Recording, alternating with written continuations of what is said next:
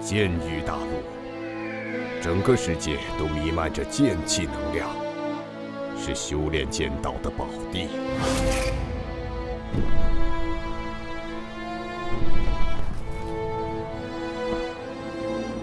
武者修炼剑道，经过明剑心、铸剑体、凝剑魂、铸剑功、悟剑意、长剑道、开剑域7大境界，可飞升永生。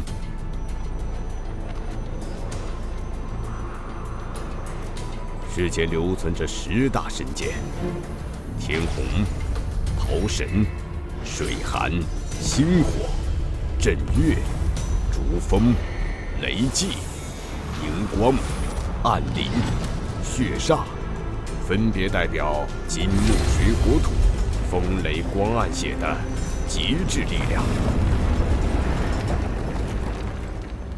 时过境迁，如今只流传下的5大圣级势力。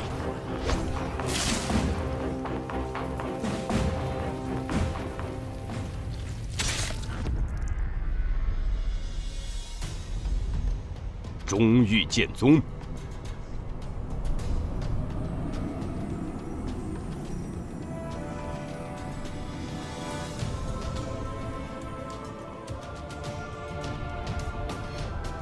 东域画家、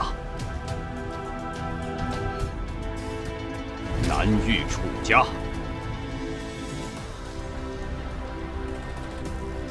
北域骆家。吕家坐拥神剑天虹，称雄西域。而今，西域吕家家主吕神通突破剑道境，成为剑域大陆屈指可数的剑圣强者。清溪，你还好吗？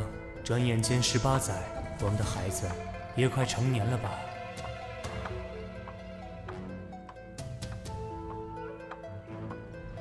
家主，吕思明到。思明，我有一个任务交给你，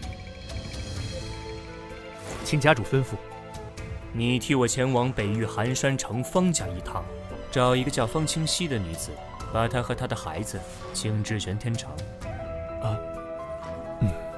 你没猜错，方清溪是我的女人，她的孩子是我的血脉，把他们安全地带回来，不得有误。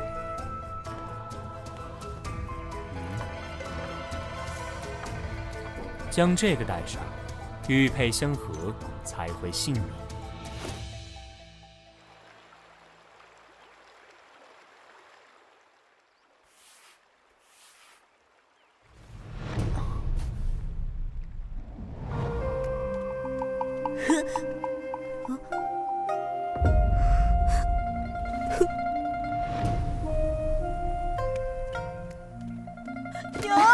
为什么我姓吕而不姓方？小杨，小杨！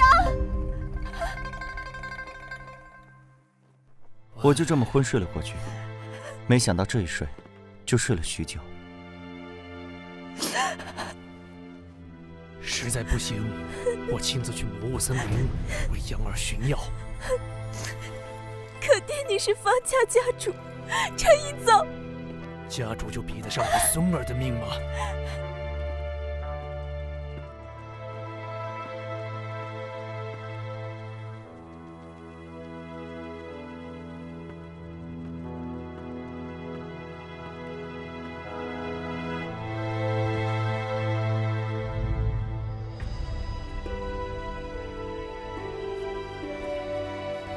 二舅，娘呢？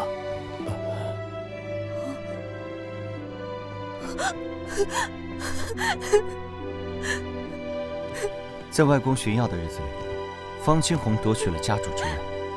为了打压本家，方清红不仅驱逐了娘的牌位，还要置我于死地。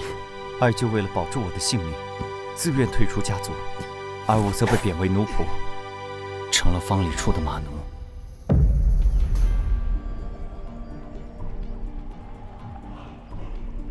天地之间弥漫着剑气的能量，只有明悟剑心的武者，才能发现剑气的能力，而只有吸纳剑气能量入体，使整个身体都宛如利剑般充满破坏力，才能达到剑体境。若你们能够在18岁之前突破剑体境，便不用再来广场修炼，会获得家族功法。今后只需全力修炼武道，为突破下一境界而努力。教习，下一阶段是什么样的？武道第3境为剑魂境，达到这一境界，就可以凝聚剑魂，以剑魂御敌。哦。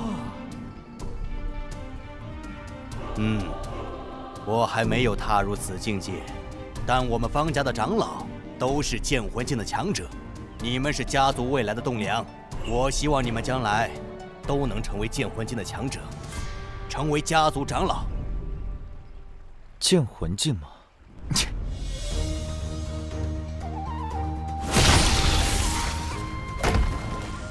后生可畏，后生可畏啊！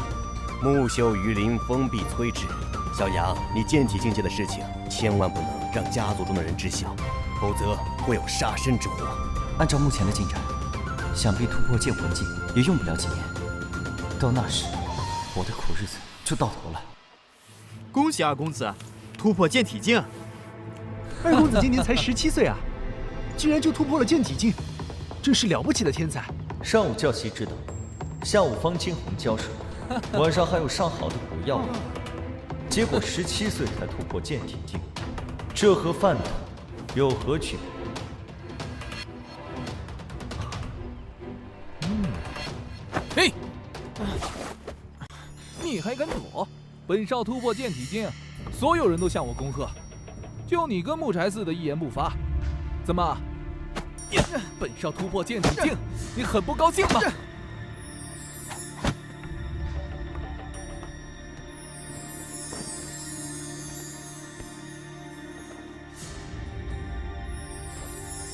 恭喜二公子突破剑体境，现在二公子想去哪里？哼，打了才知道规矩。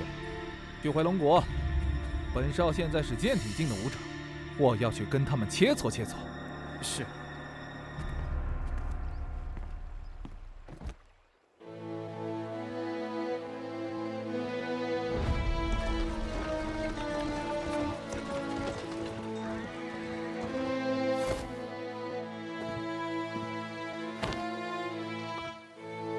绿阳，二公子突破了剑体境，以后你就更惨喽！哈哈，剑体境强化身体，力量可比剑行境强大的多。绿阳，哪一天二公子下手重了，有你好受的。燕却不知鸿鹄之志，他们不知奋起改变自己命运，只会嘲讽他人，这才是真正的可悲。哈哈哈哈哈！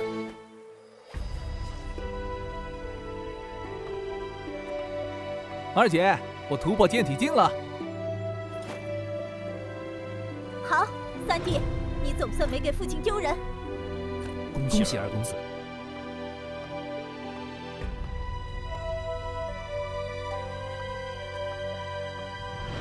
方丽姐，你那是什么眼神？现在我也是剑体境，你这是瞧不起我吗？你是方家的二公子，谁敢瞧不起你？17岁突破剑体境，很了不起。哼，你不过是比我早1个月突破剑体境而已，有什么可傲气的？只是比你早1个月而已吗？你不会忘了，我比你还小1岁吧？那又如何？武者之间不看年纪，终究是要凭实力说话。不如我们切磋切磋，让你见识见识我的厉害。好，切磋就切磋。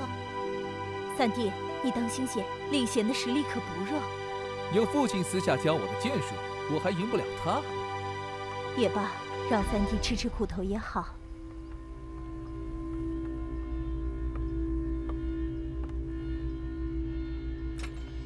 呀！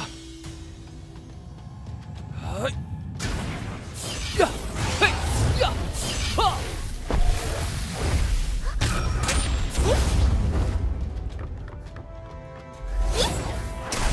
呀！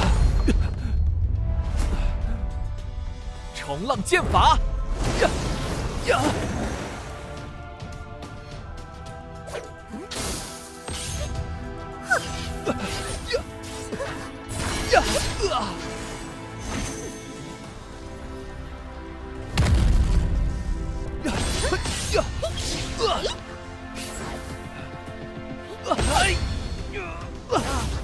不可能，他的剑术怎么会这么强？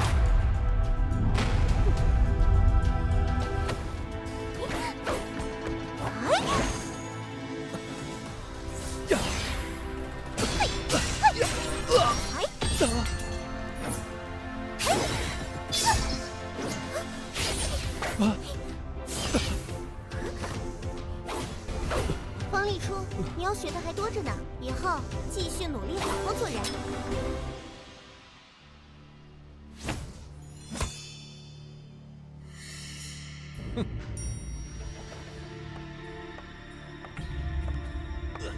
气死我了！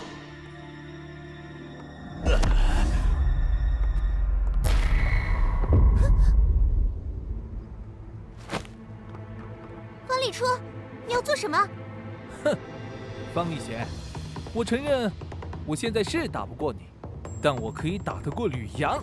现在我就去揍他，让他好好感受剑体境的实力。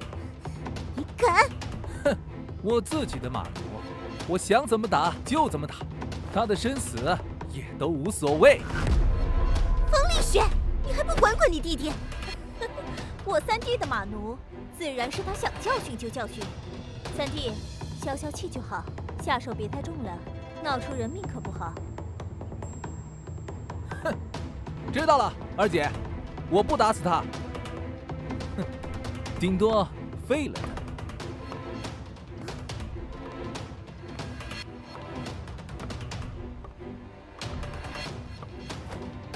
吕阳，跑！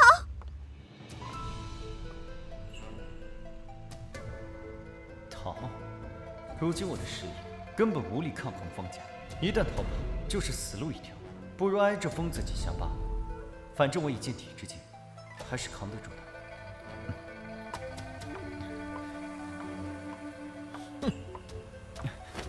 二公子息怒。呀！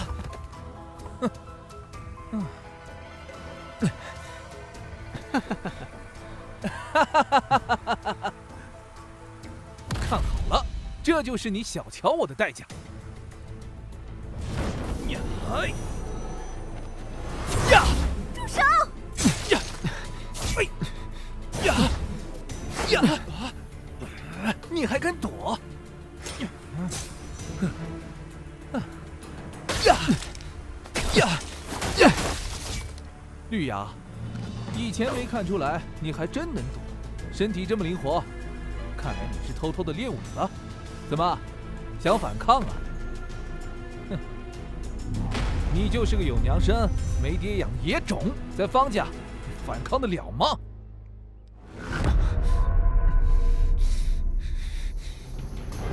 哼，杂种，没人要的野孩子，你个小杂种！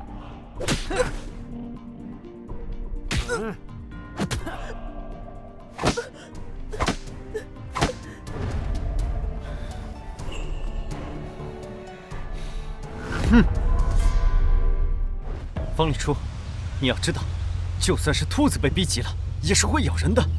何况我还不是一只兔子。哟吼！你在我方家白吃白喝了这么多年，现在终于要咬人了。你不是兔子，那就是只白眼狼喽！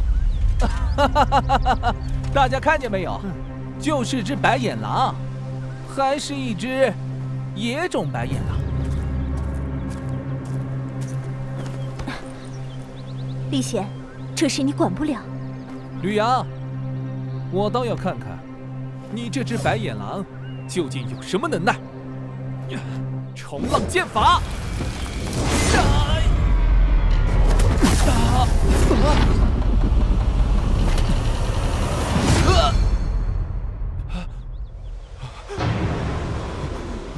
我的天啊！吕阳的实力竟然如此强大！住手！吕阳，有话好商量，你快把剑放下。站住！哼，方立雪，我可不是3岁小孩。现在方家由你爹说了算，他当年就想要我死，今天出了这样的事，你以为他会给我留活路？会，你用我3弟的性命交换，我爹一定会给你留一条活路。会，我爹很疼我，我们一命换一命，你放了我，我爹绝不会为难你。哼，少骗我！就算方清红亲口答应，你觉得我会信吗？方礼初，我自问小时候对你不差，我以为我们之间会是朋友，所以我很不懂，为什么你对我那么大的仇，那么大的怨，非要让我做你马奴，不断的折磨我。没有，我们之间没有仇，没有怨，是我错了。绿阳，你放了我，我再也不会欺负你，我发誓，我再也不会。别说你口是心非，就算你说的是真的也没用。希望你对我的羞辱，今天该做一个了断。你敢！落叶剑法！夜剑法！你也是剑体将，而且是中期，这怎么可能？绿阳实力竟然这么强大，这怎么可能？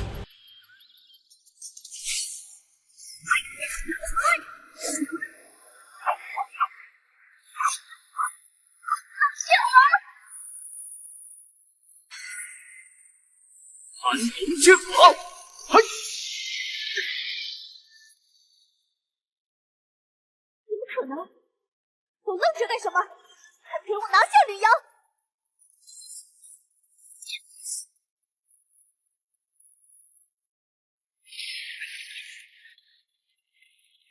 修为被破，丹田受损，还不过来，将我3弟抬上马车！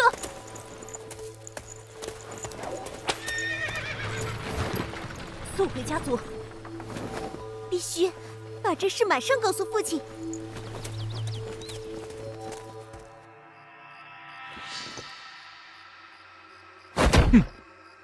星月，你带领一队人马前往山林中追捕吕阳，一定要活捉回来。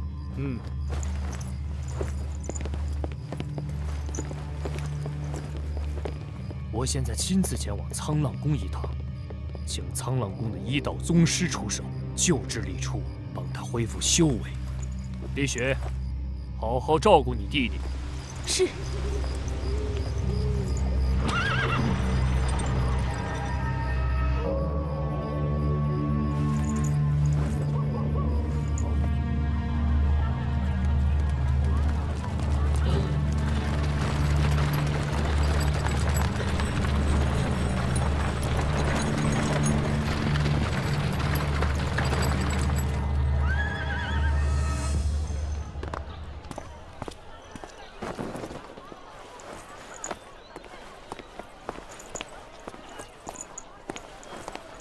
那小野种抓回来没有？三爷回来了，似乎没有将吕阳抓回来。没抓回来，难不成让他成功逃脱了？哼！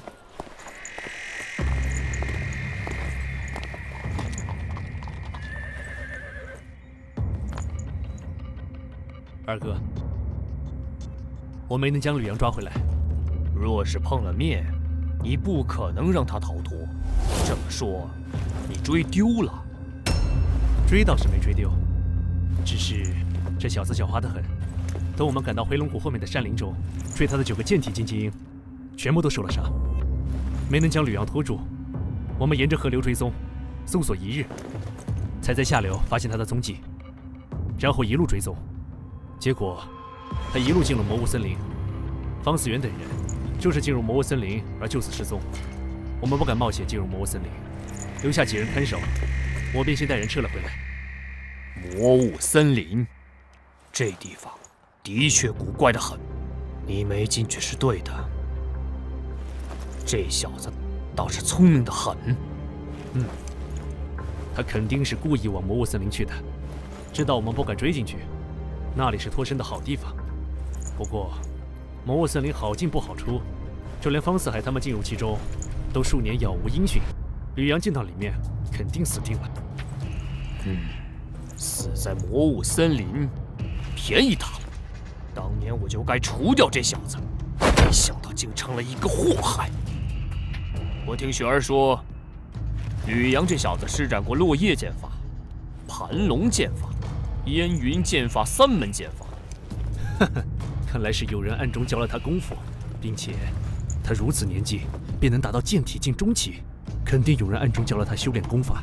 二哥，你是说传授之人必定和吕阳有莫大的关联？家族内有这个实力的，只有方清流。除了他，还有谁？除了他，还有谁？让他离开了长老团，他还不安生。若非他传授吕阳那小野种武功，楚儿绝不至于落得如此下场。方清流，方清流就算退出了长老团，但受方思源的影响，他在家族中的人脉还大得很，可以抓住这个机会，彻底打倒他。你说的对，就算我当了数年家主，可还有很多人认方清流为方家正统。吕阳那小畜生逃了，这笔账自然要算到方清流头上。走，我们去擒拿方清流。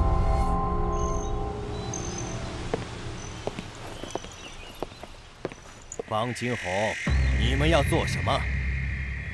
方清流，吕阳的武功是你暗中教的吧？哼，我果然没猜错。方清流，我儿子今日之伤，都是你的过错。你暗中教吕阳武功，得为此负责。这事我听贤儿说了，若不是你儿子嚣张跋扈，将吕阳逼至绝路，他怎会受到重伤？这一切都是你儿子咎由自取。你放屁！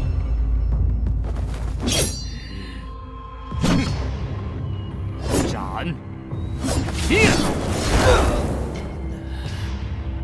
不自量力，去，将他拿下！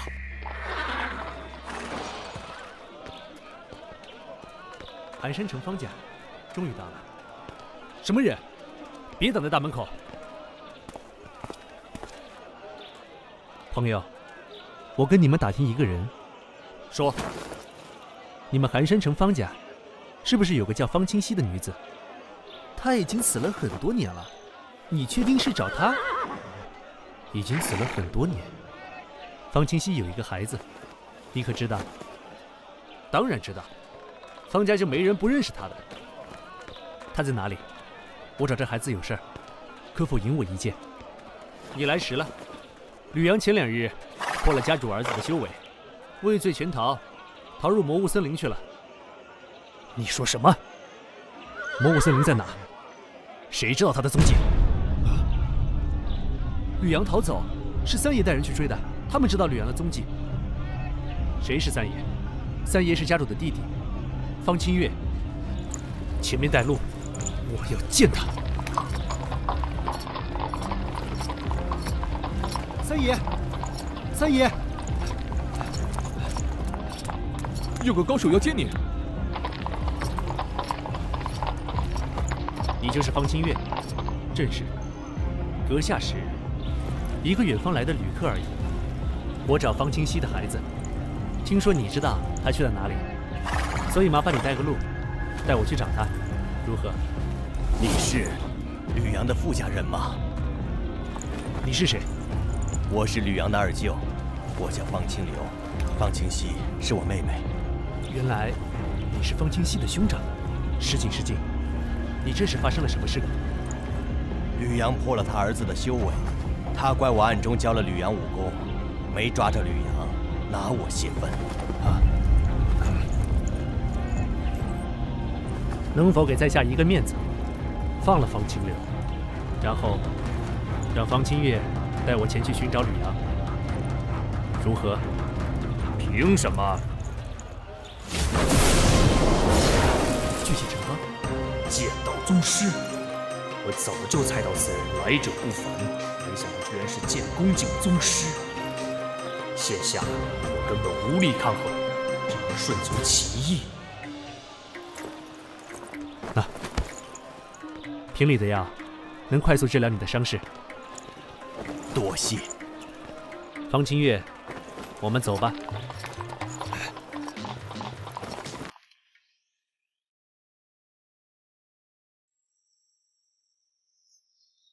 前方是魔物森林，吕阳就是从这里进入的其中。魔物森林是一处危险之地，里面有剑煞出没，并且时常有雾气笼罩，让人迷失方向。进入其中的人10个有9个出不来。我只敢追踪到这里，不敢前进了。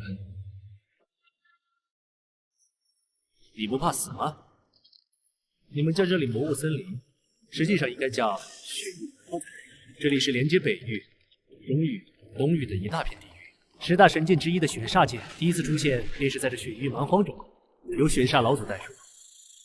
后来血煞老祖成为剑神，飞身永生，神剑血煞便留了下来。虽然血域蛮荒是一处危险境地，但仅限于中心区域。好了，回去了。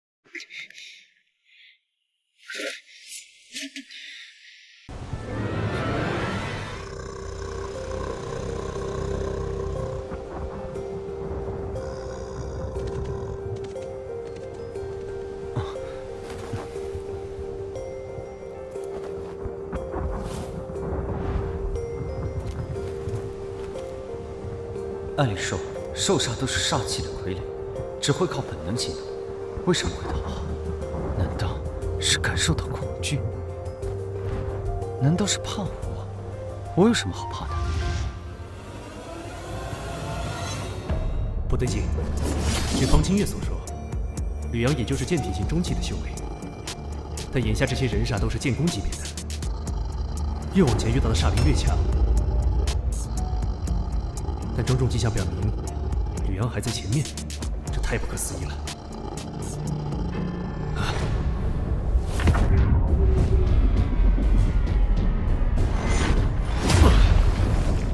不行，得赶快找到吕阳。嘿，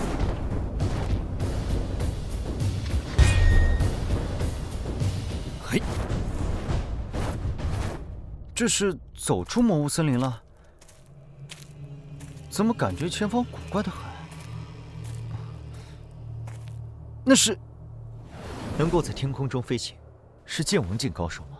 剑王可都是传说中的存在。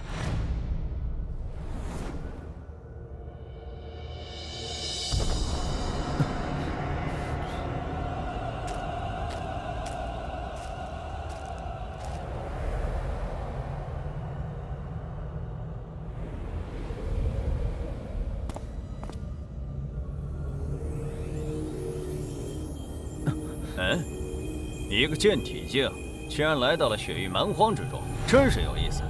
小子，你是怎么来到这里的？在下吕阳，因被人追杀逃入魔物森林，逃亡至此。请问阁下，一直向前能够离开这里吗？一直向前，小子，你知不知道，你已经踏入了血域蛮荒，接近中心区域，越往前行，便越靠近血域蛮荒中心。就算是剑圣强者来了，也难做到横穿血域蛮荒。听他的语气，这地方好像很危险，根本不是我这个剑体境的人能够过来的。那我想要离开这里，应该怎么走？既然你能来到这里，一定很特殊。不知你的血液味道如何，合不合血煞剑的胃口？血煞剑，10大神剑。哼！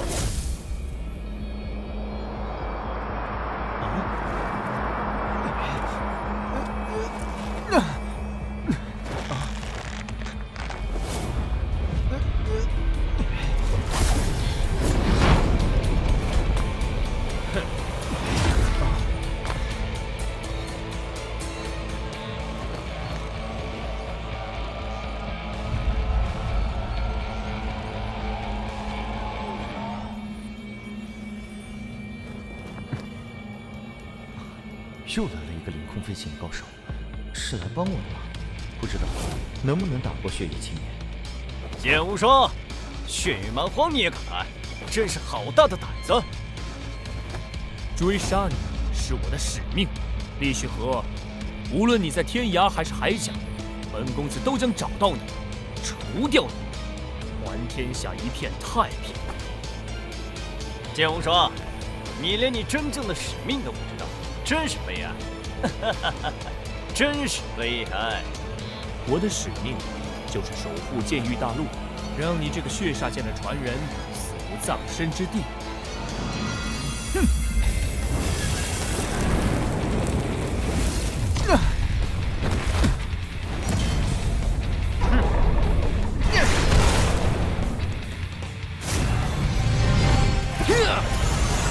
剑无双刚才将我扔至这里，显然是在救我，否则现在这些剑术施展而出，我还在保住的话，必定赢你。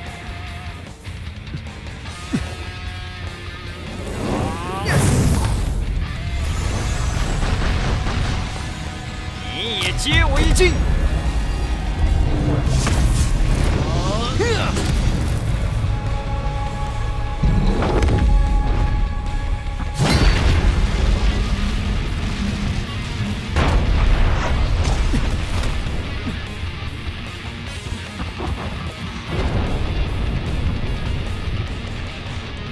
还好不能。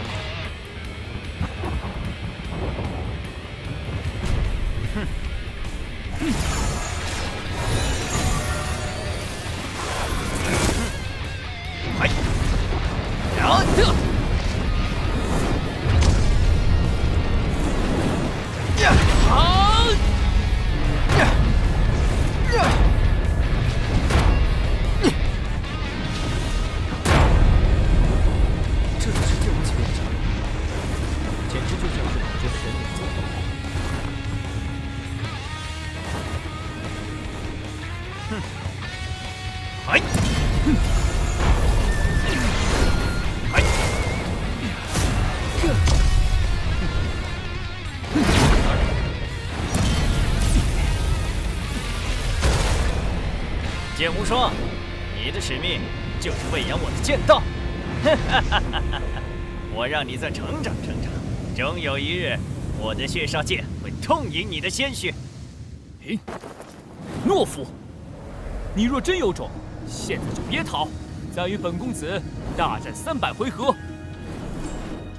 这才是真正的剑道强者，我与之相比，简直就像是蝼蚁。我若成剑王，定要教训教训厉雪河这个混蛋。你是吕阳吗？他是谁？怎么会认识我？你竟然深入了雪域蛮荒，这里危险，快走！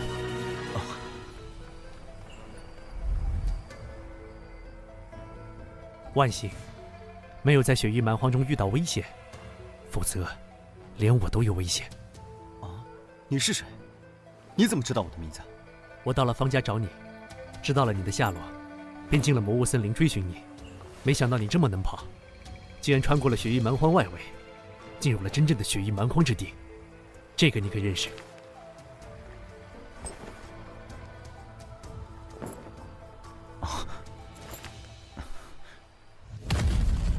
你是？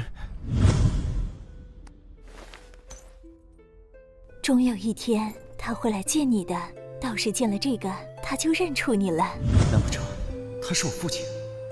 可这模样，未免也太年轻了。果然是你，吕阳。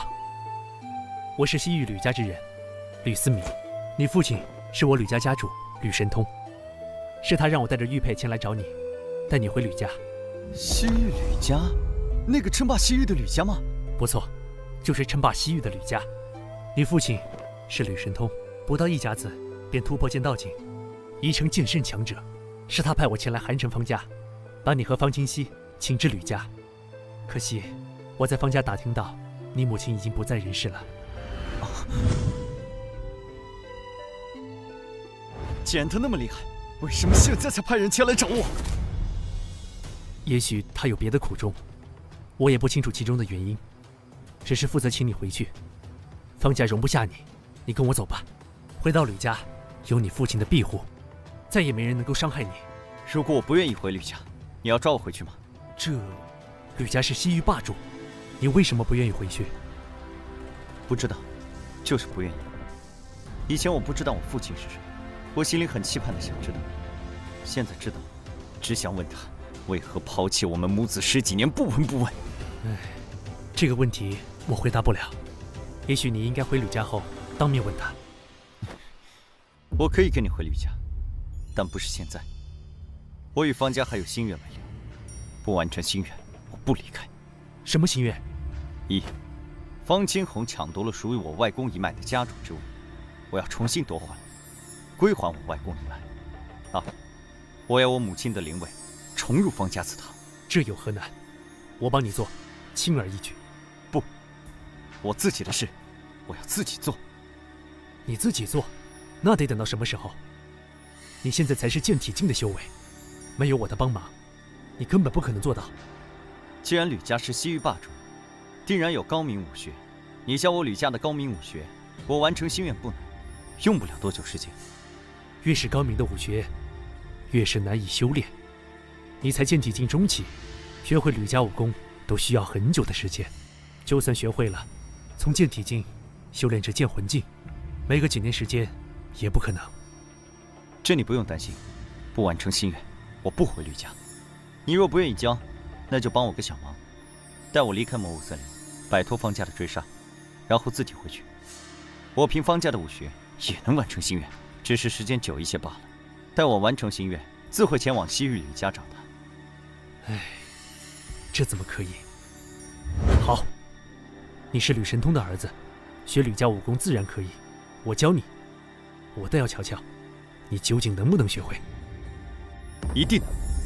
我不能拖延太久的时间，不如我们做个约定，如果1个月你还没学会，那就先跟我回吕家，等你在吕家修炼成强者，再回方家完成心愿，如何？1个月，这倒是个挑战。一言为定。我们先离开魔物森林。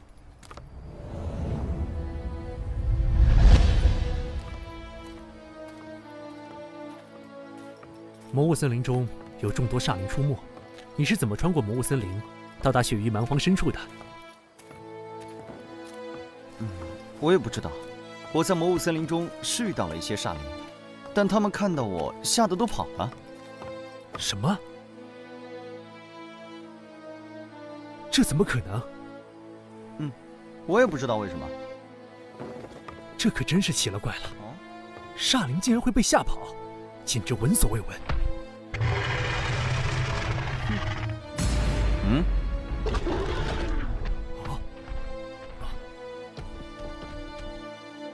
看吧，就是这样。真是匪夷所思。我在那片月光笼罩天空的荒芜之地中，遇到了2个剑王强者，他们在天空中飞行战斗，当真是厉害。剑王强者已经延年益寿，不是凡人之躯，当然厉害。我也是远远看到了他们打斗的场景，才快速追上了你。不知道是哪里的剑王，竟然来到血域蛮荒中相斗。一个叫剑无双，一个叫厉血河，都很年轻。你说什么？剑无双，厉血河？这是神剑公子和血剑公子啊！剑域大陆年轻一辈最妖孽的天之骄子，你居然见证了他们2人的战斗。没想到那2个剑王来头竟然这么大，将来我也要像他们一样成为绝世强者。若非剑无双出手相救，刚才我已经死于厉血河手中。等我成为强者，我一定要找他算账。厉血河身怀神剑血煞，虽然年轻，却已经是剑王中的至强者，将来必成剑圣，甚至有望冲击传说中的剑神之境。想要找他算账可不容易。你不是说我父亲是西域吕家家主吗？吕家是西域霸主，有神剑天虹。我若学了吕家武功，凭神剑天虹，难道还对付不了厉血河？你可知道谁是当世第一强者？是剑宗宗主无剑老人。据说他已经到了无剑胜有剑的地步，所以世人尊称无剑老人。不错，是无剑老人。神剑公子剑无双便是他的弟子。剑宗与4大剑圣世家，没人是无剑老人的对手，但世间却有一人能与无剑老人抗衡。是谁？血煞剑上一任主人，血剑老人。血剑公子厉血河是他的弟子。血剑老人，没听说过。中域剑家曾是剑宗的顶级世家，实力之强，比起4大剑圣世家，一毫不逊色多少。族中的剑圣强者剑无异，是剑宗大长老。20多年前，血剑老人横空出世，灭了剑家，杀死了剑宗大长老。直到无剑老人赶到，与血剑老人大战一场，血剑老人正面对抗无剑老人，成功逃脱，名震天下。后来血剑老人销声匿迹。最近几年，他的弟子厉血河身怀神剑血煞现世，可与神剑公子剑无双争锋，其名才再度流传。寒山城乃偏僻之地，你没听说过倒也正常。血剑老人如此厉害，可见所学武道不比西域吕家逊色。你是说我即便学了吕家武学，获得神剑天虹，也很难对付厉血河？以后若是遇到厉血河，还是避远一点吧。他身怀血煞，杀心极重，落在他手里，很容易丢了性命。你也别不服气，整个剑域大陆英杰无数，但能与厉血河争锋者，仅剑无双一人。哪怕是另外几个天骄，比起厉血河都要逊色一筹。甚至是老辈剑王，能与厉血河相比者也不多，所以逼着厉血河才是正确的选择。何谓天骄？这是剑域大陆各大顶尖势力间一条不成文的规定，能在20岁前成为剑王者，可封天骄之名。剑无双、厉血河都是20岁前突破剑王，所以又称神剑公子、血剑公子。还有哪些天骄？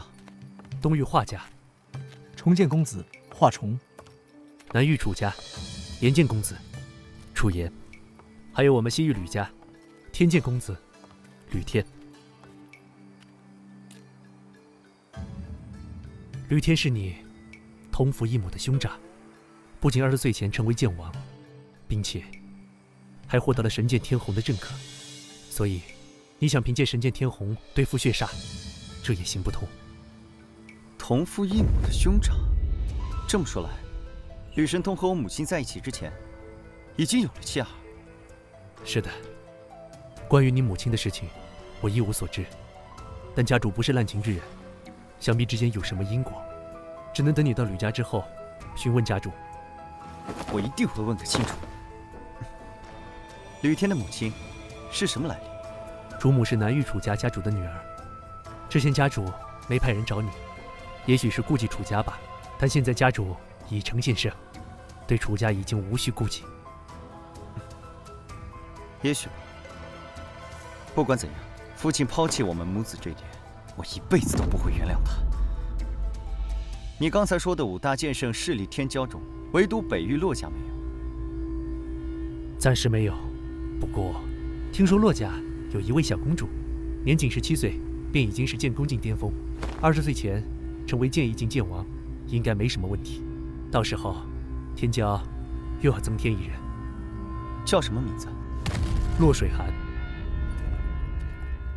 这些人我都记住了，将来我定要超越他们。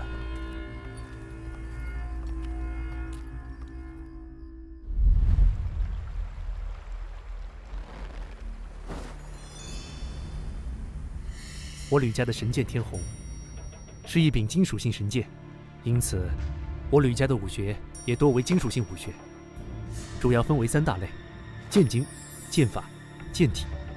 剑经是吸收剑气能量，凝练自身剑气的功法；剑法是运气自身剑气的剑技法；剑体是通过剑气能量强化身体的体术。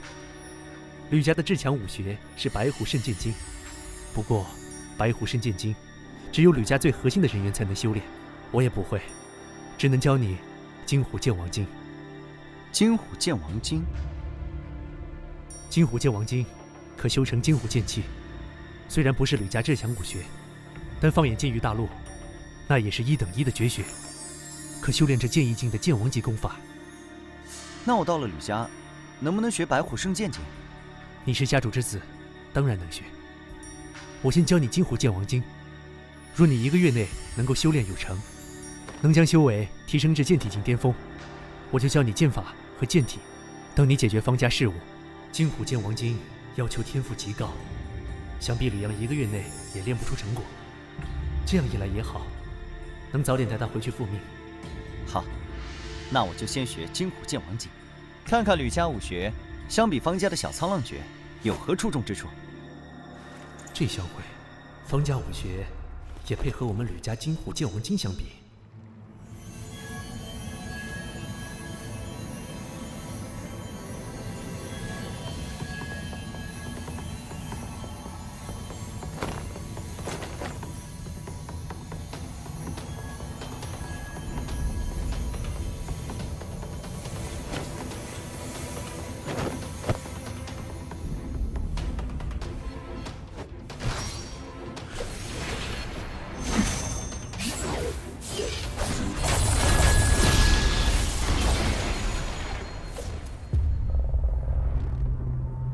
现在，该是教你运用剑气的剑法，以及强化身体的剑体之术。我能教你最强的剑法，是飞鸿剑法；最强剑体是赤瞳剑体，都是剑王级武学。飞鸿剑法，剑气化飞鸿，若是剑王施展，剑虹可飞天3000丈。对于剑体境而言，修炼这门剑法难度极大。不过，你既然能在1个月内练成金虎剑王经，想来也不成问题。赤瞳剑体是在剑体境大成的基础上打破身体极限，继续提升肉身强度的剑体之术。练成之后，身如青铜，可抗剑气攻击，兵刃难伤。仅凭金虎剑王经，你至少需要半年以上的时间，方有突破剑魂境的可能。但若能练成飞鸿剑法和赤瞳剑体，突破剑魂境将不是困难，而是水到渠成的事。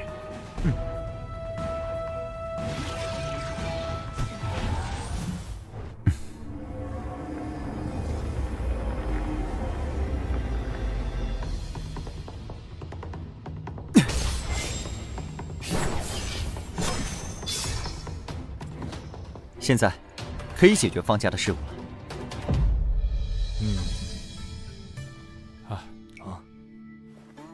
老夫看过了，令郎的伤已经无碍，往后多注意休息。林宗师不愧是行州第1医道宗师，医术当真神奇，简直出神入化，还不多谢林宗师？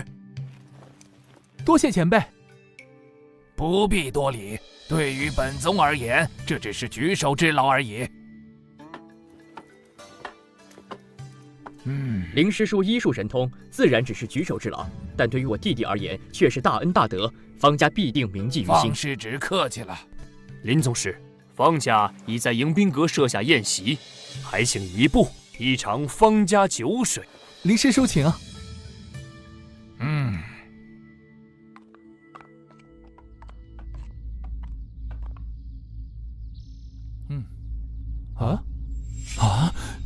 他竟然真的在魔物森林找回了吕阳！我的天，这怎么可能？魔物森林不是禁地吗？家主，不好了！家主，大事不好了！今天可是有贵客在场，谁这么不知好歹？方家这是发生什么大事了？哪能有什么大事？下人不懂事，让林宗师见笑了。方度，你知不知道今天是什么场合？慌慌张张的做什么？家主，那个宗师他又来了，并且还是带着吕阳一起来方家了。这怎么可能？魔巫森林可是武者禁地，他怎么可能将吕阳救出来？都别慌，林师叔在此，谁敢在我方家放肆？哪怕是剑道宗师，在行州城也得看我沧浪宫的脸面。林师叔，我师父不在，还请为方家做主啊！方师侄，请放心，本宗在此，绝不让他人放肆。多谢林师叔，还请林宗师压阵，我们去会一会那个宗师。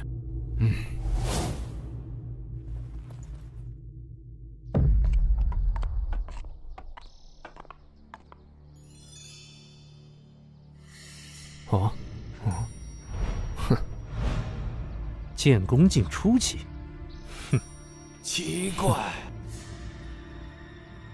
看不懂这位来客的修为，莫非他的境界还要在我之上？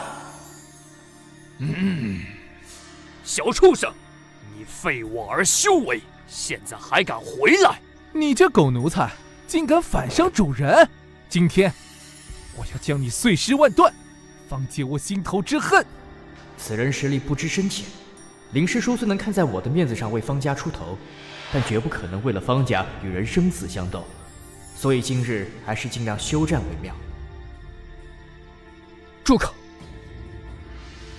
吕阳，袁家易解不易结，往昔之日，方家会有对不住你之处，但你废了我弟修为，以消仇怨，今后我们就此别过，井水不犯河水，如何？第一，方家没有对不起我，对不起我的是你们方四海一脉，鸠占鹊巢。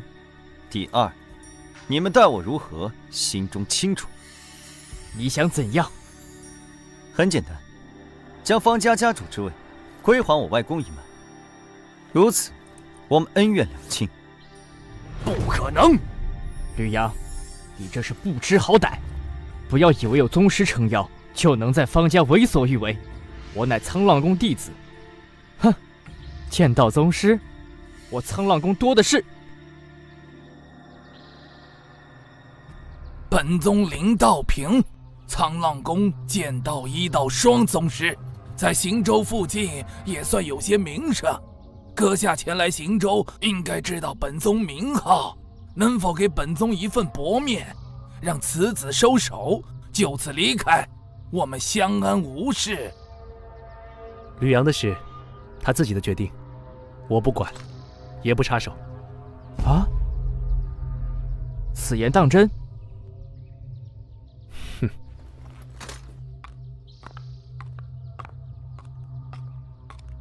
哼，吕阳，你还是别异想天开了。既然已经离开方家，就永远的滚出方家，别再回来。你说的条件，不过是痴人说梦。是不是痴人说梦？试一试就知道了。你竟然已经突破剑魂境！哼，就算你突破了剑魂境，那又如何？别说我父亲是剑魂境巅峰强者，仅是我方丽媛，同为剑魂境初期，也不是你能够抗衡得了的。丽媛，你和吕阳是同辈。既然他非要与我方家不死不休，那你就和他做个了断吧，让为父看看你这些年在沧浪宫的长进。父亲放心，绝不留后患。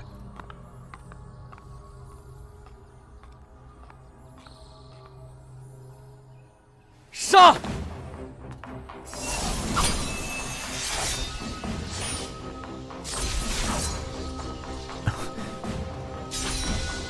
哼！想夹住我的剑，痴人说梦。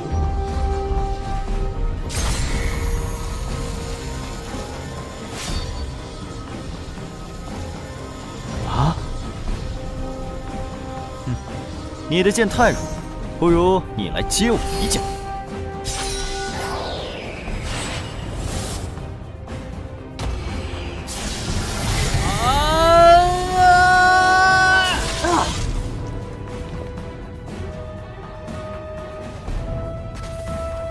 我的修为没了。绿源，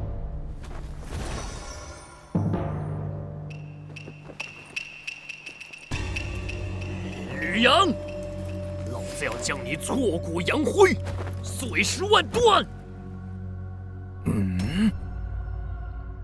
方清红，该轮到你了。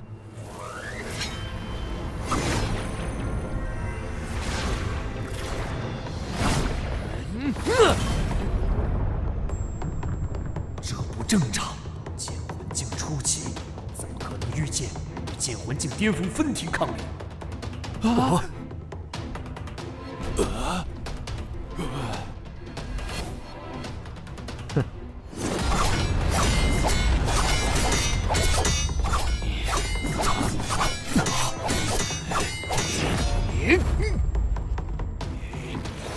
烂剑法！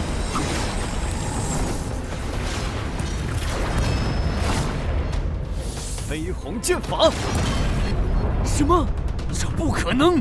吕阳，吕阳，难不成会是那个吕家？方清红，完了！沧浪三叠剑！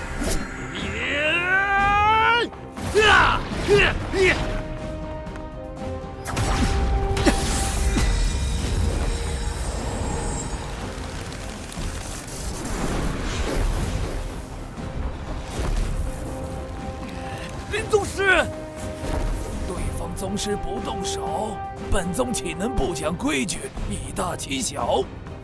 方清红，你们方家之事，自行解决吧。林师叔，你答应帮我方家的。对方宗师不动，本宗不动，这是规矩。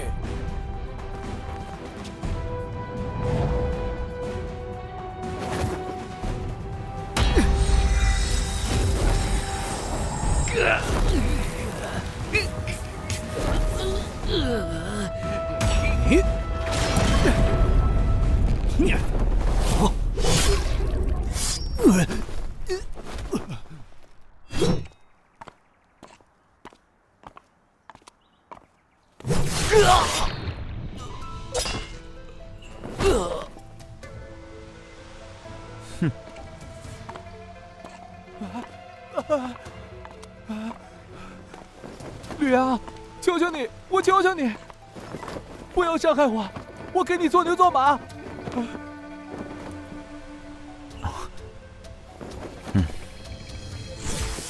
方礼初，往日恩怨，今日一并算清。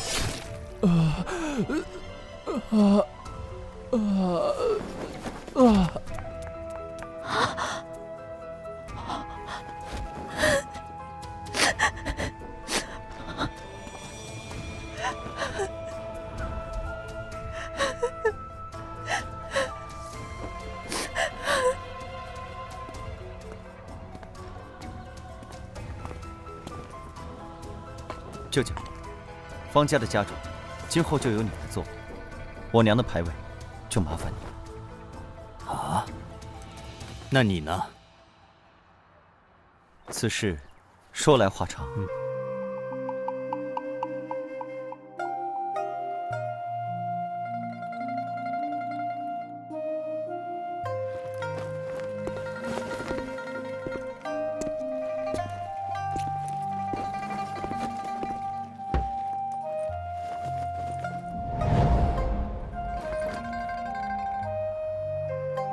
娘，孩儿要走了，要去西域吕家，一来认祖归宗，二来要找吕神通问个明白，当年为何弃你不顾。您在地下好好安息，保佑孩儿平安。此去西域，山高路远，三妹啊三妹，你一定要好好保佑吕阳，让他一路平安。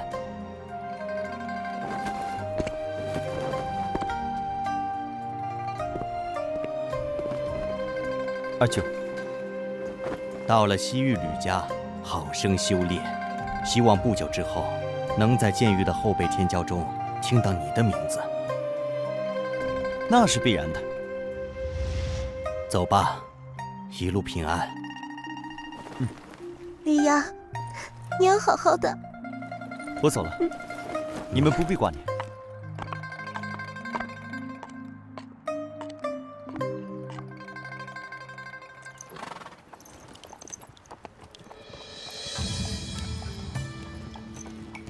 10大神剑的威力都一样吗？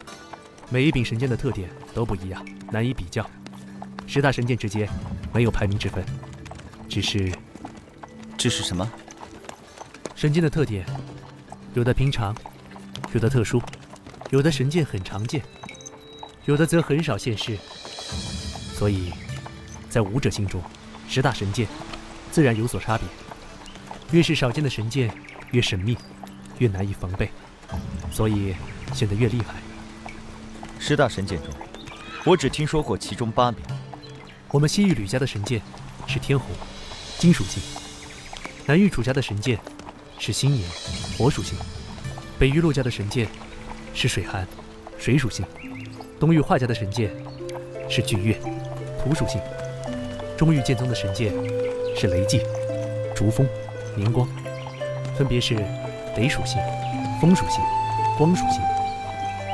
这7柄神剑与5大至强势力连在一起，最广为人知。血煞剑虽然很少现世，但因血煞老祖曾持此剑突遍天下，凶名赫赫，天下知道者也甚多。这8柄神剑之名流传的最广。那另外2柄神剑呢？另外2柄神剑，其一为桃神，木属性；其一为暗灵，暗属性，最为神秘。出现的年代非常古老，还在血煞剑之前，之后又从未现世，知道的人自然不多。这2柄神剑有何特点？这只在古籍上有记载。桃神剑可斩魂煞，暗灵剑有黑暗领域，具体如何，谁也没见识过。魂煞是什么？我只听过人煞和兽煞。魂是指灵魂，煞是指煞灵。武者生前达到了剑魂境，因为凝聚了剑魂，神魂十分强大，死后魂力不在，便会形成魂煞。正常情况下，失去了身体依托，魂力再强也会逐渐消散。当魂力未散时，与煞灵融合在一起。人煞、兽煞虽然可怕，但还能够摧毁形体，而魂煞几乎无法摧毁，只有极少数的手段才能对魂煞造成伤害，十分棘手。那都有哪些手段能够对付魂煞？魂煞属阴，至刚至阳的攻击，比如极致的雷电、极致的火焰、极致的气血也可以，但至少要是剑王气血，才能伤害魂煞。除了这些之外，其他攻击对于魂煞的伤害都很小。这万一要是遇到了，那可怎么办？煞灵数量不多，天然生成的魂煞非常稀少，所以魂煞往往是有人故意炼制，炼制魂煞十分困难，也是监狱所有势力共同禁止的事，属于禁术。绝大多数武者一生都难遇到一次魂煞，这点你不必担心。这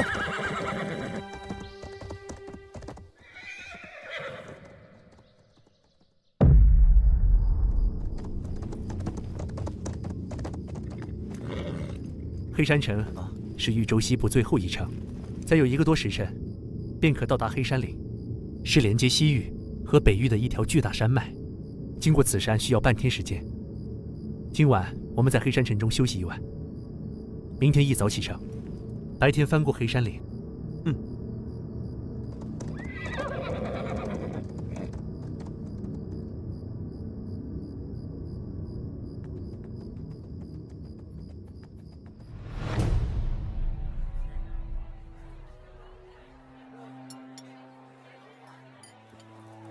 明天翻过了黑山岭，我们便转向西南，再有5、6天的功夫，便可到达西域玄天城。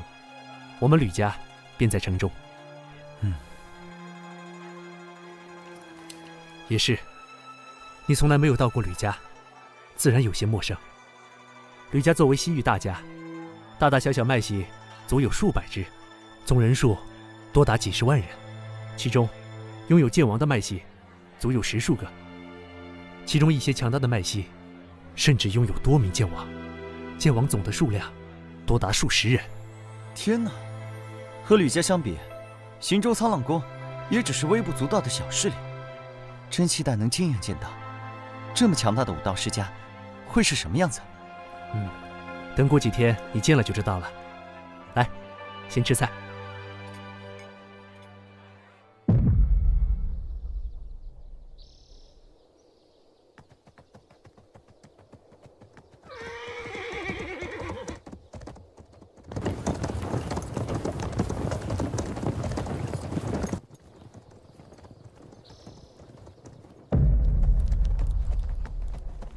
这是黑风道，多在山谷间穿行，期间只要翻过一条几百米高的黑风岭，大概3个时辰就可到达西域地界。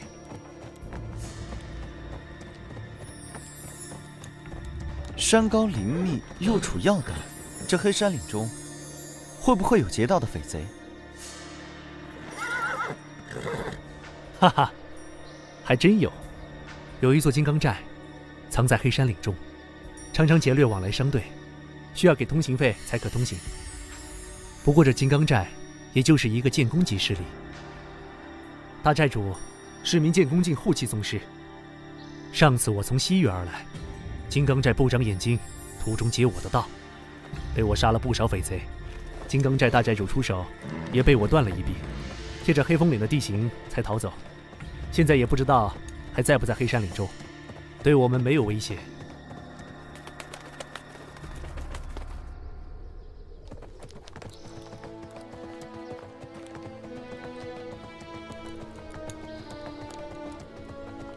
这风声真难听，只是听着吓人而已。这里是黑山岭的岭峰最低处，是个天然的风口，风大风急，风声自然尖锐。前方坡度不小，我们还是下马吧，节省点马力，之后路还长。也好。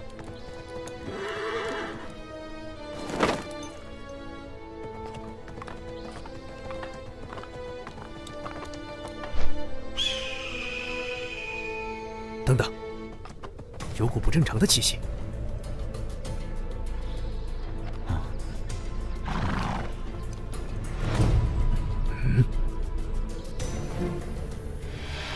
人煞？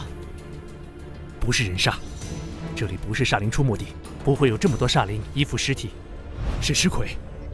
尸魁和人煞有什么区别？人煞是煞灵占据人的身躯，而尸魁是武者炼制，看上去相似，但形成却完全不同。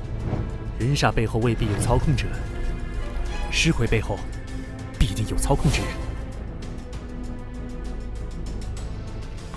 是哪位朋友练的尸魁？我们乃西域吕家之人，还请让道。等的就是你们。阁下是谁？敢不敢出来打个照面？不急，你陪我这些宝贝们先玩玩。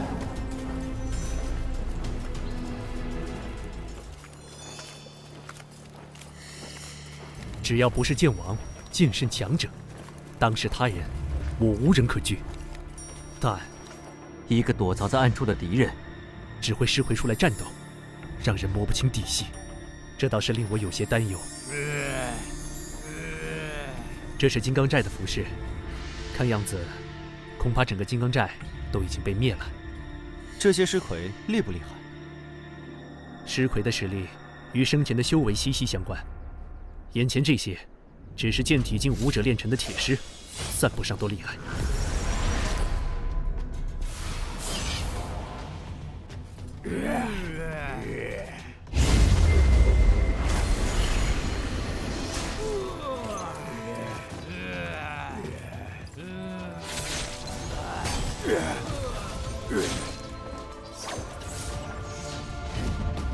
剑魂境武者多被练成铜甲尸，剑弓境武者多被练成银甲尸将。绿芽，你小心一点，请随我身后。银甲尸将很不好对付。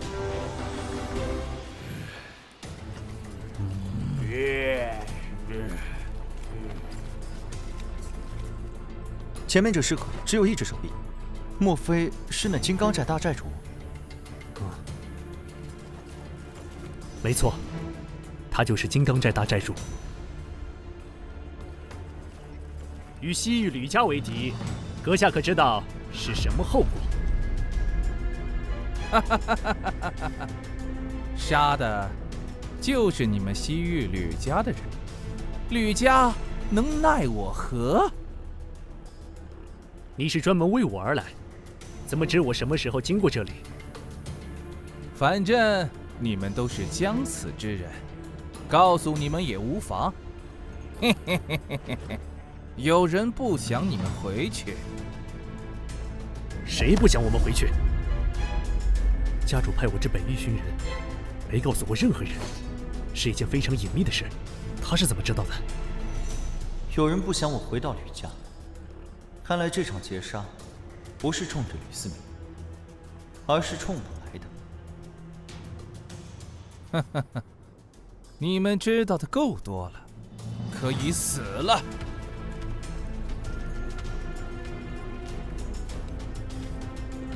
就凭几具铜甲师和一个银甲师将，也敢在我面前猖狂？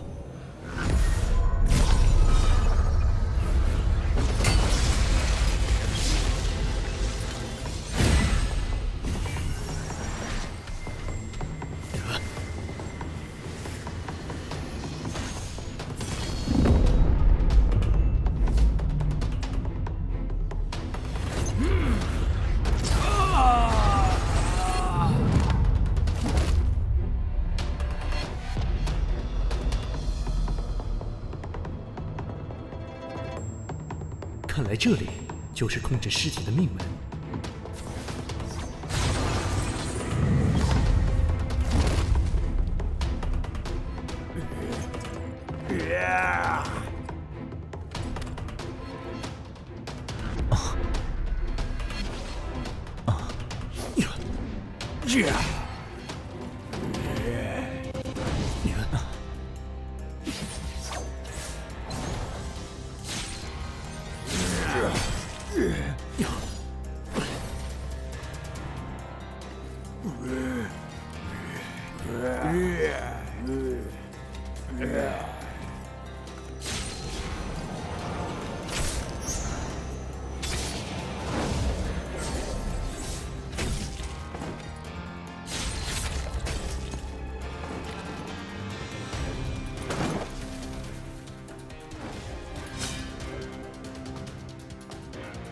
飞鸿剑法，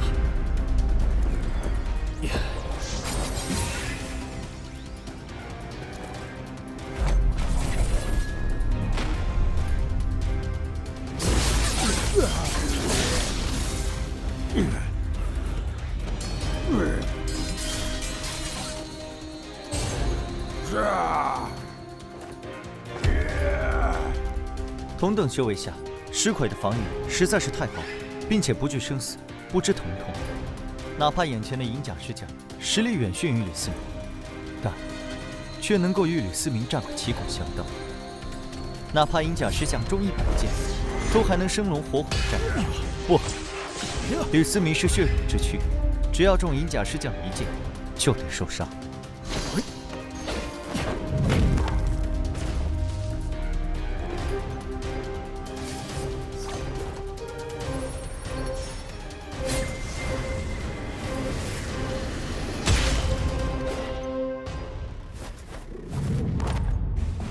这银甲尸将只是尸鬼，最麻烦的是隐藏在树林里的家伙。不过，一般猎尸者的实力通常没有尸魁那么强大。阁下还打算继续藏头缩尾吗？有什么手段，尽管使出来吧。吕思明，你不要得意的太早。我早就知道，仅凭这些废物，根本奈何不了你。之前只不过是陪你玩玩罢了，现在才是动真格的时候。刚才的银甲尸将已经非常难缠，还只是玩玩。那么，动真格的又会是什么层次的力量？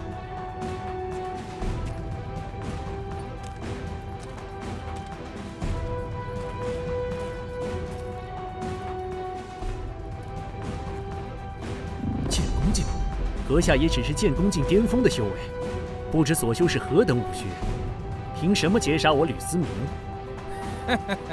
杀你？何须我亲自动手？本座自有宝贝，取你性命。金刚寨大寨主。啊，绿阳，快走，马上走，不要回头，离开黑山岭，有多远跑多远，不要回头。这不像人，难道他是鬼煞？不错，就是鬼煞，你赶紧走。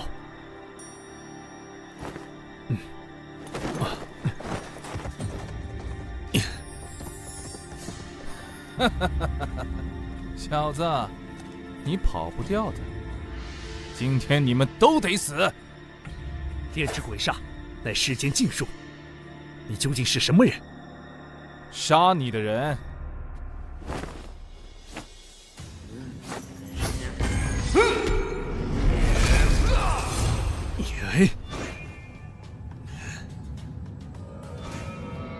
金湖剑气呀！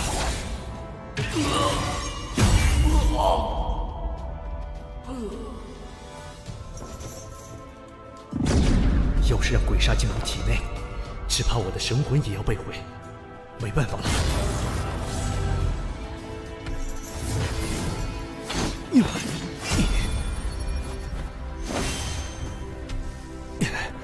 只怪我实力有限，只能为吕阳多争取点时间了。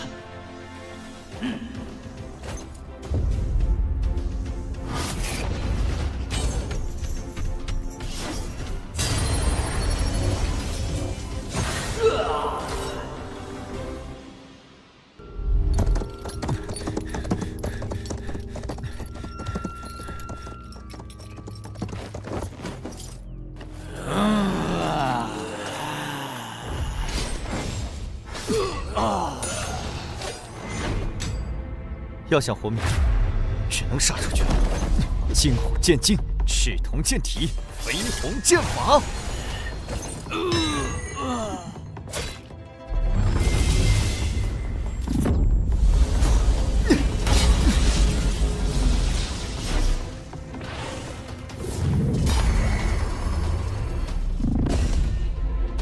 不能急躁，要冷静，一定有办法的。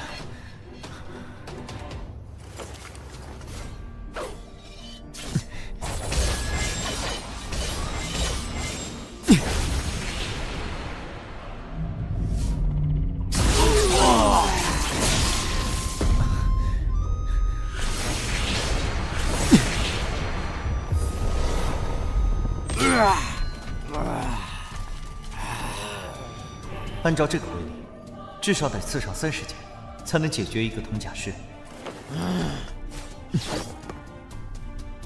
要是这把剑能削铁如泥，也不用这么麻烦了。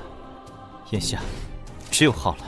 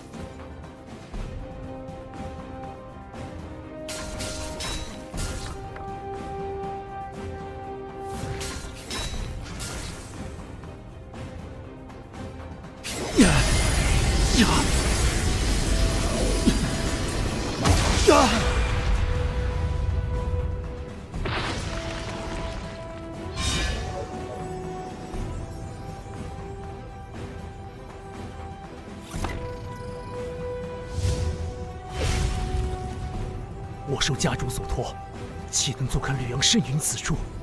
看样子，只能拼死一搏了。呀！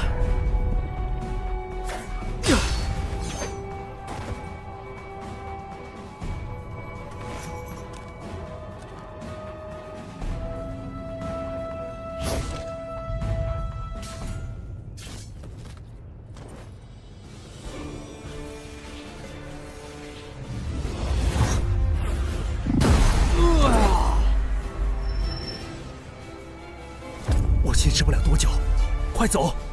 先不要回西域，保住自己，提升实力。我一定会查出背后指使的人，一定！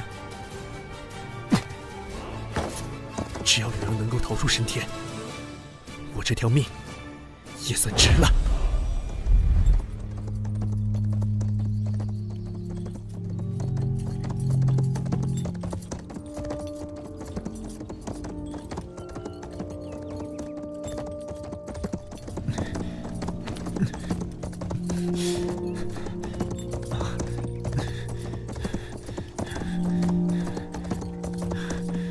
快了，就快逃出黑山岭了。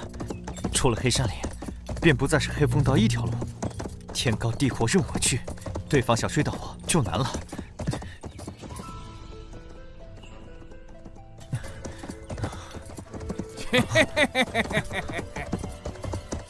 该死，他追上来了！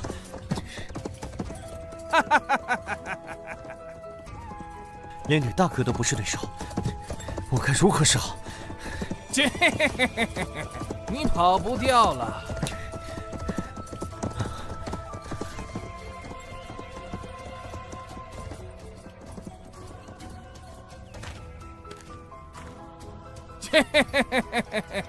小子，你逃不出我的手掌心。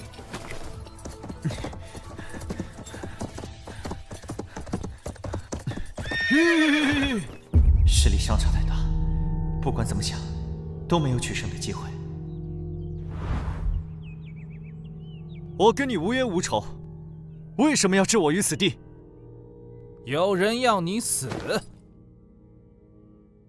有人要你死。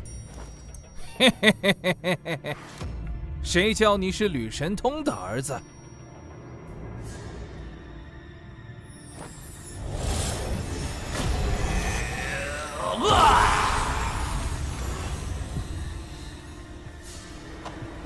这，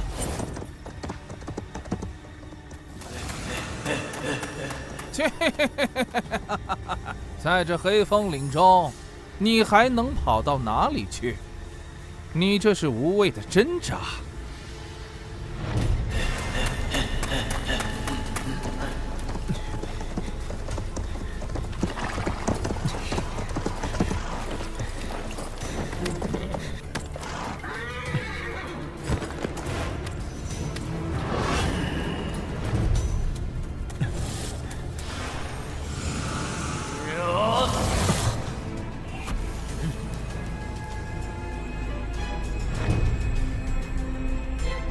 一个剑魂境武者，鬼煞入体，最多3个呼吸，便能取其性命。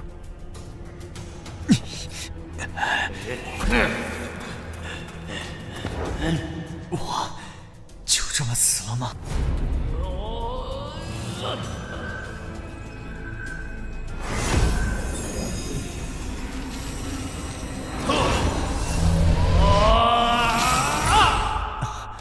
这不是我的剑魂，为何我的剑魂中还藏着一道剑影？这力量是……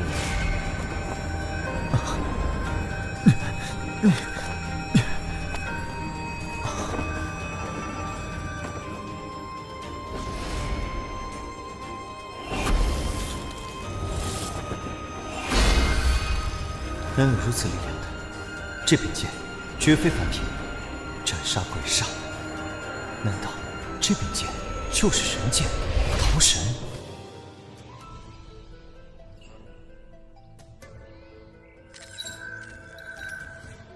啊！怎么会？鬼煞怎么可能被瞬间消灭？啊！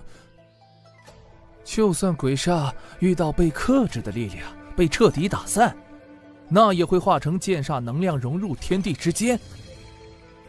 这个过程，我的招魂铃不会碎。可刚才，鬼煞突然消失，难道连化成剑煞能量融入天地之间的机会都没有？难道是桃神？不可能的！神剑的力量何等可怕，一个剑魂境武者，怎么可能拥有神剑？还是说，吕阳他身上拥有摧毁鬼煞的力量？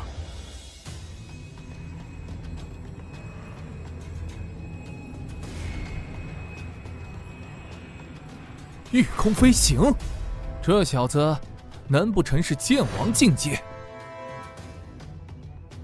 如果是剑王强者，那就说得通了。剑王强者的气血极其可怕，对于鬼煞有着极大的杀伤力。此地不宜久留，我得赶紧走。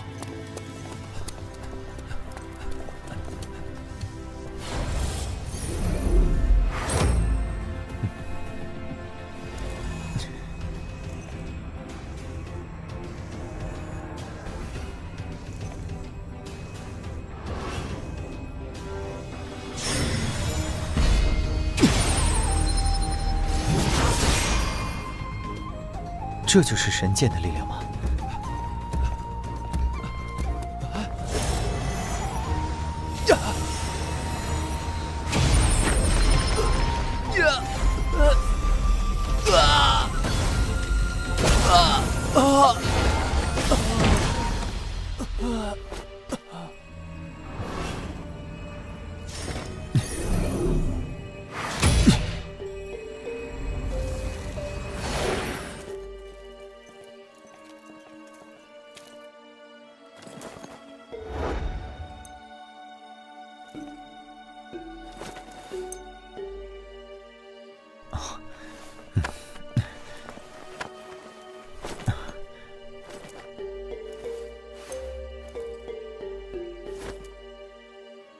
不行，他的同伙可能会通过令牌追踪到他，还是不要带在身上为好。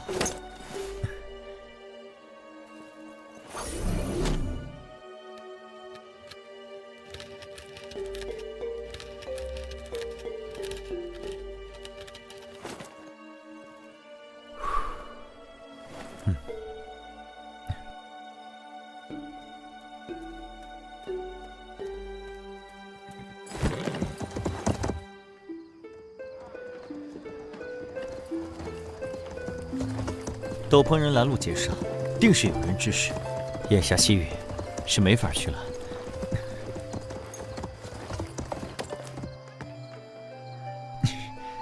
我必须为吕大哥报仇，查出幕后主使。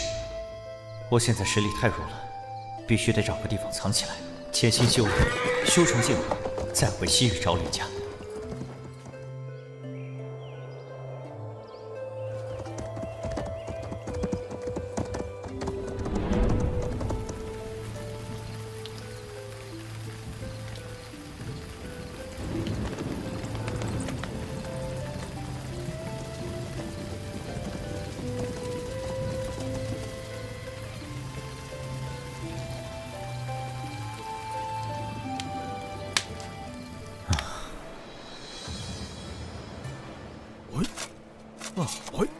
灵气浓郁，宛如世外桃源。就这里了。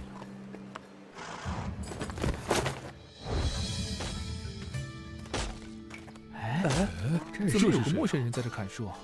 没见过呀。家乡蒙难，在下一路逃难至此，见此地山清水秀，所以决定留下来。哦，原来如此啊！我们也来帮帮忙吧。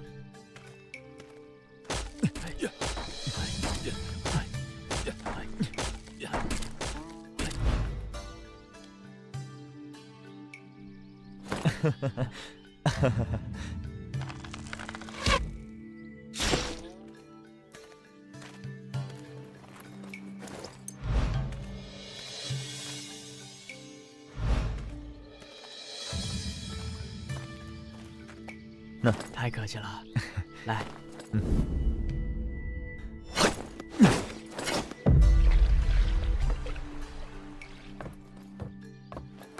如今我已经达到剑宫境，和吕大哥一样，可这远远不够，我还要再进一步，达到剑王。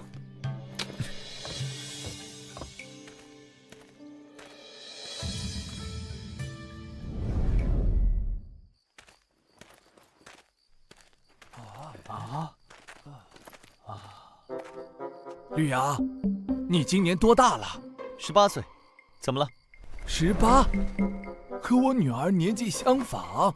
吕阳，你觉得我家闺女咋样？得了吧，就你家女儿那样，配得上人家吕阳吗？还是我家闺女和吕阳最配。我来元福村，只为亲近修炼武学，等修为大成，便要离开，哪能在此留下牵挂？这位乡亲，其实我还有一事隐瞒。当年家乡蒙难，家母也因此去世。当初我就决心披麻戴孝3年，3年之内不谈儿女婚嫁，待到3年扶丧之期过后再议。我就说嘛，吕阳这么好的人，连咱们村的姑娘瞧都不瞧一眼，是有原因的。这么看来，吕阳也是个大孝子嘛。咱们就尊重人家，之后再说吧。都散了，散了。既然说了3年，那我就得在3年内突破至剑王境界，要不然之后可就麻烦了。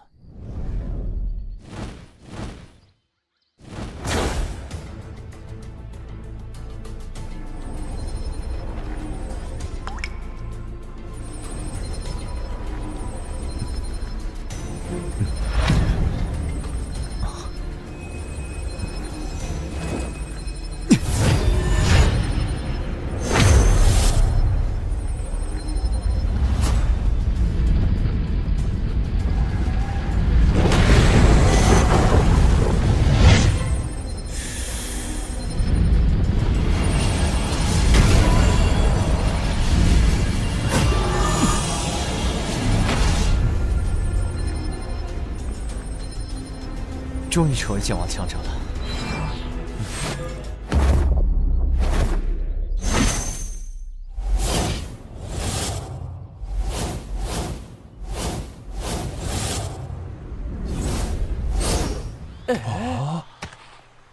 哇！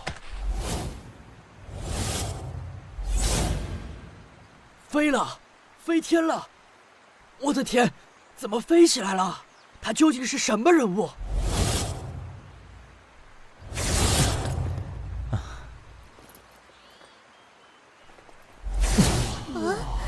这也太厉害了！太厉害了！天哪！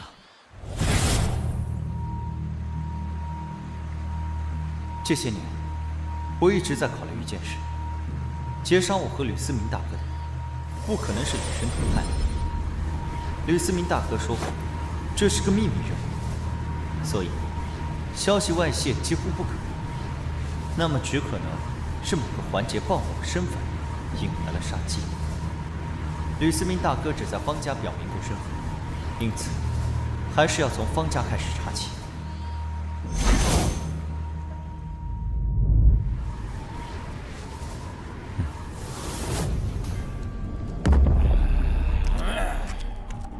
这里竟然也有一头鬼煞，是巧合，还是两者之间有联系？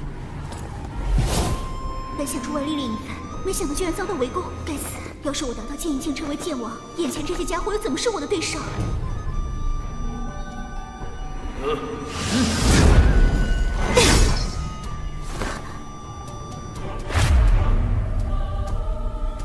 灵魄剑法！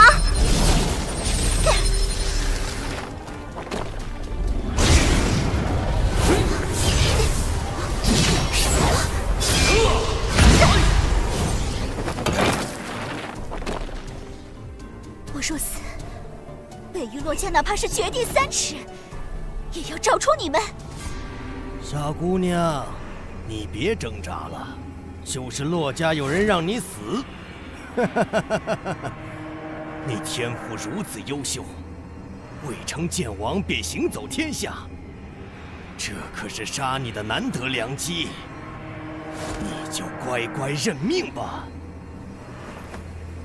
喂，这么多人欺负一个小姑娘，你们还要不要脸？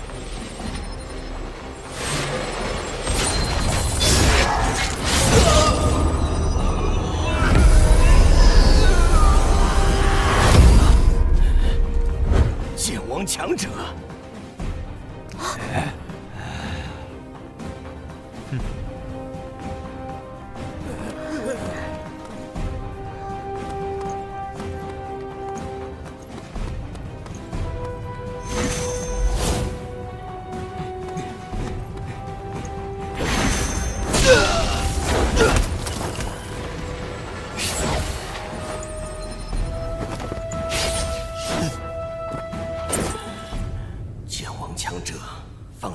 何势力都是名声赫赫，绝非无名之辈。可眼前这人，我却从未见过。你是什么人？你不是洛家剑王。多谢兄台相救。先别管我是谁，说说，你是谁？他们应该是煞盟的人。煞盟，这是什么势力？一个潜藏于暗处的组织，炼制鬼煞，乃多方势力共同约定的禁术，只有煞盟才炼制鬼煞。原来是个见不得光的组织。你如果想活命，我问什么，你最好答什么，否则休怪我心狠手辣。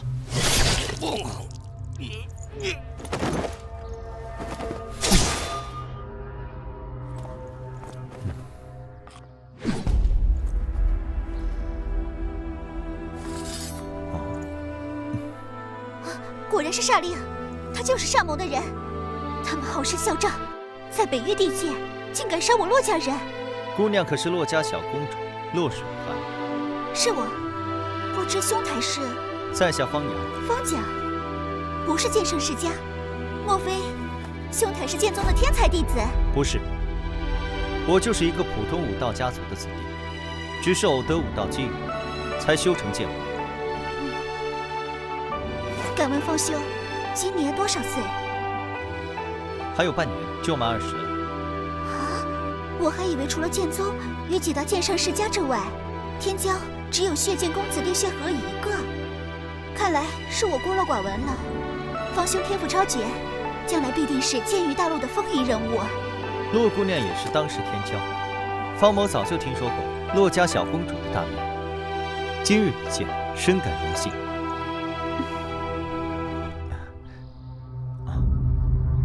洛姑娘，你对于这个煞盟知道多少？煞盟出现的年代已经古不可考。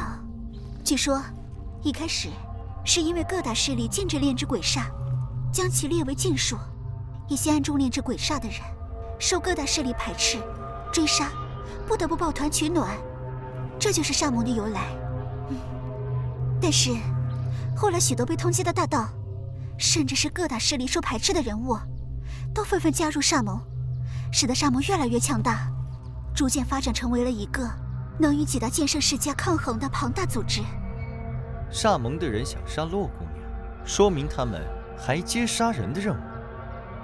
不只是杀人的任务，加入煞盟之人都是世间恶人，可以说是无恶不作。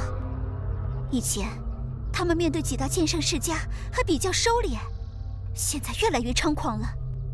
我怀疑我们洛家有人与煞盟勾结，甚至暗中加入了煞盟，所以那人才会说是洛家有人让我死。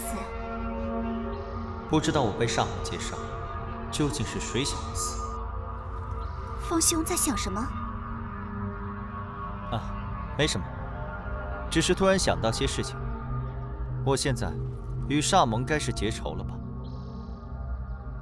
方兄是剑王强者，只要不是剑圣强者出手，煞盟也难以奈何得了你。不过，煞盟是有剑圣强者存在的。方兄如果想今后安全，可以随我一同去洛家。北域洛家欢迎天下英杰加入。到了北域洛家，纵然是煞盟剑圣，也不敢放肆。加入洛家，以方兄的天赋，能够修炼我洛家的剑圣级武学，将来成为剑圣强者，也不在话下。在外面，可是学不到剑圣级武学。我还有些事情要做，洛姑娘的邀请，我会考虑的。再过几个月，我洛家将举行世剑大会，整个剑域大陆的天下英杰都可参加。方兄如果有空，可以去参加。整个剑域大陆的天才人物汇聚，这是很难得的机会。何为世剑大会？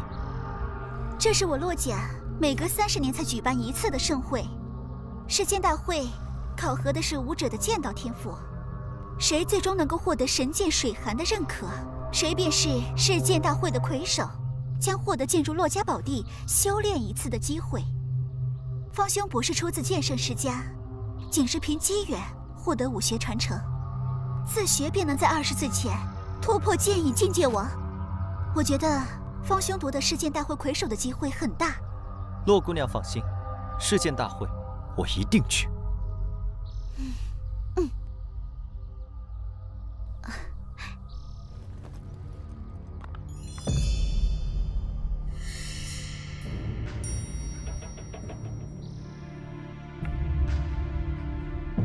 杨儿，没想到几年不见，你的修为连我都看不透了。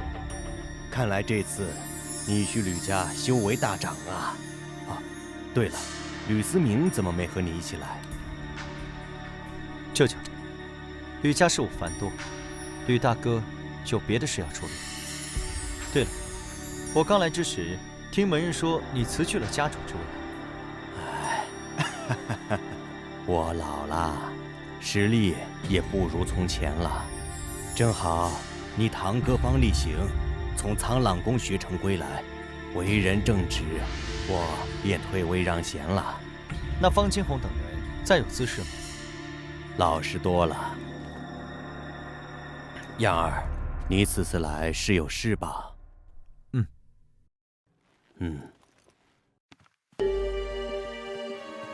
有什么事你就开口，好歹这里也是你家。娟儿此次前来，就是要问一事：舅舅和妹妹可曾把吕大哥的身份告知其他人等？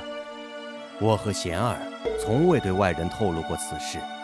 方清红等人大战过后，就被支去家族偏远之地，想必也无法泄露。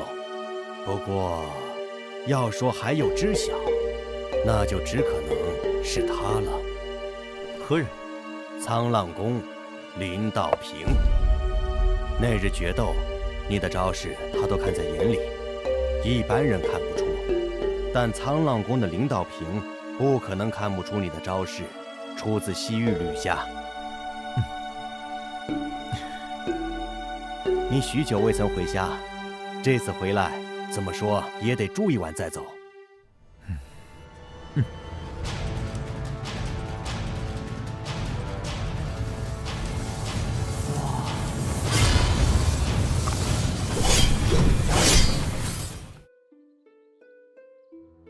莫不是哪位天骄？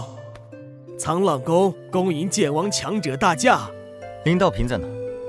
我找他有事。林师兄居于浪花谷，常年钻研草药。我现在就带剑王前去浪花谷。带路。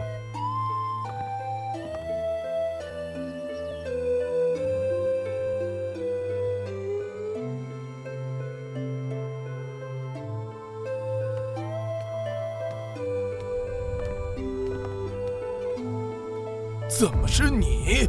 林宗师，我们又见面了。林师兄，你认识这位剑王强者？剑王强者？对呀，这位剑王强者驾临苍浪宫，点名要见林师兄你。仅仅2年的时间，他居然从剑魂境迈入剑意境，这怎么可能？林宗师，不请我进去坐坐？吕阳公子，请。多谢带路，你可以回去了。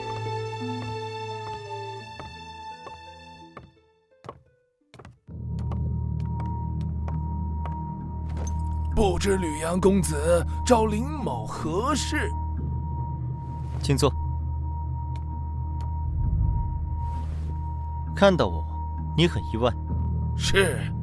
没想到公子还会回来行州，也没想到公子还会前来找我林道平，更没想到短短2年，公子已经是剑域境的剑王强者。林某确实意外。明人不说暗话，2年前你没有帮助方丽媛，是从我的武功猜出了我的身份，所以选择了避让。现在，我郑重地问你，关于本王的身份，你都告诉过谁？除了我师兄彭旺，没向任何人提起过。你确定？确定。有什么问题吗？我有点事情要问问他。彭旺在哪？我师兄年岁已高，久不行走江湖，近几年一直隐居在飞浪峰，教弟子。方立远是我师兄的弟子，他武功被废，我怕我师兄动怒，对公子不利，这才向他告知了公子的身份。带我去飞浪峰，找一找你师兄彭旺，他有没有问题，我问问便知。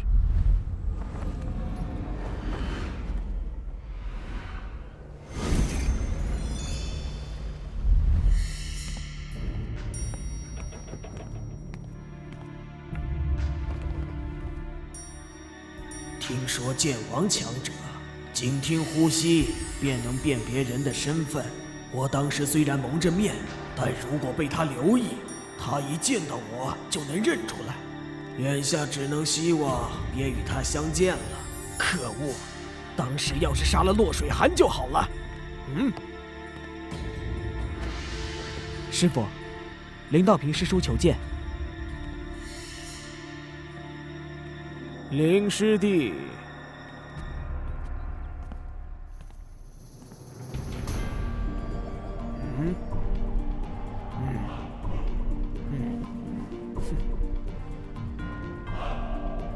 看来这次算是来对了。师兄，林师弟，师兄闲着无事，正想找你聊聊呢。这位公子是？他就是我跟你说过的那位吕阳公子，2年前回了西域吕家，现在又来到行州了。吕阳公子天赋出众，短2年时间便已是剑王强者了。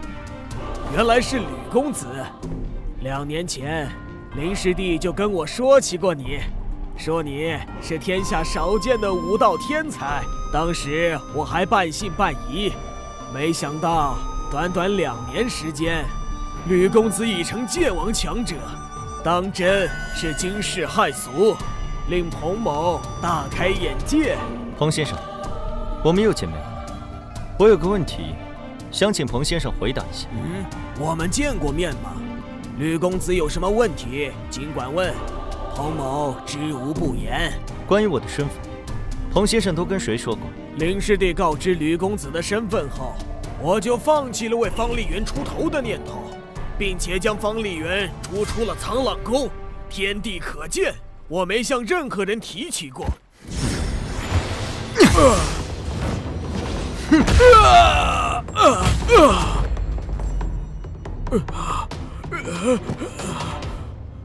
吕公子，彭旺，你这是敬酒不吃吃罚酒。哼！你是上门的人，你以为我不知道？上门？不，我不是，吕公子，我也没跟别人说过你的身份，真的没有。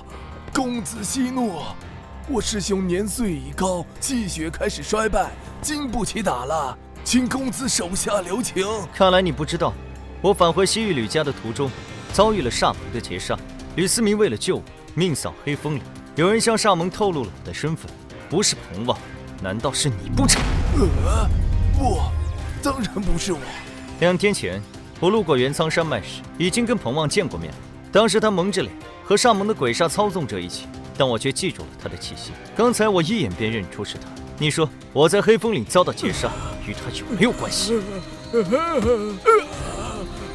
说吧，你将我的消息都透露给了谁？我不能说。敬酒不吃吃罚酒，看来不给你来点狠的，你就不知趣。哼！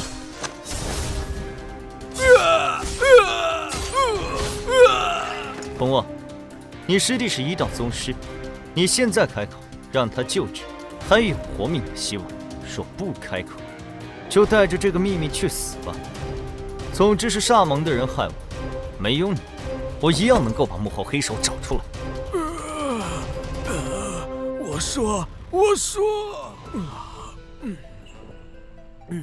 说说吧，你把我的身份告诉了谁？别再给我耍花样，我不会给你第2次机会。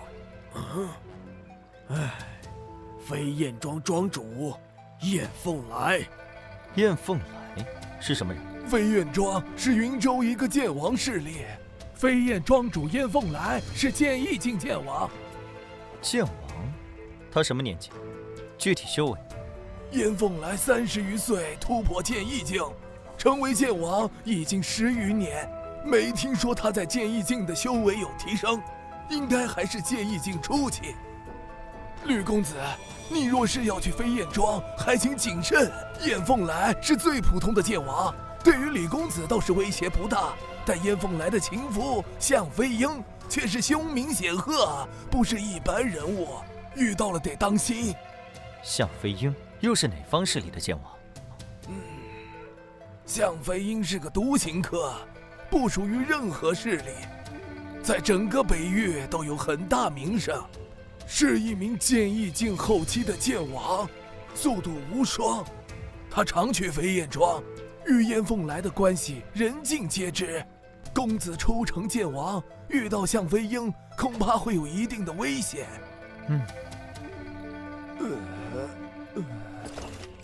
飞燕庄除了燕凤来，就没有别的剑王了吗？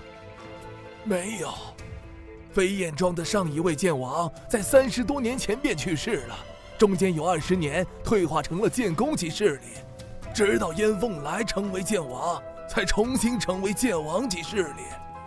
我得去一趟飞燕庄。龙王，你来带路。若是煞翁知道是我告的密，一定会杀了我的。吕公子，你开开恩，饶了我吧！我去了就是送死。你以为你有的选吗？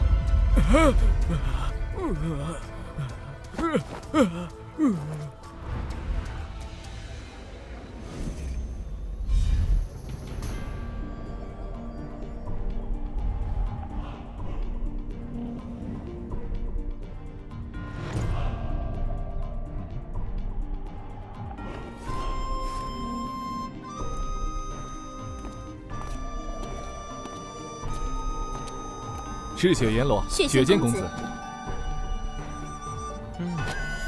准备好了没有？一切都已准备妥当。公子，属下不仅找齐了所需的异兽之血，还意外获得了3株千年血玉枝，连同其他灵药都泡在血池中，祝公子一步登天。做得好，鹰王，办事有长进啊！应该的，应该的。去血池。公子请。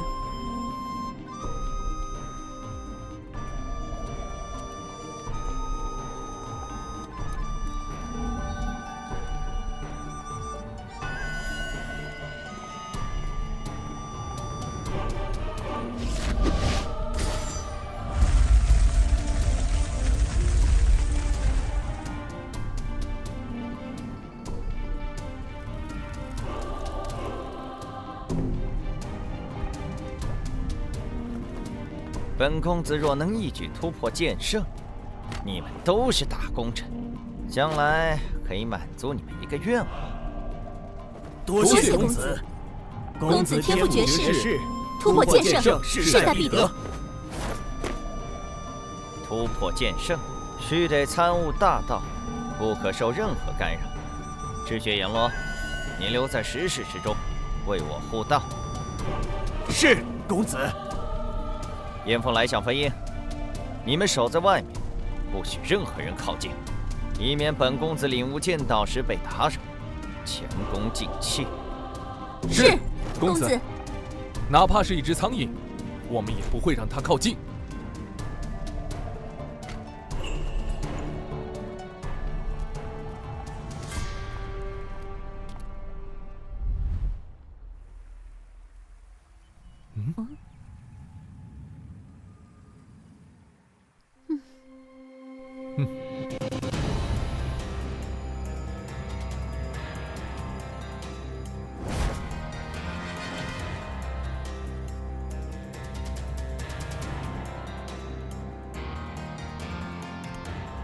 这位公子直奔我飞燕庄而来，有何贵干？我叫李阳。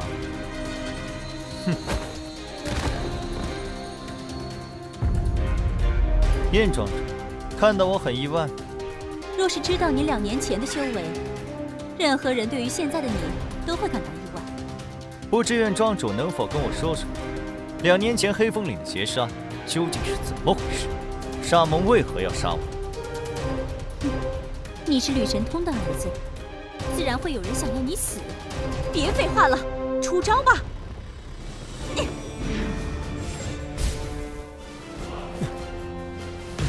不见棺材不落泪。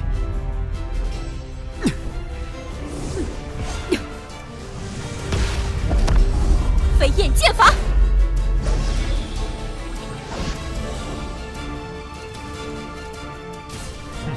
飞鸿剑法。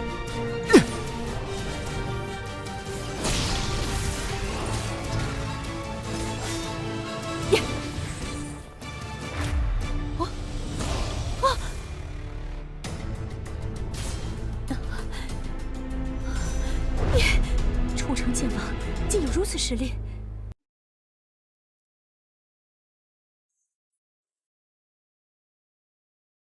飞天鹰王向飞鹰，哈哈哈哈哈！看来本王威名远播，你这个初入江湖的新晋剑王，也知道本王的大名。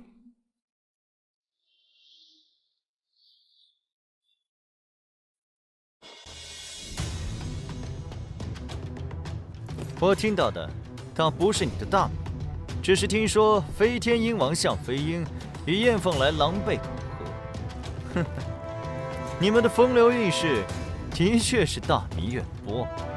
小子，别以为成为剑王就可以嚣张狂妄。剑意境初期的剑王，本王又不是没杀过。2年前你就该死，侥幸逃过一劫。现在本王就送你下黄泉。看看谁还能救你！哈哈哈哈哈！本王的飞鹰13击，看看你小子能够接住几剑！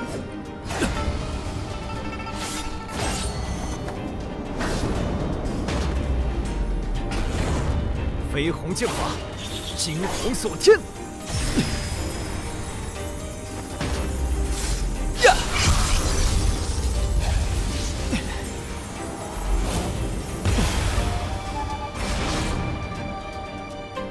第2剑！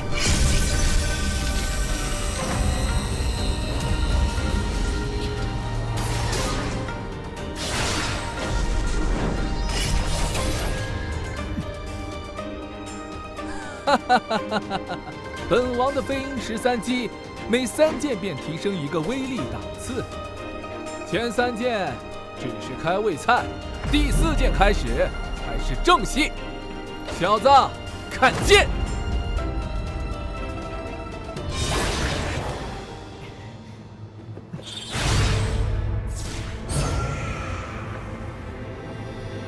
哈哈哈哈哈！看你能夺几剑！第5剑，第6剑，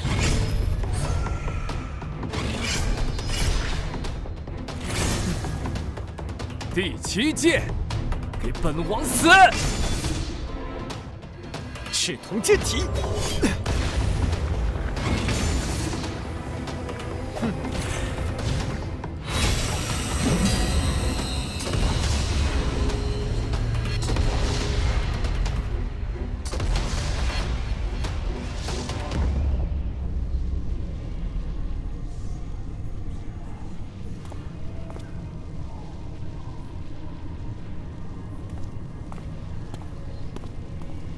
公子，我出去看看。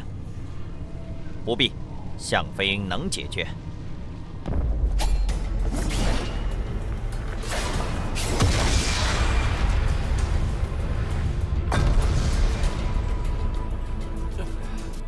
好小子，竟然同时将3门剑王级武学修炼到了如此境界，你的天赋倒真是令人震惊。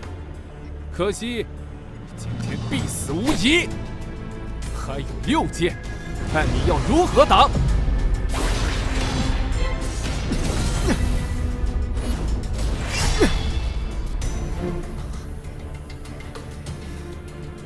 小子，你离死不远了！哈哈哈哈哈哈！第12剑。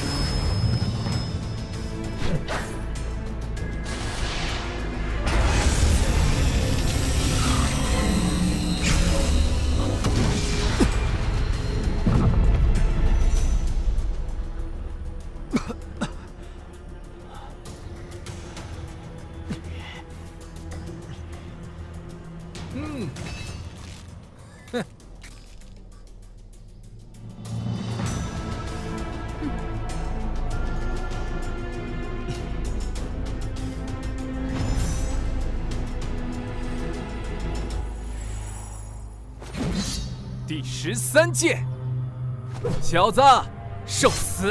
小飞鹰，看剑！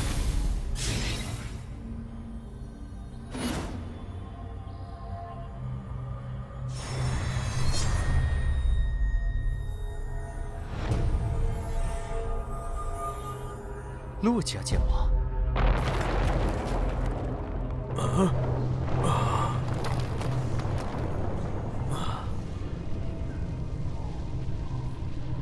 赤血阎罗，把他们全部都杀了！落月河，冷月仙子落叶河，还好有血剑公子和赤血阎罗在，只是向飞鹰弱败，血剑公子突破剑道姓氏，必受到打扰，我们恐怕也免不了责罚。佛兄，你也在此，是查少谋查到了飞燕庄吗？陆姑娘好，我正是为上门。年纪轻轻，竟然是剑意境剑王。姑姑，他就是在云苍山脉救我的那名剑王方阳公子。原来是方阳公子，真是英雄出少年，多谢你对水寒出手相救。正好路过，举手之劳而已。我不是向飞鹰的对手，交给仙子对付，如何？没问题。向飞鹰徒有虚名，拜他不难，还请方公子看出燕凤来，别让他跑了。仙子放心，有我在，燕凤来跑不了。落月河，你也不怕风大闪掉了大牙？本王走到今天，什么样的对手没见过？哼！本王在北域叱咤风云之时，你还在你娘怀里吃奶呢，竟敢瞧不起本王！找死！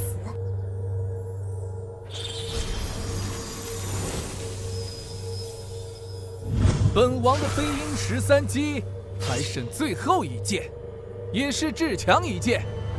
落月河，我倒要瞧瞧你能不能接本王这一剑！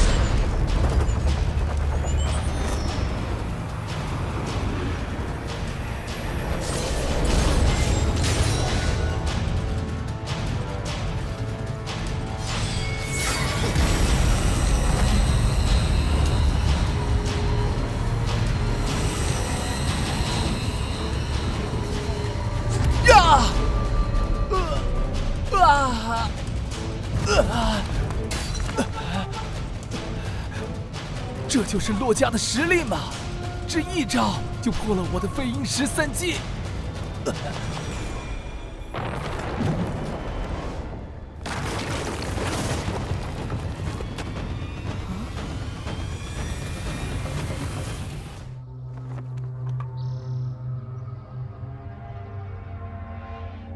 这飞燕庄里竟然藏龙卧虎，赤血阎罗。不愧是洛家剑王，眼界非同一般。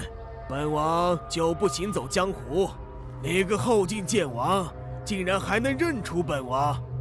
你也是煞盟武者？就连你们这些剑圣势力中，都有我煞盟武者。本王乃黑道巨情，横行天下，是煞盟武者很奇怪吗？你乃剑意境巅峰剑王，在煞盟一定身居高位，肯定知道我洛家谁是煞盟武者，是谁想置水寒于死地？哼！你们马上就要命丧黄泉，何必知道的这么清楚？奉公子之命，将你们全部杀光！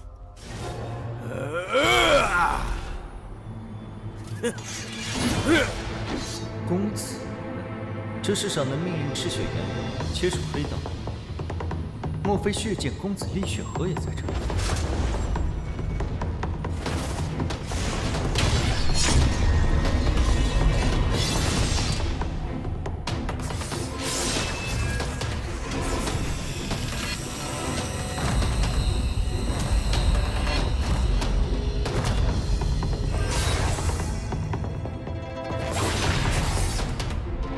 血河落九天！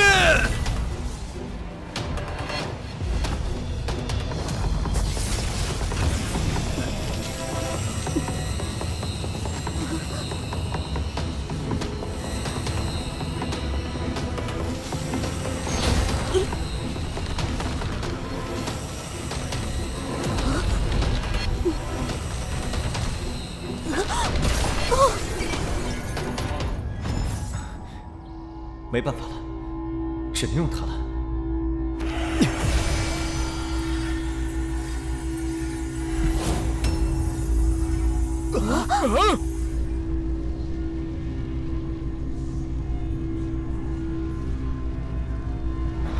有神剑。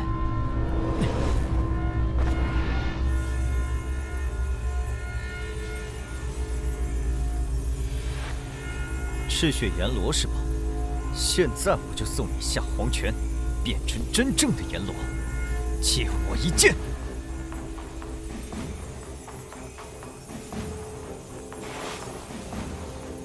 哼！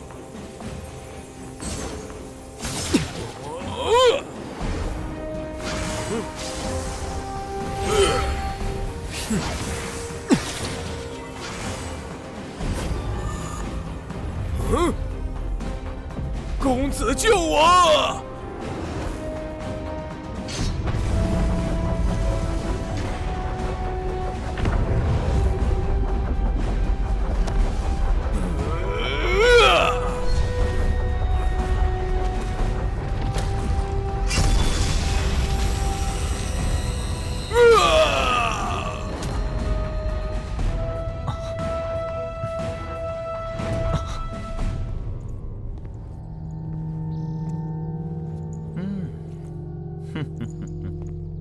血剑公子厉血河，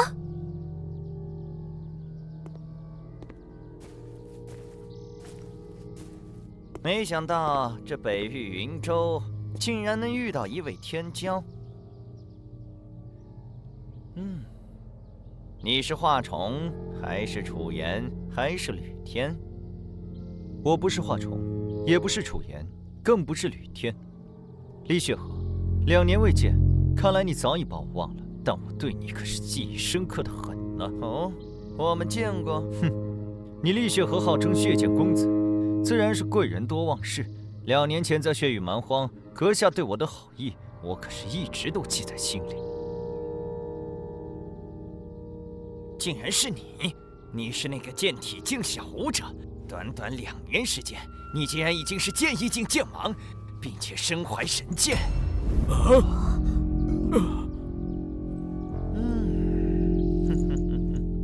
没想到之前遇到的一只小蚂蚁，今天却成长成了一名剑王，的确是令本公子意外。不过这又能如何？即便你已成剑王，本公子要杀你，你依然只有死路一条。2年前有剑无双救，今天看谁还能救你！哼！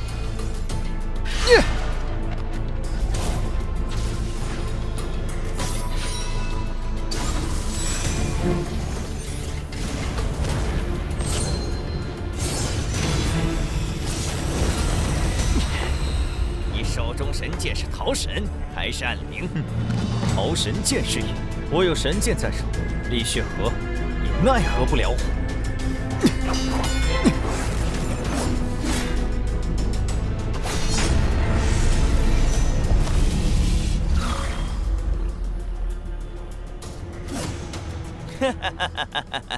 你以为仅凭一柄神剑就能保住你性命？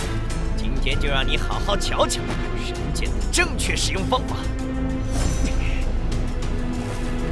血煞剑，脱离！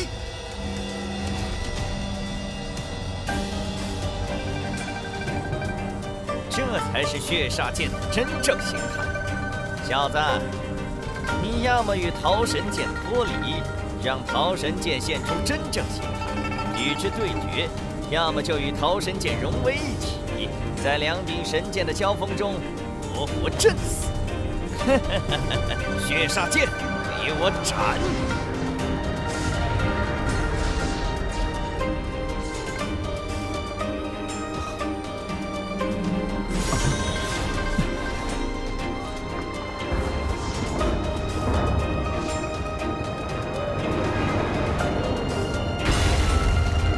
神剑护体，本公子杀你易如反掌。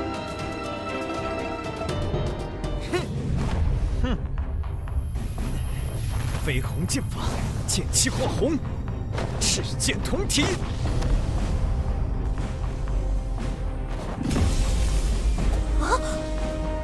吕家功法。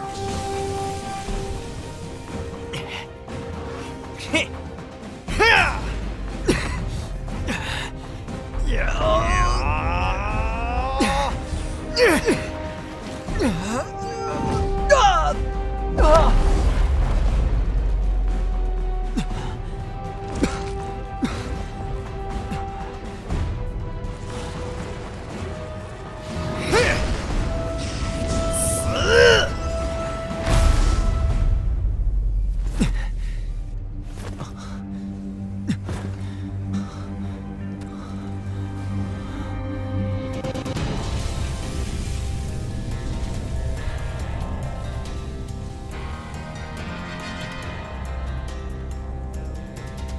陆姑娘，危险！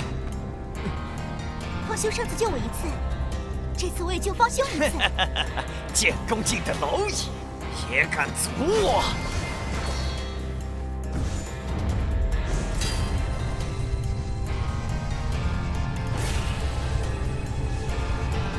何方闲人，想杀我骆家后辈？这是剑圣烙印。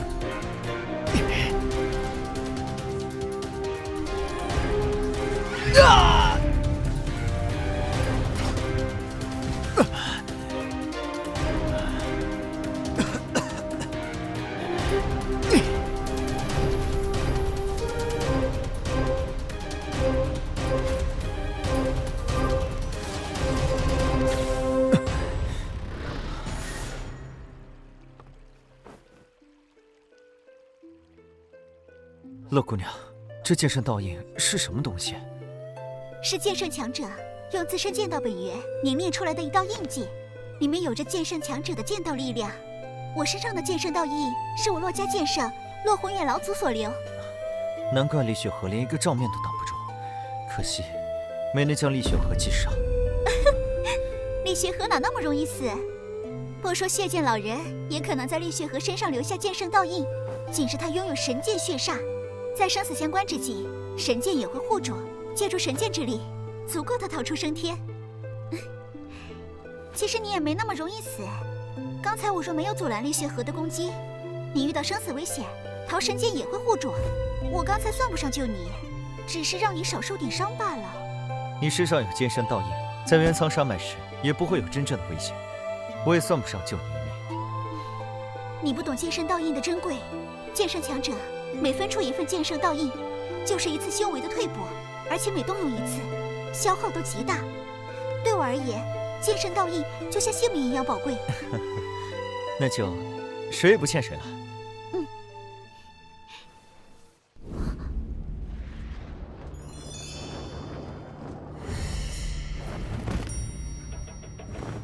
方公子，不知你与此人是何关系？没关系，只是通过他查到飞眼庄，然后让他带路来此而已。饶命啊！饶命！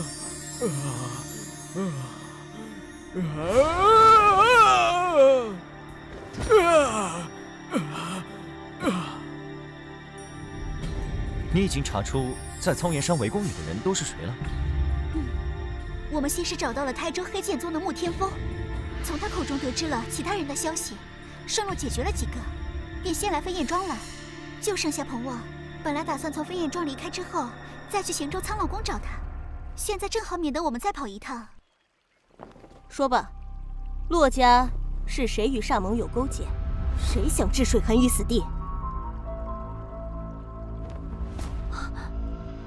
怎么，想跟彭王一起死？我不知道，我在煞盟也只是小人物，只是通过向飞鹰和煞盟联系。你们骆家若有煞盟之人，必然在煞盟地位非凡，那是我能够接触。就连向飞鹰，恐怕也未必知晓，除非你刚才将赤血阎罗或者是谢剑公子留下，他们才能接触煞盟的核心人物。不管你所言是真是假，跟我们到骆家走一趟吧。方公子，你来飞燕庄不知有什么事情，随便问吧。我与水寒回避。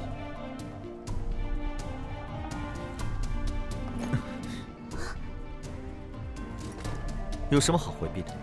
我和西域吕家有些关系，真名叫吕阳。问的问题跟你们问的差不多。杀你的命令来自西域吕家，我对吕家比洛家知道的还少。按你说来，厉血河和赤血阎罗他们知道。也许吧，我不确定。或许你可以想想，西域吕家有哪些人不愿意你回去？想你死的人，应该就在他们之间。就这样，这件事情总有一天我会查个水落石出。原来公子是西域吕家的天骄，难怪天赋如此惊人。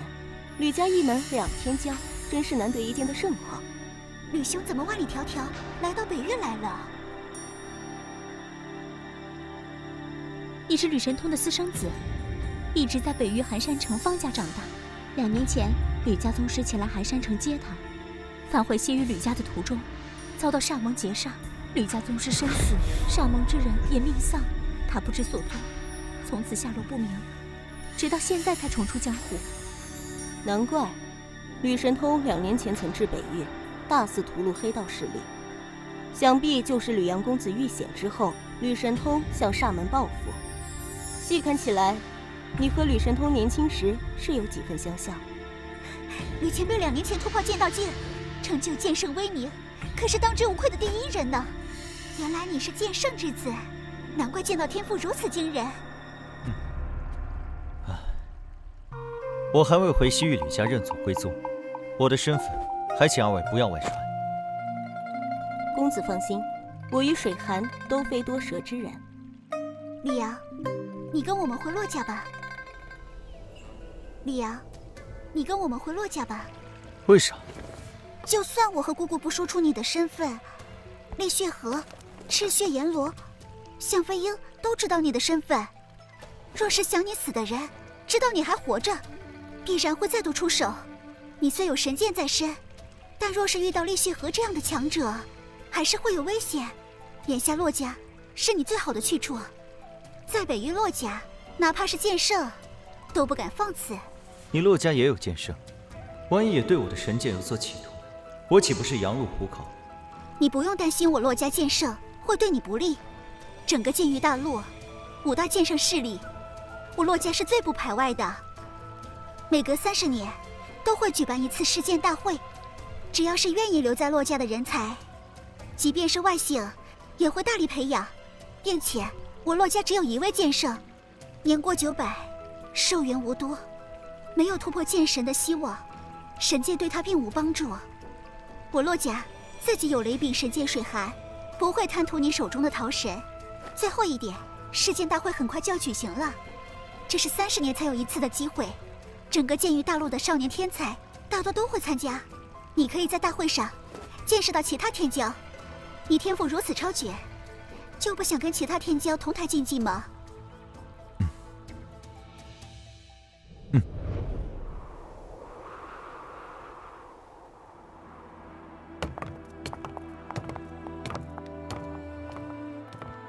世剑大会还有2个月左右便会举行，你就住在这梅园区，那里是天雪阁，我就住在那里，有事随时都可以去找我。那就套上贵妇一些时日了。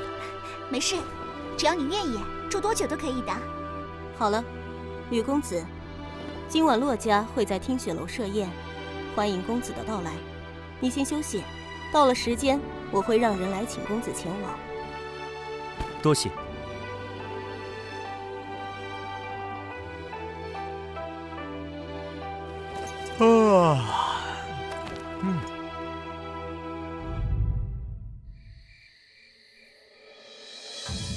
吕公子，该去赴宴了。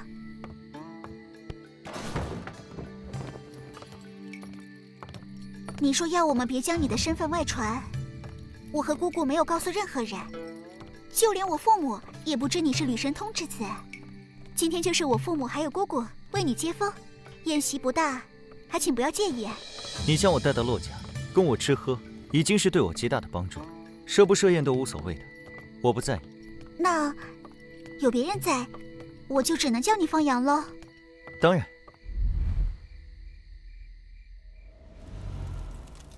欢迎方阳来我们洛家做客。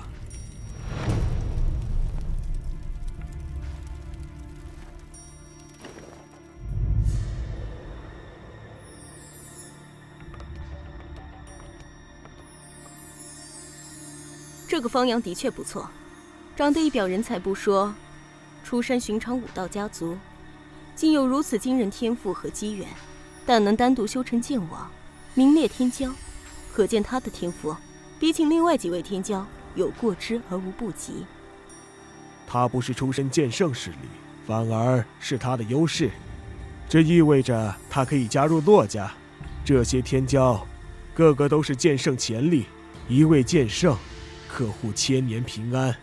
对，若能加入洛家，那就再好不过，当属含儿良配。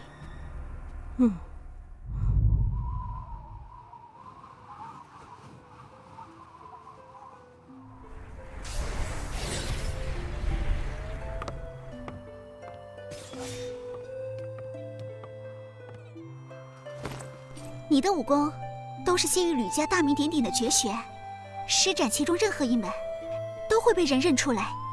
这门星横九剑是流传于北域较广的一门剑王级剑法，不少大势力中都有。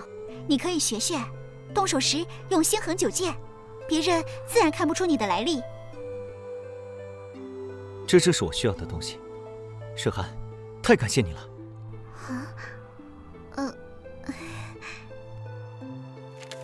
这剑法，感觉比飞鸿剑法还要高深。星横九剑，知道的人多，练成的人少。但你能20岁之前突破剑王，修炼星横九剑应该不难。这门剑法威力极强，足够你在世剑大会上使用了。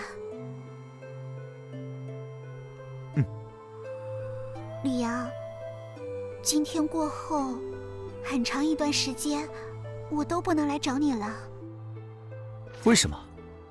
我感应到突破剑意境的契机了，准备闭关一段时间，争取在世剑大会之前一举突破剑意境，成为剑王，让我洛家在世剑大会上也露个脸。那是好事呀，加油！祝你早日突破剑王。你继续修炼，我先走了。这些天，他天天来，我已然习惯了。可一想到他明日不来，我心里倒是有些空落落的感觉。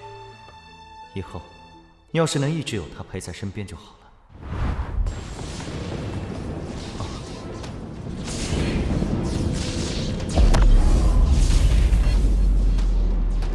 定是水寒突破剑王。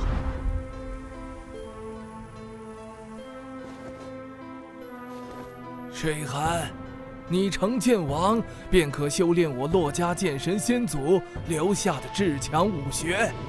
你上前来，我将这3门武学直接烙印于你脑海，日后你认真修炼。多谢老祖。我不知还能坚持多久。水寒，你要努力修炼，争取在我寿终之前突破剑道境，成为剑圣，护我洛家。老祖，你一定能活得久久的。能活得长久一些，自然更好。但剑圣寿元最长也只有1000年，洛家未来还是要靠你。这3天好好参悟一下冰皇圣剑经，争取在世剑大会上获得水寒剑的认可。水寒告退。在洛家出现新的剑圣强者前，我必须用尽一切方法，活得更长久一些。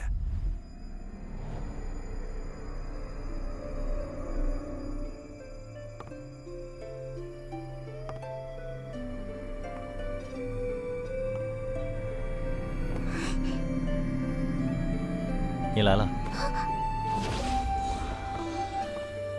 不错啊，1个月没见，你的突破剑意境出奇了。你也是啊。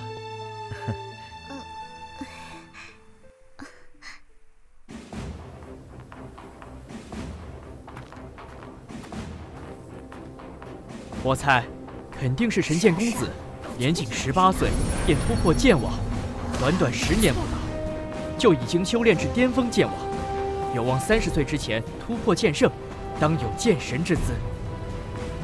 不错，神剑公子乃剑宗弟子，更是无剑老人的高徒，自身天赋妖孽，又有天下第一人之名，谁能与之相比？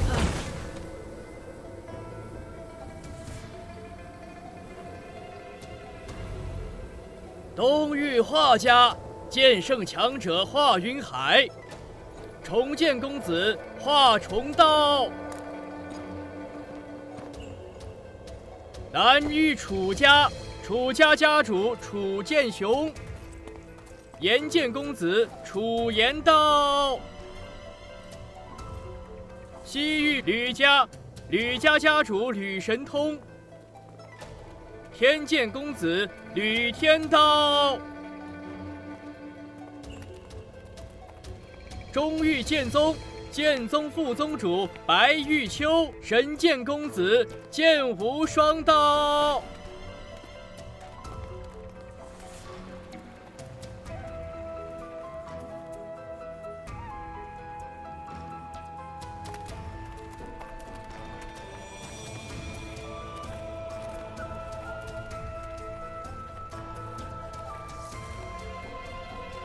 神剑公子，请。重剑公子，请。这天骄宴，宴请的是各方后辈天才。据我所知，洛家天骄只有洛水寒一人。那这一座位是北域洛家，欢迎各位天骄前来赴宴。哎，寒剑仙子旁边的男子是谁呀？竟然也透露着剑王气息。洛家有这么一位年轻剑王吗？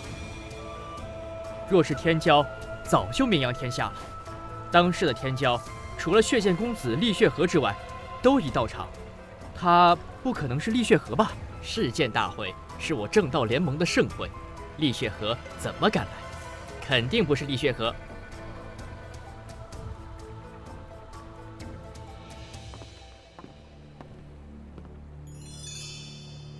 水寒见过神剑公子、重剑公子、岩剑公子、天剑公子。这位是方阳公子，我北域武者，年未满20，变成剑王。在下方阳，见过神剑公子、重剑公子、岩剑公子、天剑公子。寒剑仙子，我们见过吗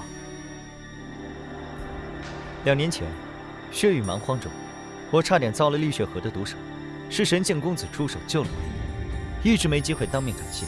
今天，总算再见着神剑公子了，多谢。你是那个剑体境小武者？短短2年，你竟然已经修炼成剑王？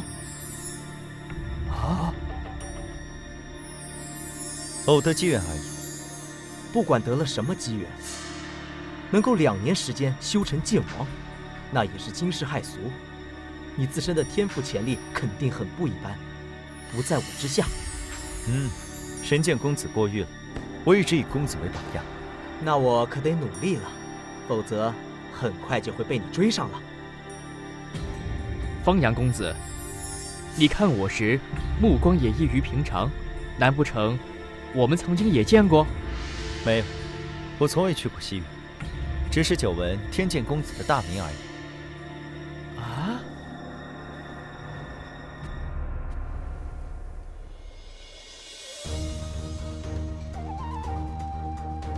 吕神通，你吕家老祖身体可还好？劳洛老祖挂念，我吕家老祖身体还好，只是不愿走动，开始闭门幽居了。你吕家后继有人，吕天桥可以安心当放手掌柜了。哪像我，年纪比他还大，还得为家族操心。洛家有寒剑仙子，突破剑圣，应该用不了太长的时间。等水寒突破剑圣，我还在不在世都是两说喽。千年寿元，虽然与飞升永生的剑神强者不可相提并论，但相对于其他武者，已经是十分悠长的岁月。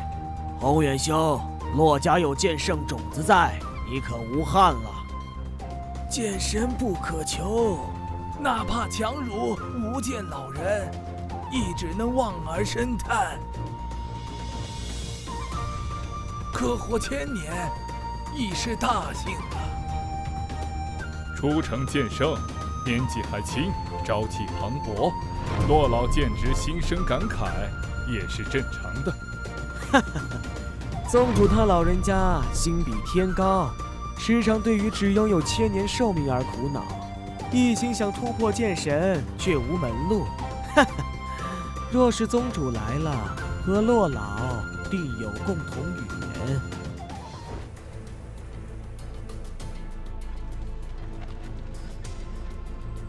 无剑老人若是生在现在这个剑道盛世，他的天赋不在剑无双之下，当剑神有望。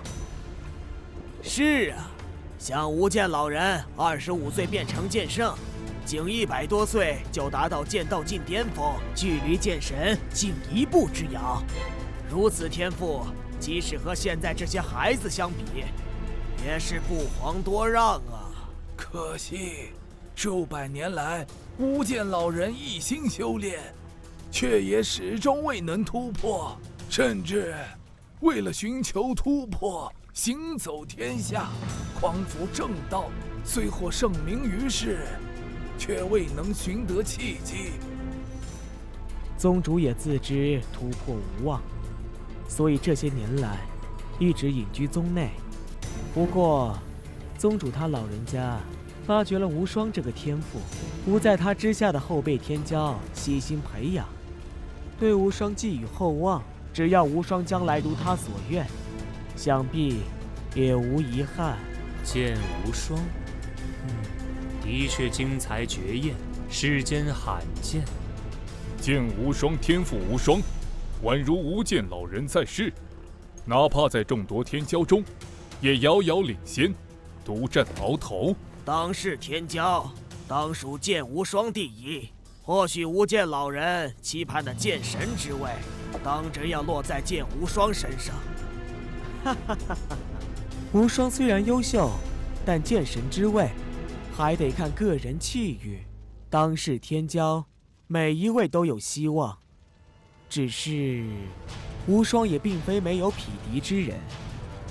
血剑老人的弟子厉血河，天赋不在无双之下。若是厉血河与神剑血煞问鼎剑神，剑域大陆恐将血流成河，而正道联盟也将迎来巨大灾祸。近日煞盟频频活动，江湖很不太平，水寒在北域之中都遭到煞盟截杀。还有这事，煞盟好大的狗胆！他们这是忘了无剑老人杀得他们如同丧家之犬，东躲西藏的时候吗？水寒说，厉血河也和煞盟武者在一起。我担心的是，血剑老人恐怕也为煞盟站台，甚至就是煞盟之主。否则，煞盟怎会如此气焰嚣张？煞盟之事，还得我们5大势力联手，互相帮忙。一旦有所发现，就连根拔起。哼！剑宗有3柄神剑，我们4家也各有1柄神剑。血剑老人再强，也只能运用1柄血煞，看他能挡我们几柄神剑。诸位也不必担心血剑老人会出来闹事。宗主他老人家说了，只要他在世1天，血剑老人就得搀扶1天。只要血剑老人敢现身天下，宗主他老人家便会持剑下山，匡扶正道，斩妖诛魔。无剑老人大义。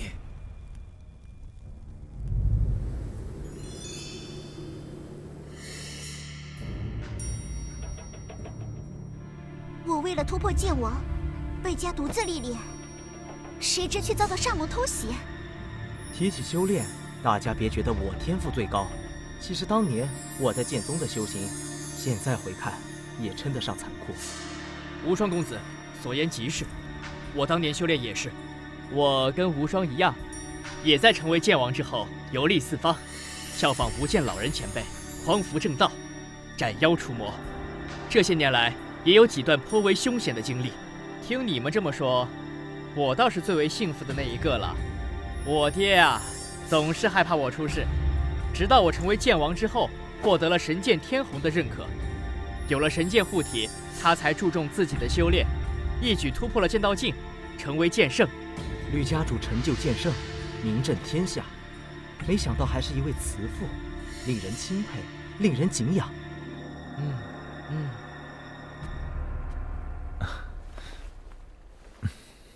神剑公子，听说你与谢剑公子交过手，我也曾遇到谢剑公子一次，借助剑圣烙印才将他击退，不知他与你相比有多少差距？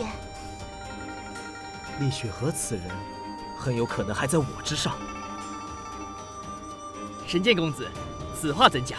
唉，你们都只知道我追杀过厉雪和几次，每一次都是厉雪和逃走，就以为他不如我。其实，我与厉雪和的战斗，我从未占过上风。他每一次逃走，都是主动身退。那也不能说明厉雪和在你之上，或许是他知道再战会落败，所以提前抽身而退。你们没遇到过厉雪和，不知他的厉害。我与他交手数次，每一次都是全力以赴，他都从容而退，给我的感觉，他似乎未出全力。可惜我的修为还未到剑意境巅峰，否则真要找厉雪和过过招，看看他是否真如神剑公子所言。下次再遇到厉雪和，方阳啊！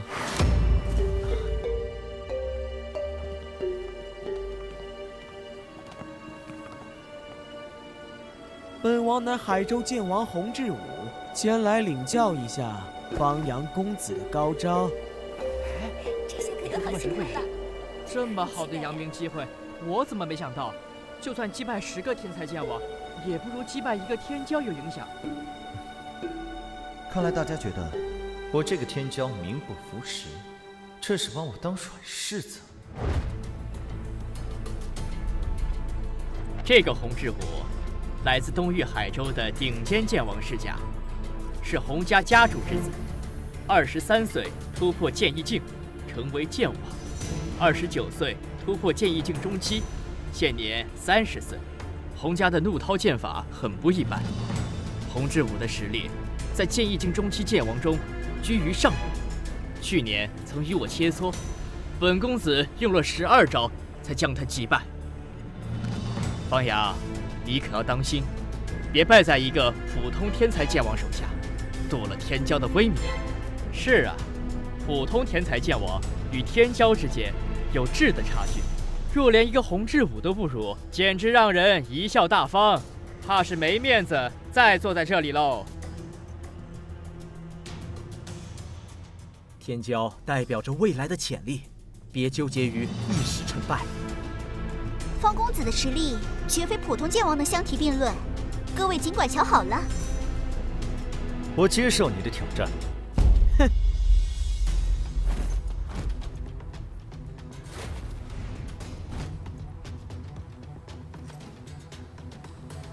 天才剑王挑战天骄，这是我第一次见到。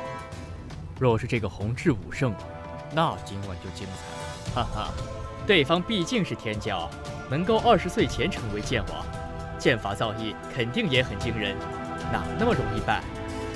若是别的天骄，洪志武肯定没希望。但对手是这个方阳，那就不一定了。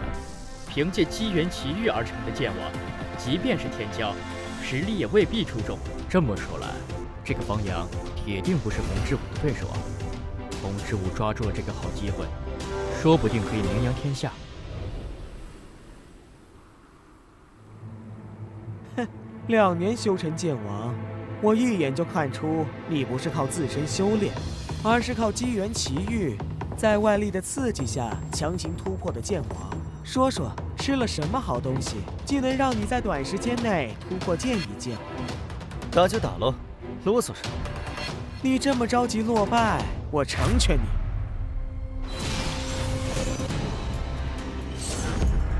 心痕九剑。怒涛剑法。哎！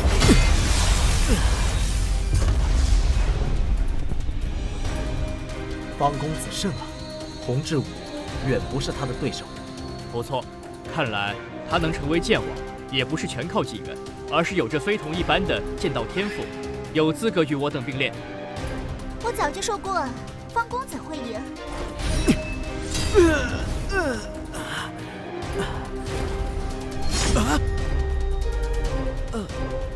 我输了。承让。洪志武也敢挑战天骄？是啊，是啊。怎么样，自讨苦吃了吧？杨剑公子，杨剑公子。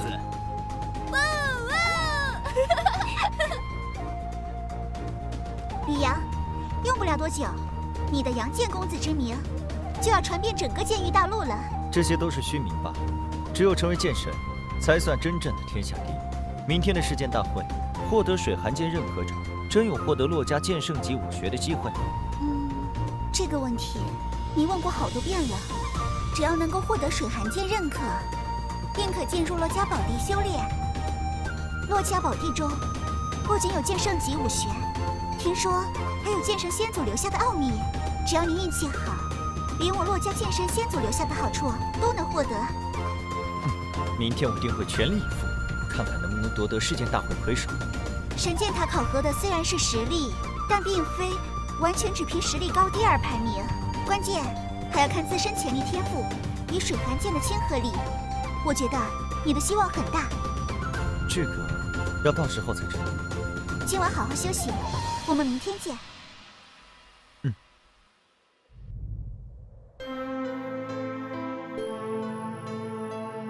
这就是我们的考核场所，神剑塔。稍后我们都要进入，只有完成考验，才能到上一层。时间越早者，排名越靠前。如果登上第9层，就有希望接触到神剑水寒，获得认可者都是魁首。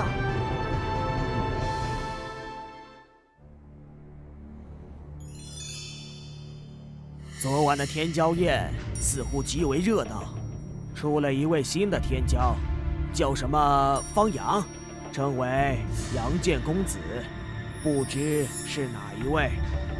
听说这个杨剑公子之前名不见经传，并非出自名门，竟能成为天骄，令人意外啊！不是出自于我们5大势力的天骄，真是罕见。我们5大势力的天骄都有剑圣教导，这个杨剑公子出身于平凡，竟能不声不响成为天骄，纵观历史也是极其罕见。不知他的天赋高到了什么地步，才能够年纪轻轻在20岁以内自学成为剑王。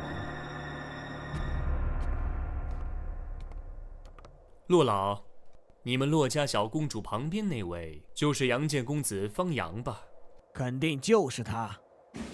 洛老，这个方阳与你洛家小公主走得很近，听说他还在洛家住过一段时间，洛家总该知道他的来历吧？听水寒说起过，他出身于北域一个普通武道家族，2年前遇到了机缘奇遇，自学成剑王，最近才出世行走江湖。哈哈哈！什么样的机缘能让他短短2年时间成为剑王？他说了吗？那就不知了，那是他的秘密，不好寻根问短。哼，我不信，一个出身普通的少年，一度默默无闻，会突然间因为机缘奇遇，短短2年时间便成为剑王。他昨晚曾与同境界剑王一战，剑法造诣很高，实力很强。也许他的机缘奇遇只是学到了剑王武学而已，并没有增长修为的奇遇，而是靠自身修炼突破剑王。因为学到剑王武学，2年时间，自学修炼成剑王，这可能吗？这得多高的剑道天赋？理论上是可能的。剑域大陆如此广阔，武者数量何等浩瀚，在此剑道盛世，出现1、2个特别妖孽的天才，也不是不可能。反正我是不信他自学能成剑王，我觉得方阳背后定有剑圣教导。如果真有剑圣强者教导方阳，那会是谁呢？如果是我们5大势力的剑圣，不可能一点消息都没有。如果是煞蒙剑圣王，煞蒙剑圣不可能。方阳曾在煞蒙武者手下救过水寒，并且还曾调查煞蒙，遇到过厉雪河，差点被厉雪河杀死，绝不会是煞蒙之人。也许是煞蒙演的一出苦肉计呢。我建议将他拿下，好好审问。这不好吧？没有丝毫证据，就凭心中猜测，便要审问一位天骄。他是什么人，日后自然知道。现在看着便好。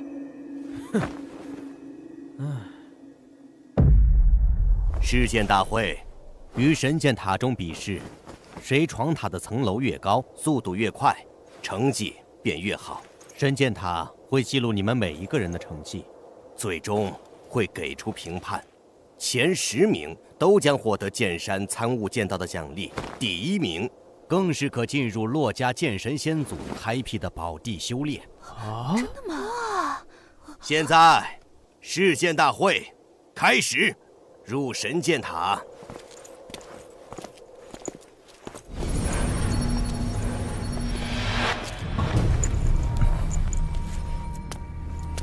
不愧是洛家剑神仙祖留下的杰作，真是奇妙。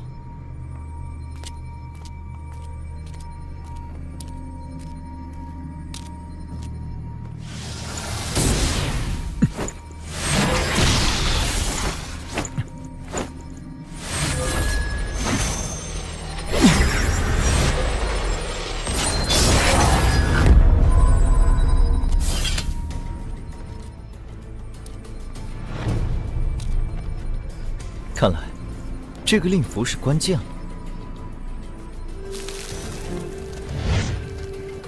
好快的速度，不亚于剑王。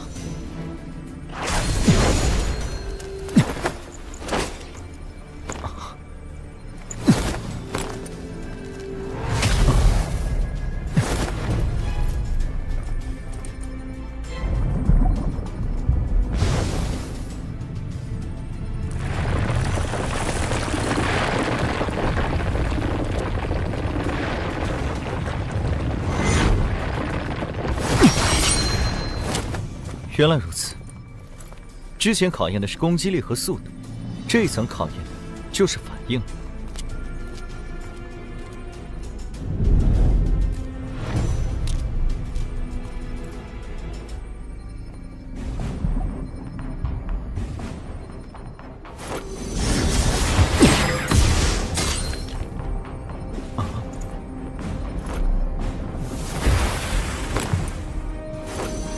心痕9剑。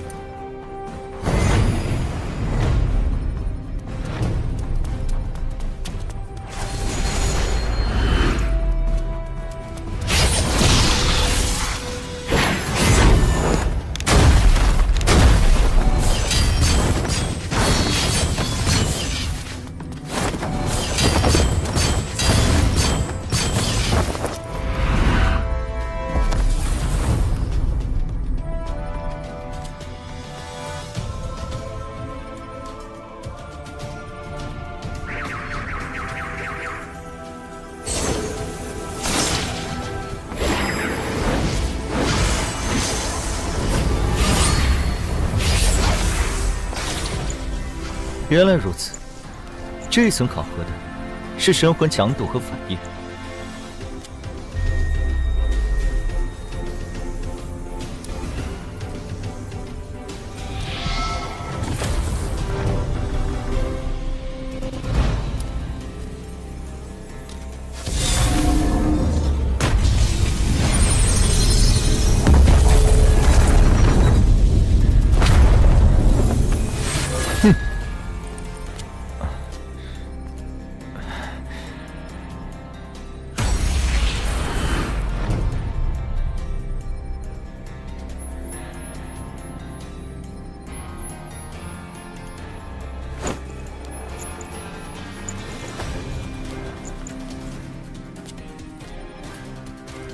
啊！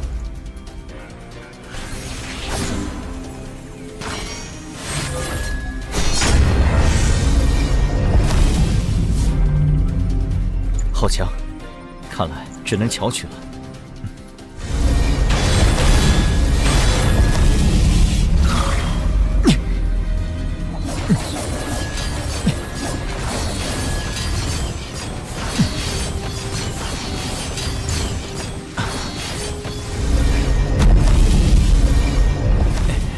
至少最后一步了，我绝不能就此结束。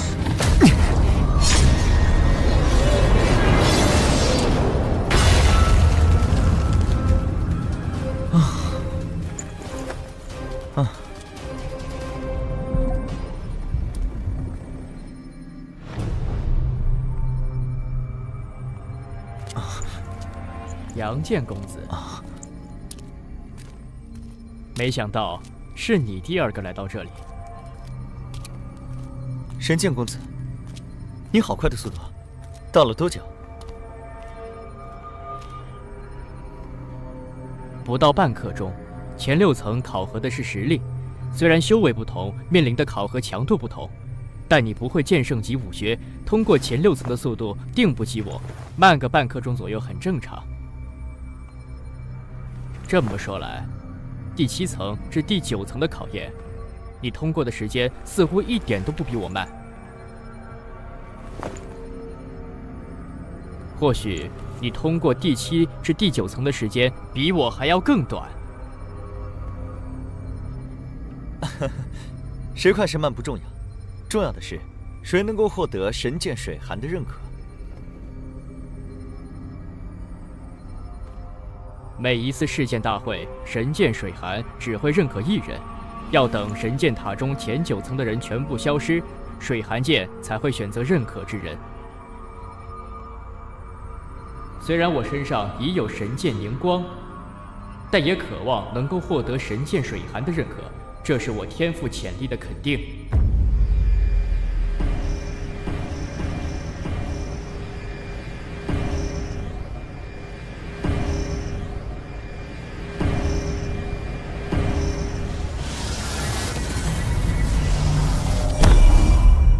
神剑公子果然不愧为第1公子，我所料没错，第1个登上第10层的天骄果然是他。那么，谁会是第2个到达第10层的天骄呢？重剑公子吧？听说重剑公子是除了神剑公子和厉血河之外，几个天骄中年纪最小、突破剑网的。我觉得应该是炎剑公子，他横行南域，所向无敌，击杀过不少强大剑王，潜力定然出众。我觉得应该是天剑公子。天剑公子突破剑王的年纪虽然比重剑公子大一些，但他后来居上，更早突破剑已境后期，天赋之强，直追神剑公子和厉雪河。也许是洛家的寒剑仙子呢？试剑大会考核的又不是实力，而是天赋和潜力。也许寒剑仙子会在试剑大会上一鸣惊人。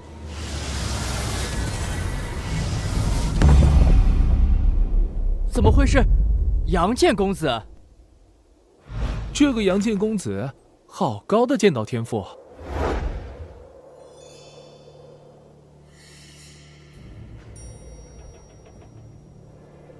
不愧是2年时间便能成为剑王的天之骄子。这个杨建公子的天赋的确非同一般，在天骄中也是冒尖的存在。可惜天儿还是稍逊一筹。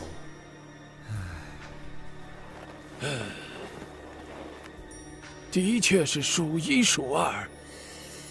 方阳不是出自名门，更非五大剑圣势力，天赋却如此出众，与水寒关系又好，当可收纳入洛家。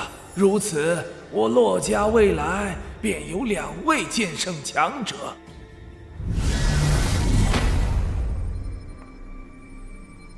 竟然是水寒仙子！好，太好了，太厉害了！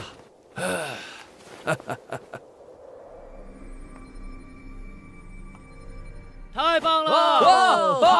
好！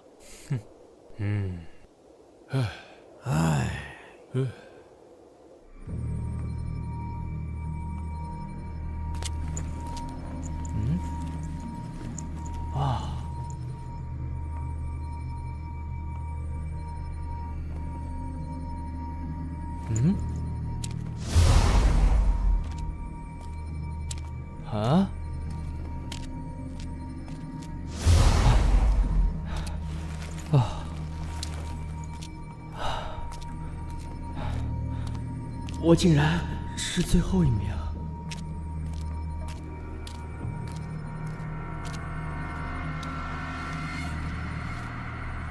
他第几？他第几？啊？问我也不知道啊。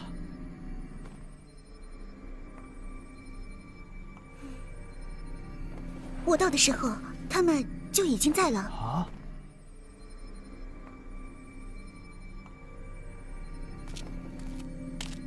我第2。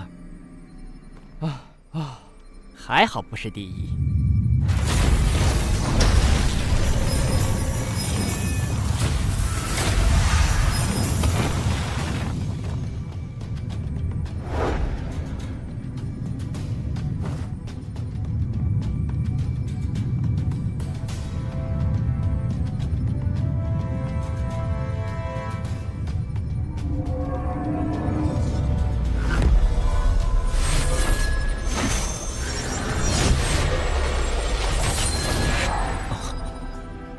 为什么会是他？太好了，水寒剑果然认可了李阳哥哥。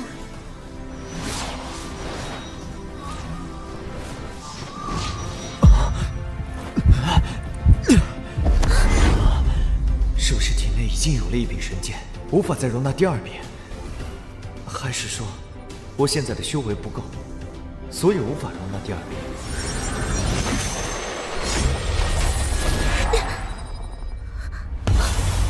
这怎么算？水寒剑这是选择了寒剑仙子，寒剑仙子获得了水寒剑的认可。这么说来，寒剑仙子是本次世剑大会的魁首。我认为是杨剑公子和寒剑仙子都获得了神剑水寒的认可，恭喜了，杨剑公子。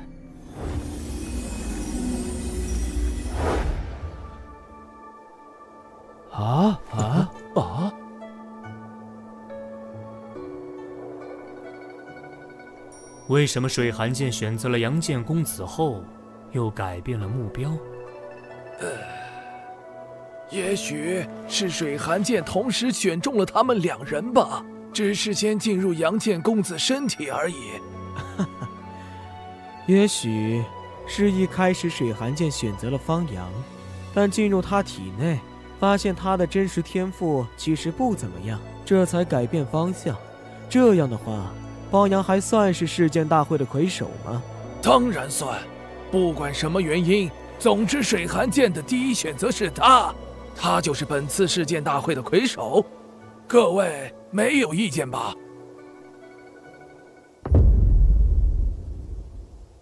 各位小友，前10名单已出，分别是方阳、洛水寒、剑无双、吕天、楚言、华虫、叶媚儿、战星河、君一寒、楚西西。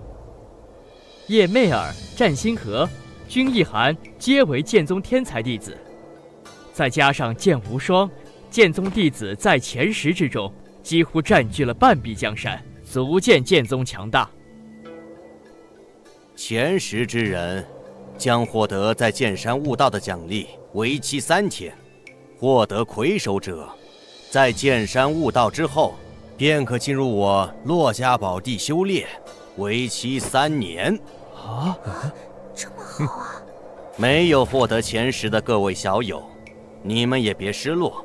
我洛家欢迎天下各地的阴杰加入，加入洛家的阴杰将会受到大力培养，剑山会定期对你们开放。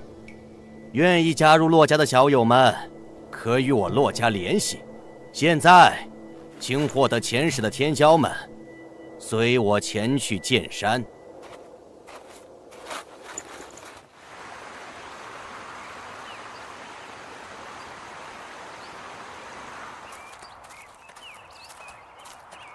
此为剑山，剑气笼罩区域，除了剑圣强者，任何人都不能踏入。在剑山之上有10个安全区域，没有被剑气笼罩。武者可以在安全区域中领悟剑山所蕴含的强大剑道。好了，大家请自便吧。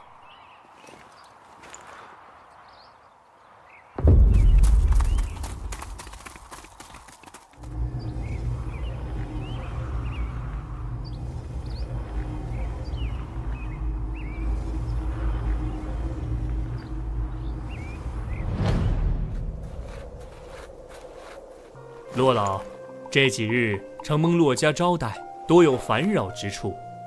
我儿幸得贵府剑山修炼之机会，不胜感激。他日欢迎洛家之人前去西域吕家做客，现在先走一步。这就是吕神通，西域吕家家主，我的父亲。路途遥远，一路走好。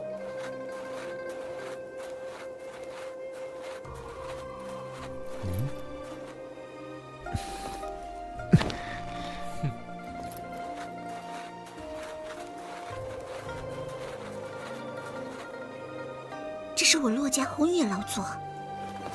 晚辈见过宏远老祖。老祖，方阳小友，在剑山之上修炼的如何？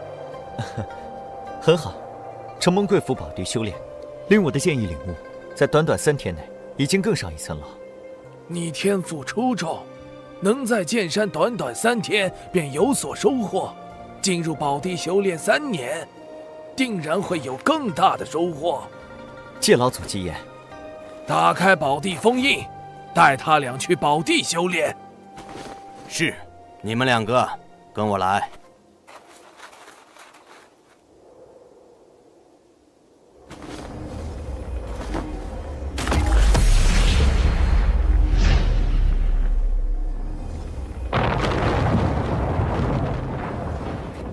修炼宝地可以进去了。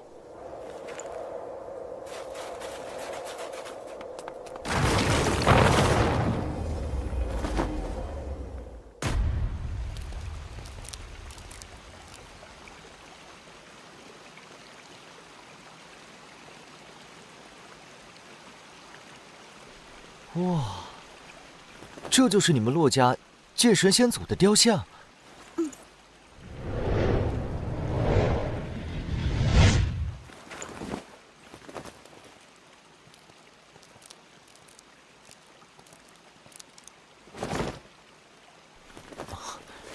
好浓郁的剑气能量。洛家宝地修炼1天，相当于外界修炼2天。我们在剑意境的修炼时间短，正好在此闭关3年，争取一举追上其他天骄的修为。吕阳，修炼的时候也别忘了用魂念感触雕像，可以领悟剑意，参悟剑道，这对于突破道境剑圣也大有作用。那剑圣级武学呢？也在雕像蕴含的剑道之中，需要自身领悟。听老祖说，悟性越高，领悟到剑神级武学的几率越高，甚至领悟2门剑神级武学都有可能。领悟到2门剑圣级武学的人多吗？少，非常少。哪怕是领悟一门剑神级武学的人，都屈指可数。后来，都成为了剑神强者。历史上领悟到2门剑神级武学的人只有一个，那个人跟你还有渊源。哦，是谁？金鸿剑神吕金元，是你吕家先祖剑神。3000年前，他年轻时参加世剑大会，也曾获得魁首，进入这里修炼。我吕家先祖剑神竟也在此修炼过。每隔数千年，剑域大陆才会出现一次剑道盛世。每当剑道盛世，就会出现新的剑神之位。最近一位登上剑神之位的无上天骄，便是3000年前你吕家先祖金鸿剑神。上一个登上剑神之位的，是我骆家先祖边黄剑神骆冰云，时间是6000年前。既然以剑神为目标，那就必须和先祖金鸿剑神一样，领悟2门剑神级武学。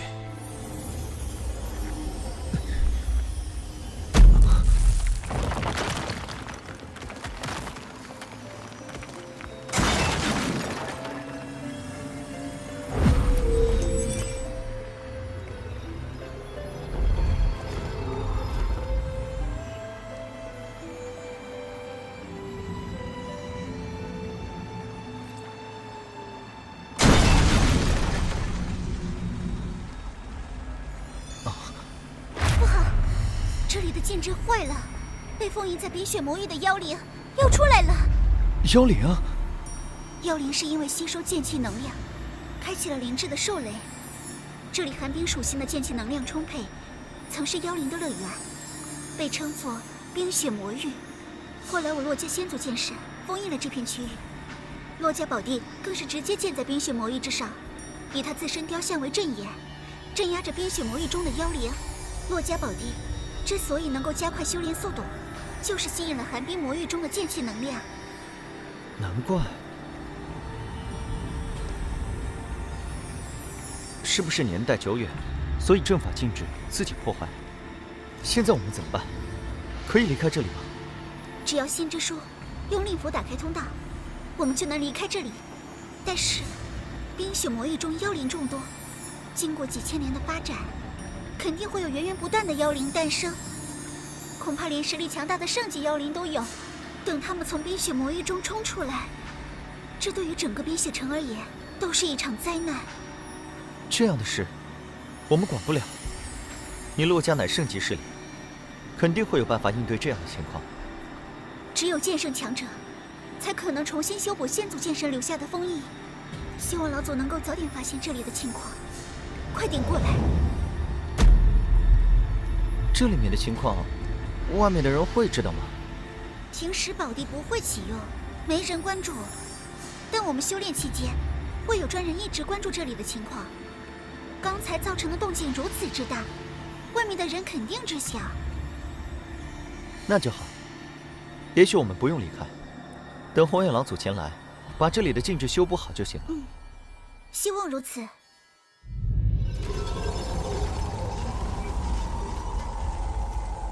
你在这里继续看着，我去禀告副家主。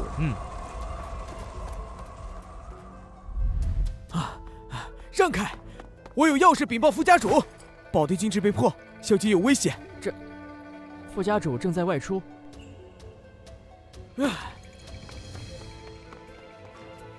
老祖，老祖不好了，大事不好了！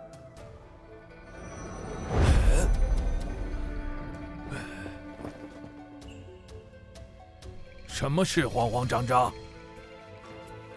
老祖，宝地禁制出现了破坏，冰雪魔域的封印被打开了2条通道，通到宝地空间了。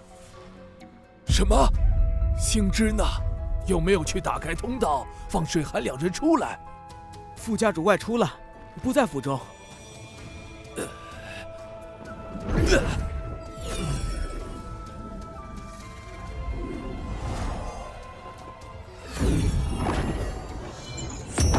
开！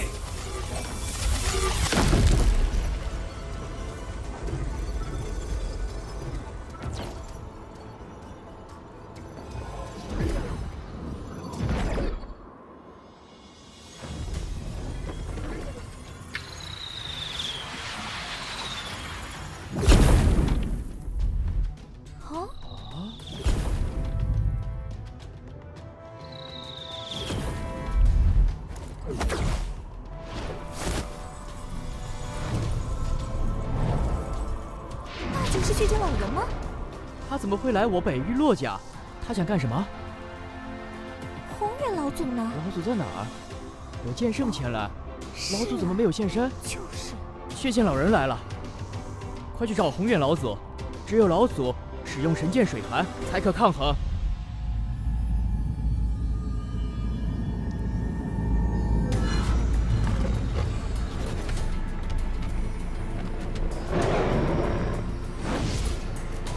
是冰血魔狼剑王级。我来试试这畜生能有多强的实力。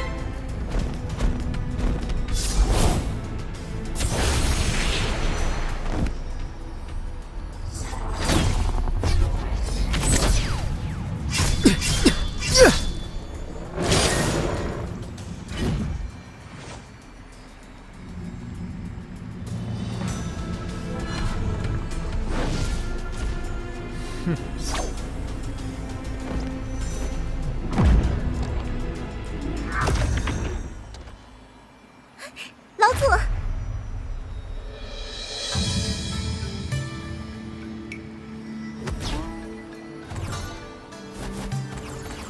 怎么了，老祖？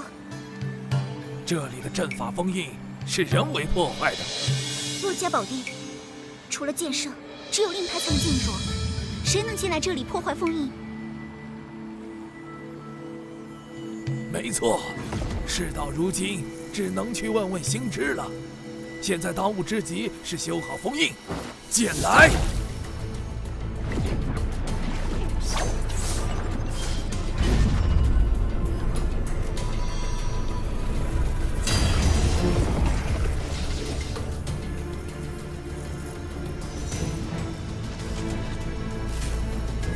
不好，他们的目的是神剑。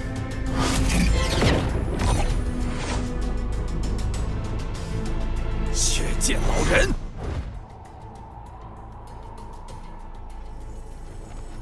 洛宏远，若是冰雪魔域的封印彻底开了，整个冰雪城都将被妖灵淹没，你们洛家会血流成河。不如你告诉本座，神剑水寒的操控之法，本座得了水寒剑就离开，让你放开手脚去修补冰雪魔域的封印。如何？想要我洛家神剑，做梦！本座要的东西，还从来没有失手过。洛宏远，失去神剑水寒，你北域洛家依旧是剑圣势力。若是冰雪魔域的封印彻底解开，那你北域洛家要被除名了。家破人亡，你们洛家也想不辞后尘吗？哼！但在冰雪城的冰天雪地内，你也未必有胜算。你能在中域剑下作威作福，在我北域洛家面前休想讨得好处。或许你的实力更胜于老夫，但在冰雪城这1亩3分地，你也毫无优势。而且你在这里的消息会马上传至剑宗，不到2天，无间老人君神望便可赶到这里。不到2天的时间，你想破我洛家，夺走神剑，简直痴心妄想！你洛家天才凋零，好不容易出了一个洛水寒，有剑圣之姿。你要让他死在冰雪魔域的妖灵手中不成？别说是2天，就算是2个时辰，他都坚持不下去。等到明天，冰雪魔域中的妖灵早就倾巢而出，封印必定全面瓦解，10个洛水寒也得死无全尸。神剑再强，毕竟是死物。你洛家小公主可是天骄，将来必成剑圣，甚至有望冲击剑神。你是保神剑，还是保落水寒？自己心里好好想想，再做决定。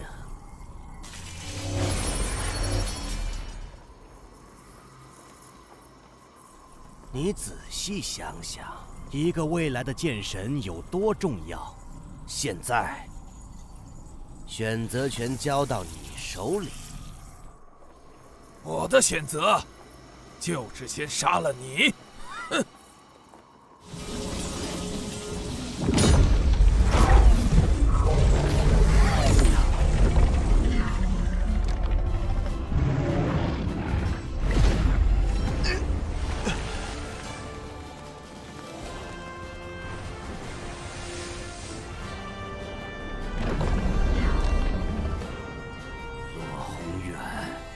你选择的是一条死路。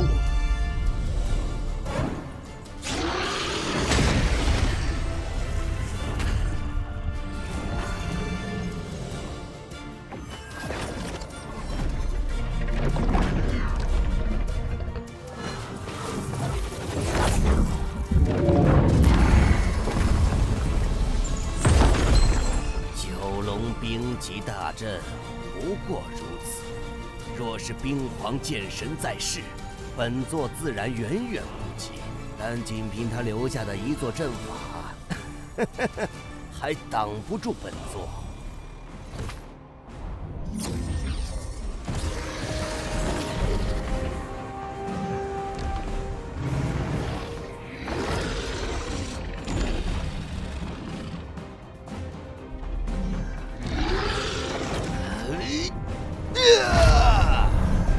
血魔煞神，能让本座动用血魔煞神，北域洛家的确比中域剑家要强大得多，但也就此为止了。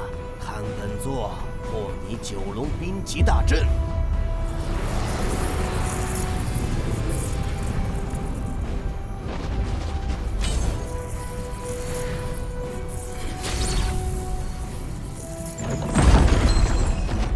血剑老人这门剑术当真可怕，若仅靠9条冰龙攻击，迟早会被血煞之气尽数污染。若是被血剑老人操控了9条冰龙，那么……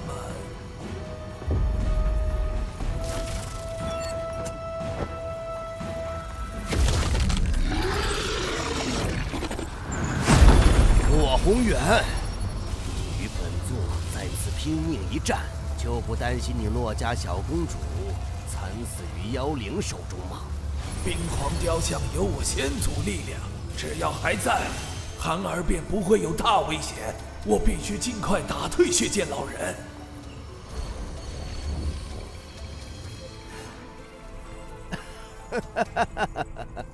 洛宏远，以你我现在的战况，再打上几天几夜都没问题。可你孙女还有时间吗？冰皇道真，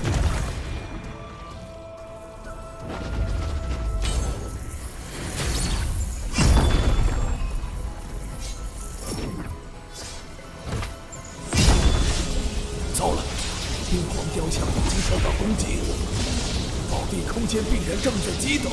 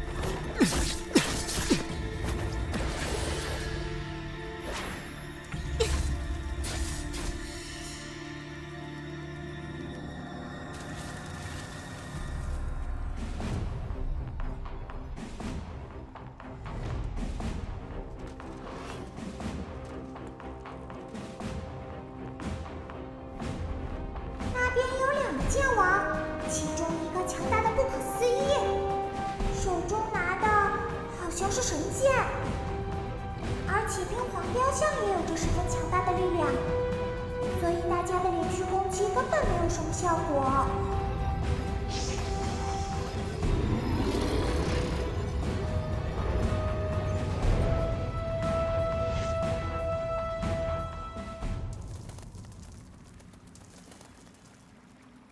幽灵的攻势结束了，恐怕没有。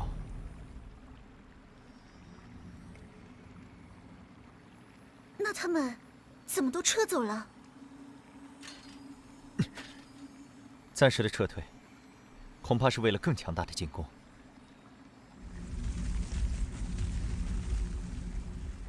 可能是更加强大的妖灵。该不会有妖圣过来吧？应该不是妖圣。据先祖笔记记载，妖圣的身躯非常大，如同小山一般，哪怕是体型小的，也有10几20丈高；体型大的，更是可达到30、40丈高。这个通道太小了，妖圣应该过不来。不，就是妖圣。不知外面什么情况，我凭神剑逃神，能不能挡住妖圣的攻击？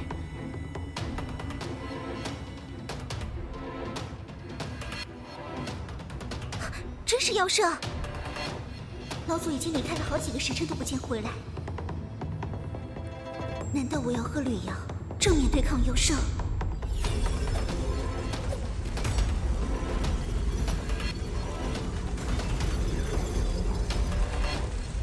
难怪这头剑圣级妖灵能够穿过通道来到这里，原来是一条蛇妖。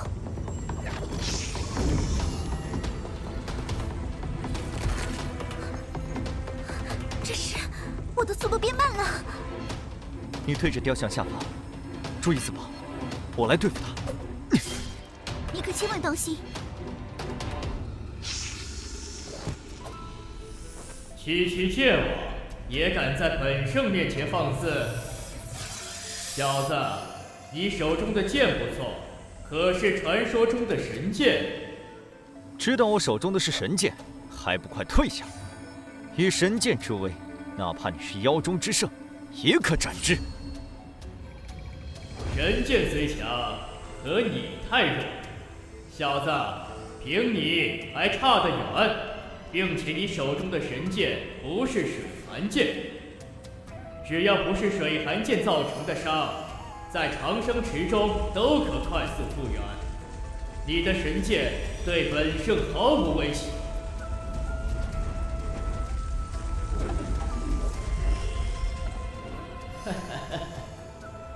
你们都很年轻，如此年纪就已经是剑王，看来你们是人类武者中的天之骄子，击杀你们应该很有乐趣。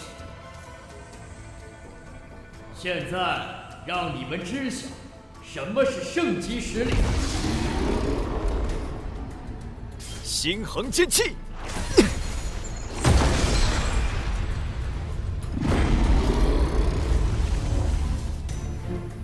有点意思啊！凭神剑之力，你的实力在剑王中已属顶尖，可惜在本圣面前，依然宛如蝼蚁。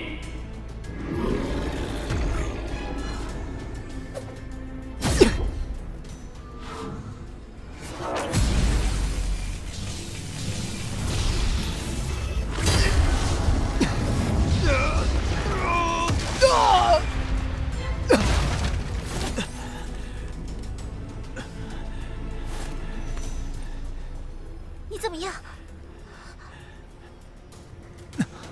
圣级的力量果然难以匹敌。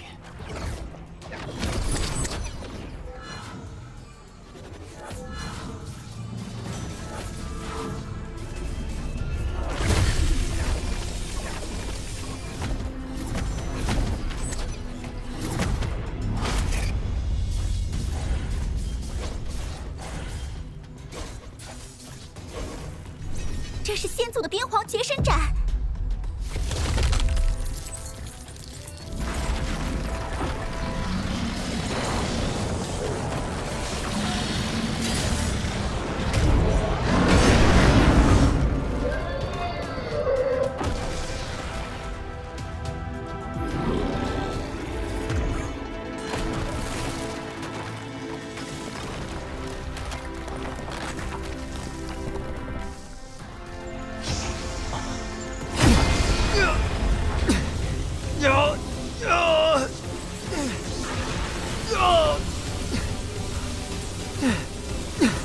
不好，我挡不住了！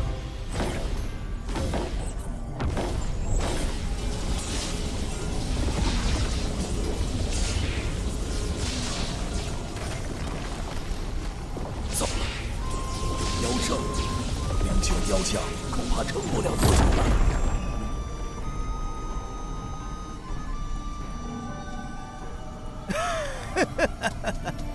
看来冰雪魔域的封印就快破了，你洛家小公主将命丧妖灵之手。洛宏远，你给出水寒剑的操控之法，本座就让你去救他，如何？你休想！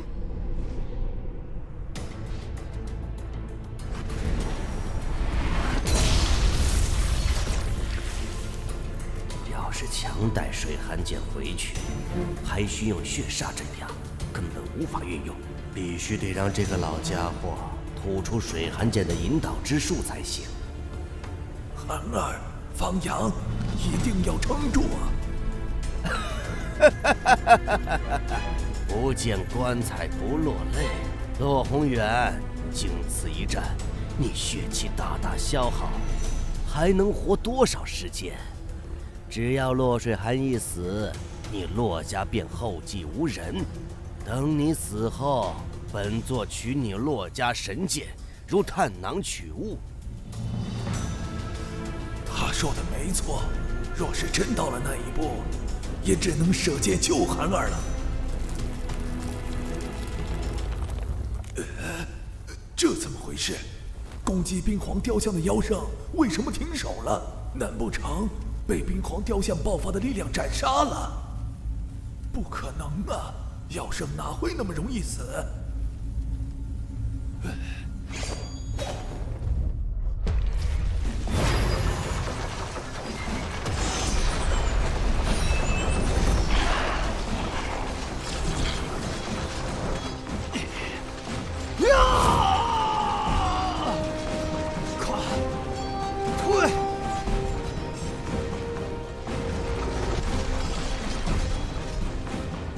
助你！水元术，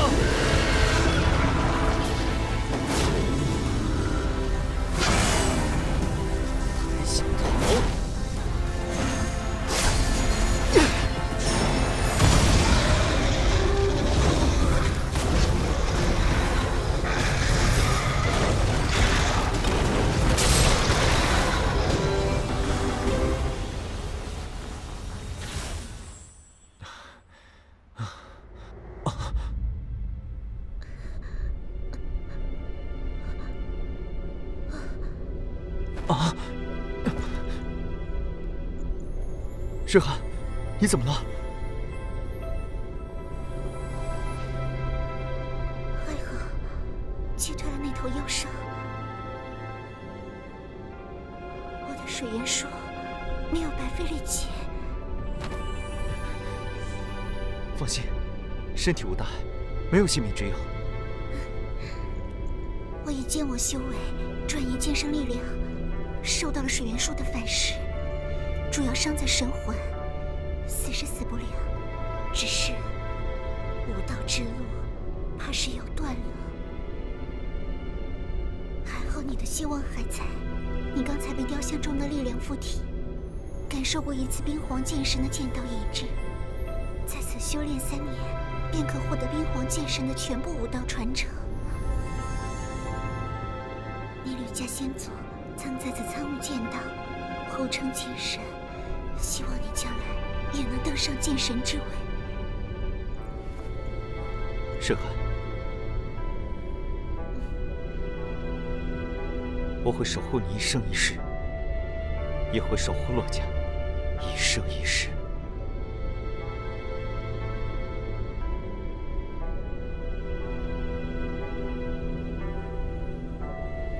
不知道那个家伙还会不会再来？他可是说，有个长生池，能够快速恢复伤势。他伤得那么重，并且是神剑造成的伤，应该没那么容易复原吧？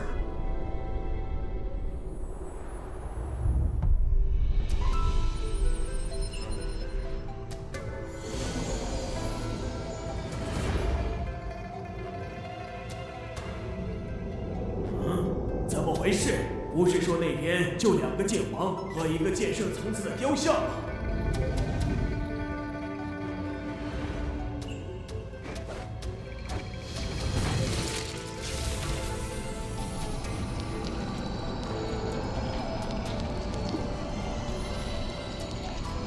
不愧是神剑，这等伤势，看来得要10天半个月了。那个小子，我记住你了。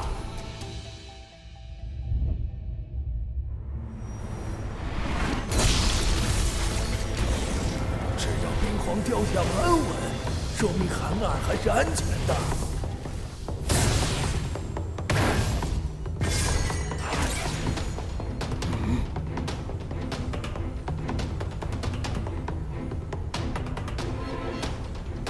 洛星之还不出来帮忙！可恶，居然暴露我的身份！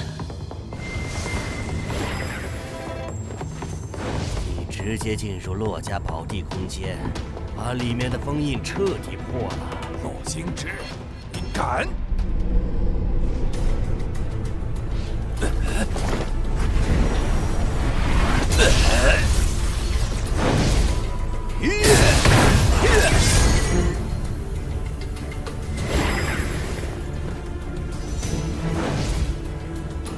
阻止洛星之，格杀勿论。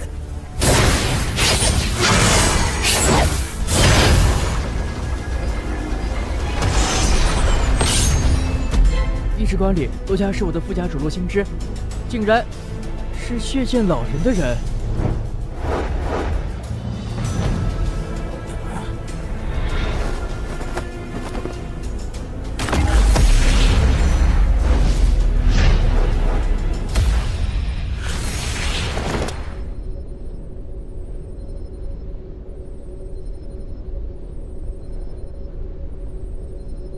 奇怪，为什么妖灵全部撤退？之前洛红眼猜测的叛徒，应该就是他了。你为什么要这么做？洛水寒施展了禁术水元术，将冰皇雕像的力量转移至你的身上，才打退了妖灵的进攻。我猜的对不对？水寒剑魂重创，断了武道之路，皆因你之故。你身为洛家副家主，却亲手掘洛家坟墓，你可对得起洛家列祖列宗？小子，剑王只有200年寿元，而剑圣足有1000年寿元。你知道200年跟1000年的区别吗？我不想200岁就死。血剑老人答应助我突破剑圣，为了1000年寿元，做什么我都愿意。就因为这个，连养育你的家族覆灭都在所不惜。1000年寿元何等难得！我相信洛家的祖先，如果疼爱我这个后辈，一定会理解我的。如果不疼爱我，我为了自己的1000年寿元覆灭洛家，又有何妨？你真是个畜生！养有贵辱之恩，家有反哺之义，你连畜生都不如！畜生？什么家族啊，跟我有什么关系？只有生命才是属于自己的，为了生命，值得付出任何代价。方阳，你真是可惜了，你将来可成剑圣，甚至有望冲击剑神。可惜，你偏偏要来参加世剑大会，偏偏走上了一条死路。其他天骄比你的运气好多了。忘恩负义之辈，你真该死！没了落水寒给你转移冰皇雕像的力量，就算你是公子级天骄又如何？我乃巅峰剑王，你区剑意境中期剑王，我随手便可捏死。神剑，你有神剑，受死吧！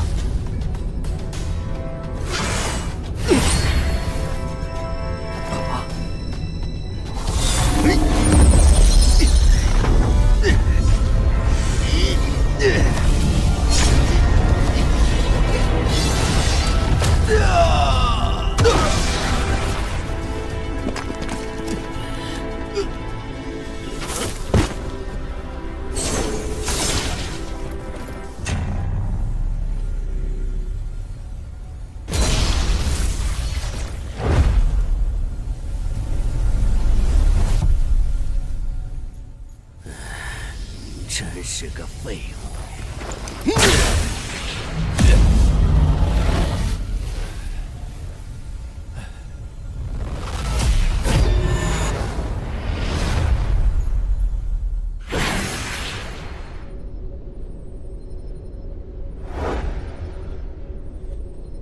安儿怎么了？他动用了水元术禁术。水寒是我洛家唯一的剑圣种子，现在他剑魂重创，武道之路已绝，这是天要绝我洛家之路吗？宏远老祖，将来我成为剑圣，愿守护洛家。当真？若无水寒施展水元术禁术，我也挡不住那头妖圣。此刻已经生死弥撒，既然他的剑圣之路已绝，那么就由我来替代他守护洛家，这是我对他的承诺。绝不许愿。你和水寒，我愿守护水寒一生一世，成就剑圣之后，便向洛家提亲。我明白了，那洛家和水寒的将来就都托付于你了。洛京之可是巅峰期剑王，没了水元术的方阳究竟是如何胜的？看来这个方阳还有很多秘密。你照顾着水寒，我先把破坏的封印修复，然后带水寒出去。你可以留在这里继续修炼，直到3年期满。为什么是3年？这里的能量都要供应冰雪魔域的封印和九龙兵棋大阵。每隔30年让人进来修炼3年已经是极限，时间再长些，就有可能使得封印失去力量之源，而失去效果。况且这一次我运用九龙兵棋大阵消耗了不少能量，你在这里修炼的时间恐怕达不到3年整，就会因为能量耗尽而被传送出来。原来如此。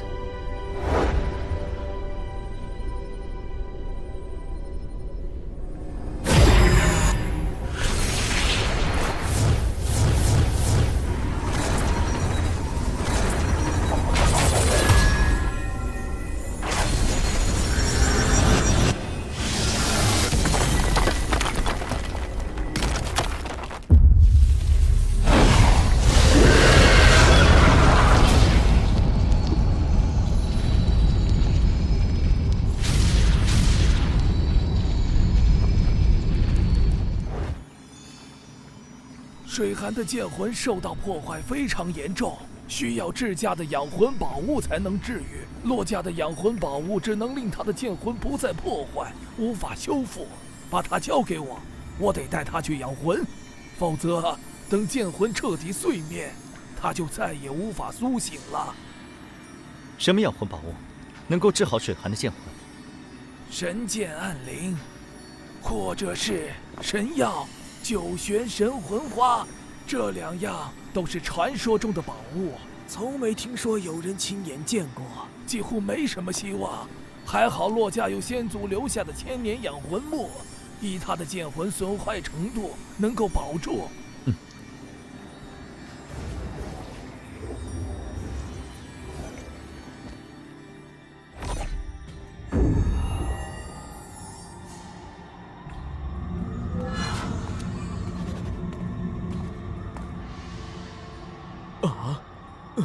详细的事之后再讲，先去宝库中把千年养魂木取来。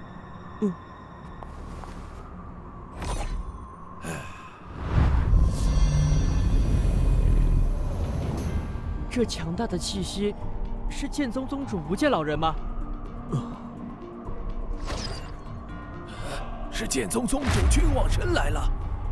你们2个别只顾着伤心了，好好照看水寒。记得将千年养魂木给他服下。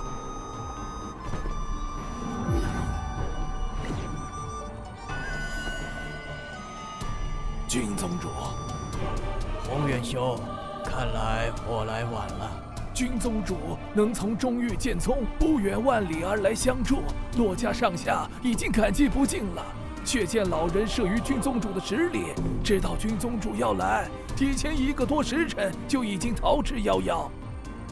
唉，可惜，自从剑家的血战之后，我便一直留意着他的消息，没想到他一蛰伏就是20余年，一直不见踪迹。现在好不容易有了他的消息，又被他逃走了。血剑老人往这边去了，君宗主或许可以去这个方向碰碰运气。若是运气好，或许真能遇上。已经过了1个多时辰。再追上的希望十分渺茫，不急于一时。你先跟我说说血剑老人现身洛家究竟是什么情况，整个过程你跟我仔细说说。那请君宗主到洛家小坐。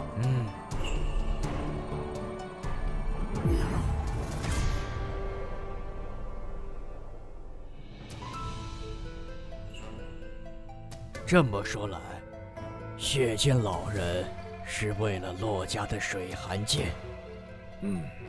君宗主可有什么发现？神剑之贵重，任谁都知道。也许他就是眼红神剑，另外3大家族的神剑他没机会弄到手。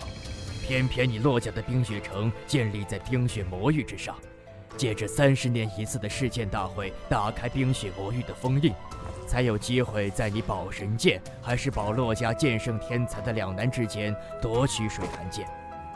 说来奇怪，你洛家宝地中究竟发生了什么事？仅仅2个剑王天才，再加上1座冰皇雕像，便让洛星之的破坏都失了效果，连他自身进入其中都命丧黄泉。也许杨剑公子身上有什么对付剑王的厉害手段吧，我也不太清楚。至于妖灵被击退，则全靠洛水寒施展水元术禁术，将冰皇雕像的力量转移给了杨剑公子，使得他拥有了剑圣之力。妖灵被打怕了，就不敢继续来攻了。好了，我去血剑老人逃走的方向碰碰运气，若能找到他，这次一定不让他逃脱。我将他请来洛家，让他向宏远兄谢罪。我洛家虽然损失了1位天骄的未来，但与剑家家破人亡相比，却也算不了什么。君宗主若抓到血剑老人，无需让他来洛家谢罪，直接让他为剑家陪葬即可。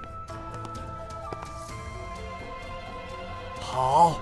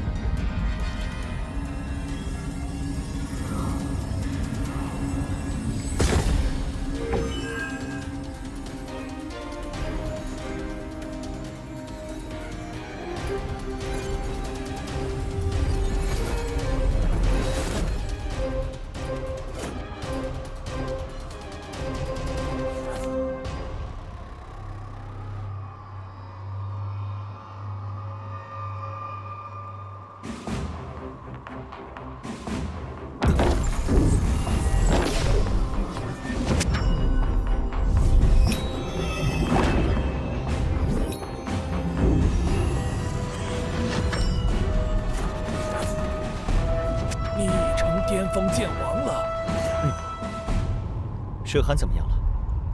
他的剑魂已经稳住了，只是无法继续修炼武道而已。走，带你去见他。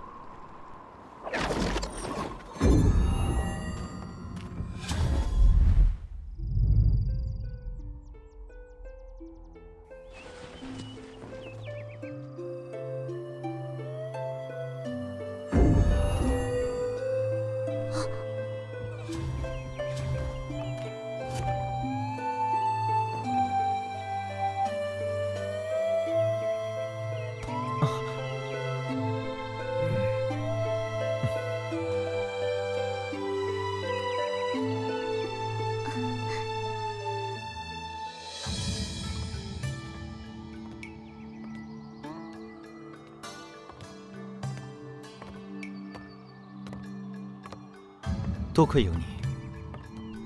你说，成为剑圣之后，便向洛家提亲娶我，是真的吗？当然。你现在已经是巅峰剑王，似乎突破剑圣也快了。是对剑道已经有所感触。若是能继续在洛家宝地修炼1-2年，我有把握领悟剑道，成为剑圣。这也是没办法的事啊，只能开启那么久。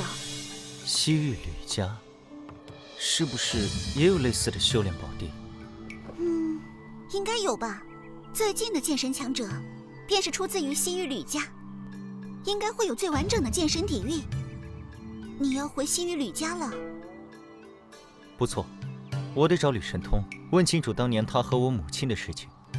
名分什么的，我可以不要。将来，我也可以不留在吕家，但我身上流着吕家的血脉，吕家的神剑传承，我得学。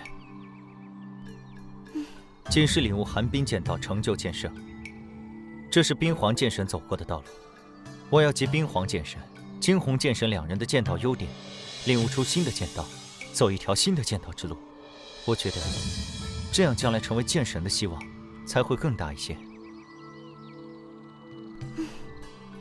你说的有道理，绝大多数人都想沿着前人的足迹走捷径，而你却想要开辟新的道路。仅是论这份气魄，就已经胜过绝大多数人了。新的剑神之位出现，当属于新的剑道之路。你什么时候去西域吕家？我刚刚出关，先在冰雪城住几天，陪陪你，过几天就出发。那你的身份，什么时候告诉我父母和老左？现在也没什么可隐瞒的了，只要我回西域吕家，身份就会天下皆知。现在就告诉他们。好。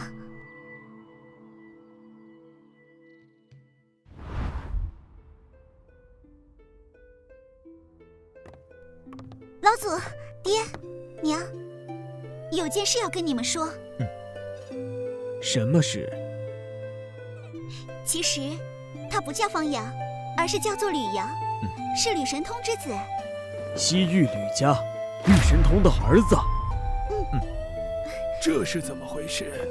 吕神通见过他，怎么连自己的儿子都不认识？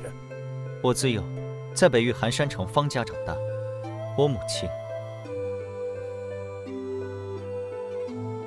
你不仅是吕神通的儿子，并且还有神剑桃神。姑姑也知道吕阳有神剑桃神。我们遇到烈血河时，就是吕阳用神剑桃神抗衡了血煞，这样我才能凭借剑圣倒影将烈血河重创。在宝地空间，也是因为吕阳有神剑桃神，才能够在获得冰皇雕像力量的短时间内重创妖圣，将其击退。我能击杀洛星之，也是凭神剑桃神。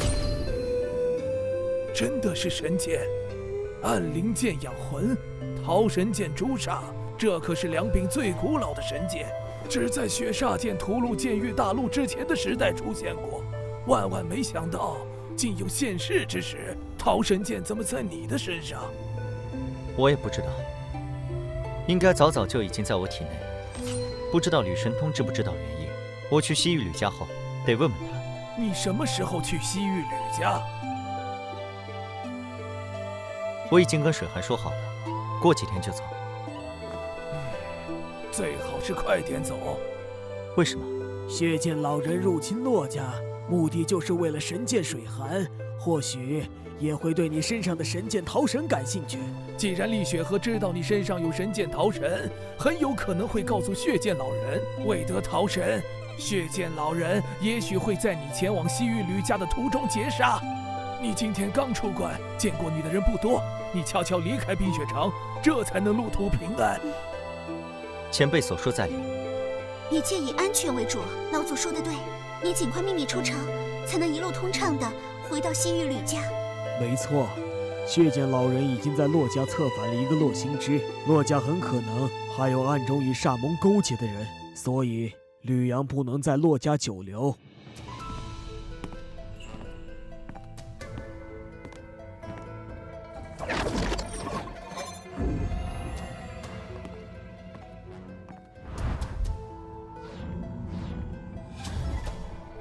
你往那个方向飞，不出5日便可到达西域吕家。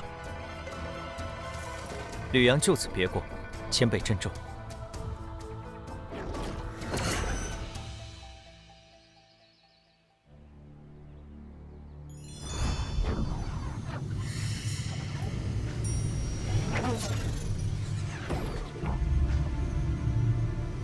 着实比方家气派多了，可惜母亲看不到了。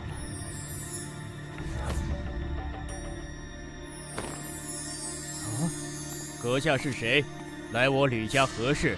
麻烦通报贵家主一声，杨建公子求见。好，公子稍等，带我前去通报。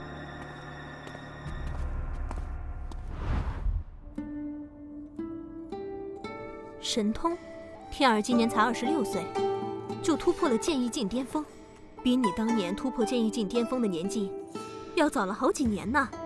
将来天儿突破剑圣的年纪，肯定也要远小于你，应该用不了太长的时间。到时候，你们父子双剑圣，将是流传整个剑域大陆的佳话。不错，比起我当年，的确要出色很多。但是在天骄中，26岁成巅峰剑王，算不上多么出色。如剑无双、厉雪河都在24岁左右便成为巅峰剑王，你还要多多努力。父亲放心，我一定会追上剑无双厉雪河的，将来的剑神之位非我莫属。有自信是好事，但千万别骄傲自满。在成为剑圣之前，每天再多加2个时辰的修炼时间。每天再多加2个时辰修炼，那等于是全天闭关了。父亲，再怎么刻苦修炼，也该讲究劳逸结合吧？是啊，我相信天儿的天赋，只要他认真修炼，必不输给任何人。神通，你别将他逼得太狠。若你将来的目的只是剑圣，那么你想怎么轻松都行。如果你的目标是剑神之位，就必须得付出比别人更多的努力。逆水行舟，不进则退。天骄虽少，但也有7人，他们都刻苦修炼。你前进的慢了，就等于是后退。现在不是7个了，洛家的洛水寒剑魂受到重创，修炼之路已经断了。还有方阳那个小子，出身于微末，能学到什么厉害武功？将来顶天也就是成为剑圣。华宠楚言也不如我，只要我努力超过剑无双和厉血河，剑神之位就是我的。让你好好修炼，不是让你骄傲自大，瞧不起他人。同为天骄，别人出身于微末，却能比你更早登上洛家神剑塔第10层，说明天赋比你只强不弱。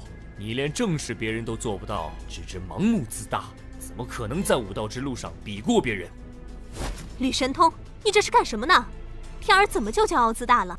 天儿比你当年要优秀多了，他还要这么优秀？整个剑域大陆无数武者，天儿能在同代排名最顶尖，多少人渴求不到这么优秀的儿子，你都不如天儿，你还说他？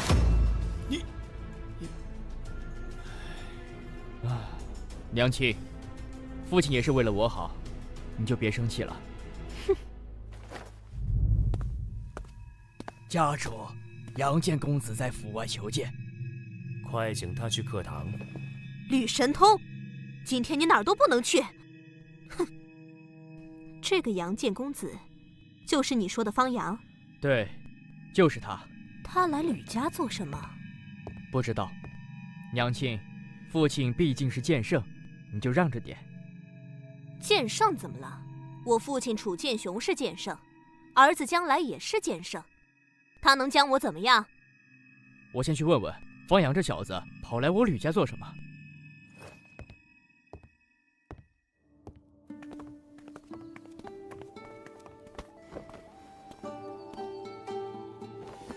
方阳，你来我吕家做什么？找吕家主，问点旧事。你能有什么事问我父亲？先问我吧。你不知道，问也白问。你都没问，怎么知道我不知道？还请继续带路。不许走！方阳，不把话给我说清楚，休想向前一步！你们吕家是吕家主说了算，还是你说了算？就凭你，还没资格在我面前狂妄！我倒要看看，你在洛家宝地修炼这么久，有多大长进！住手！父亲，越来越放肆了，给我退下！是。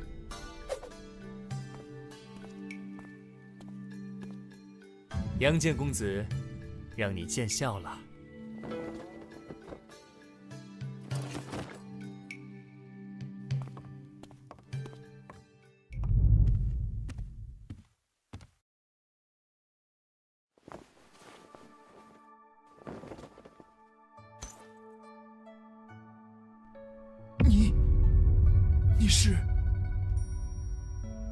你是我和清溪的儿子。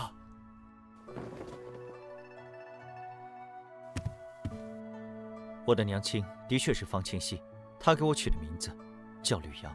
方阳，吕阳，原来如此，原来如此。我还以为你跟着司明一起被煞门害了，没想到你还活着。你就是我的儿子，我和清溪的儿子。我不确定你是不是我父亲。如果你真的是，为何弃我娘亲于不顾？为何我活了18年，你从来都没来看过我？我对不起你娘亲，也对不起你。我来，不是想听你说对不起，而是要知道为什么。如果没有值得我理解的理由，我无法替娘亲原谅。你想知道我和你娘亲的故事？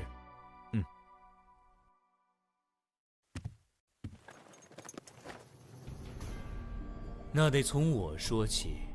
我并不是吕家家主的唯一继承人。我同父异母的弟弟吕神池，天赋出众，比我更胜一筹。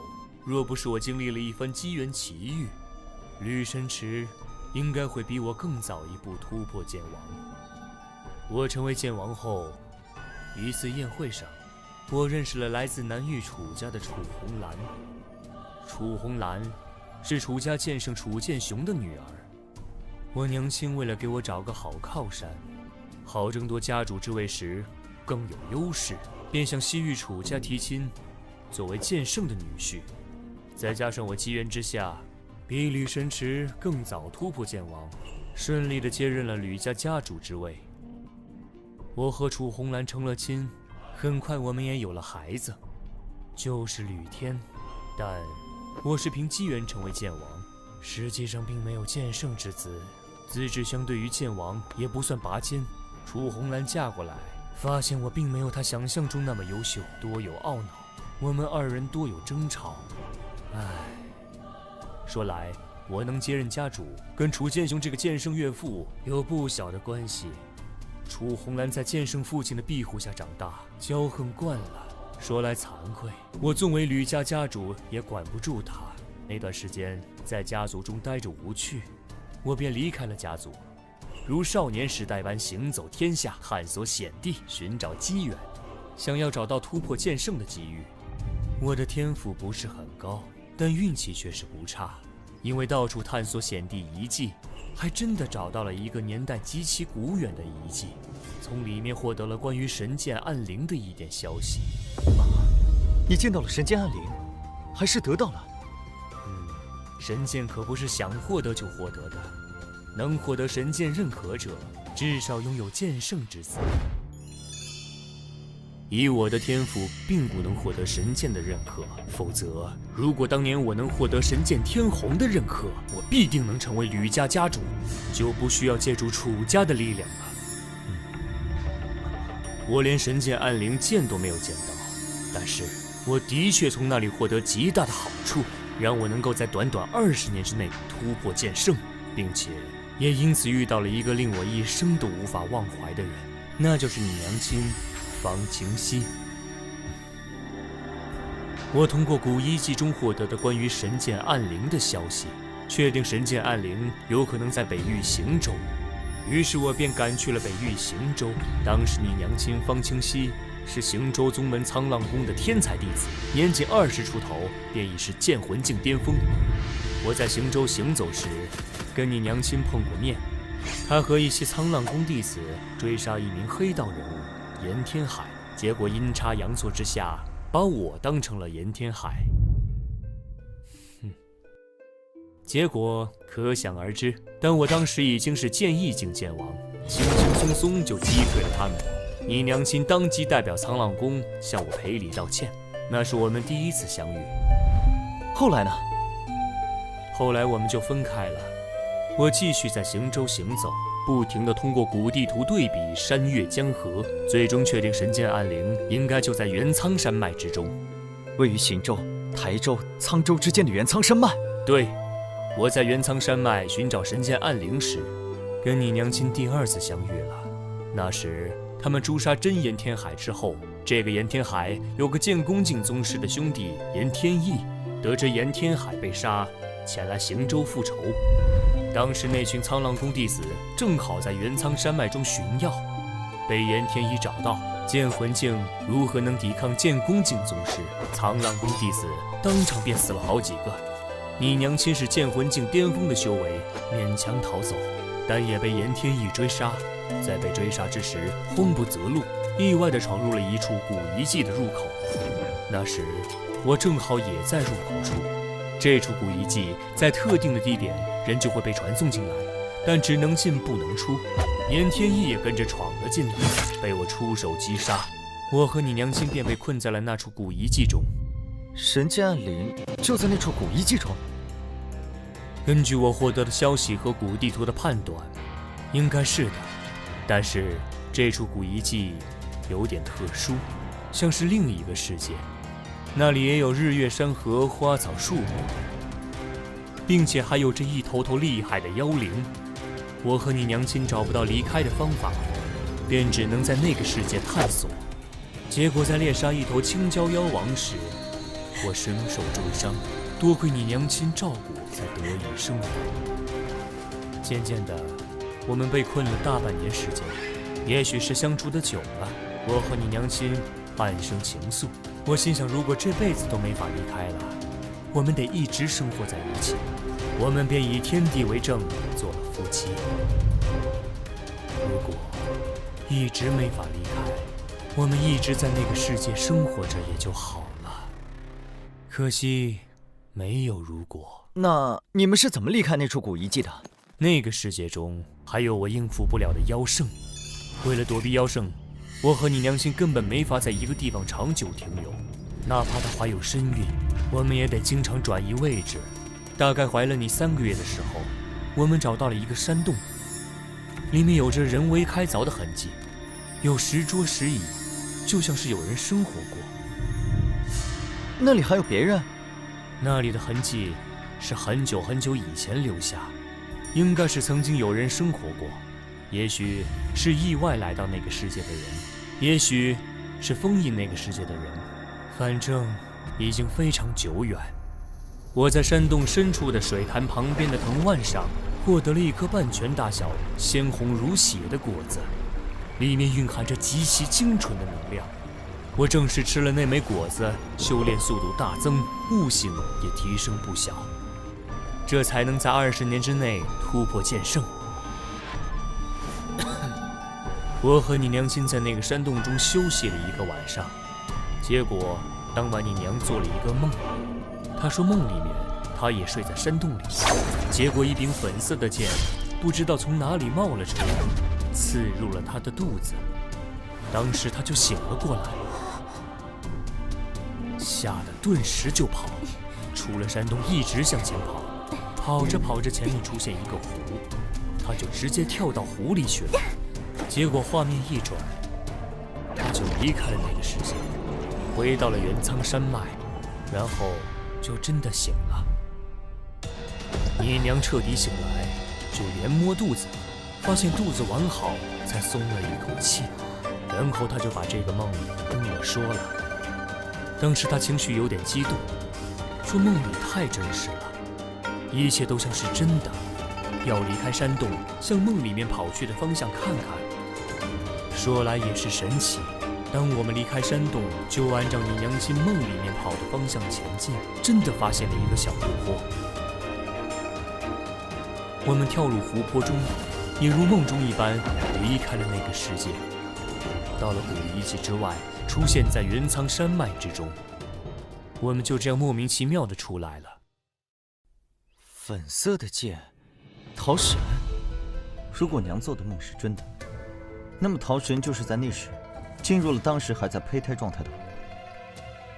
原来如此，这么一来，一切都说得通了。吕阳，离开之后，我娘回了方家生我，你就回了西域吕家，再也没有来看我过。我有我的苦衷，我之前说过了，我虽为吕家家主，但我管不住楚红兰。如果让他知道我在外面还有女人，还有孩子，他若铁了心要除掉，我阻止不了。他的父亲是剑圣，以楚红兰的性子，怕是会诛杀你和你娘亲。我没有道理名分，吕家的剑圣老祖也不会站在我这边。只要你们身份暴露，就会死，所以我不能看望，甚至我都不能派人暗中保护。我不敢露出丝毫马脚，在我有能力保护你们之前，我们连一点牵连都不能有。难道他真的是为了保护我们母子？一个剑王根本没有面对剑圣的资格。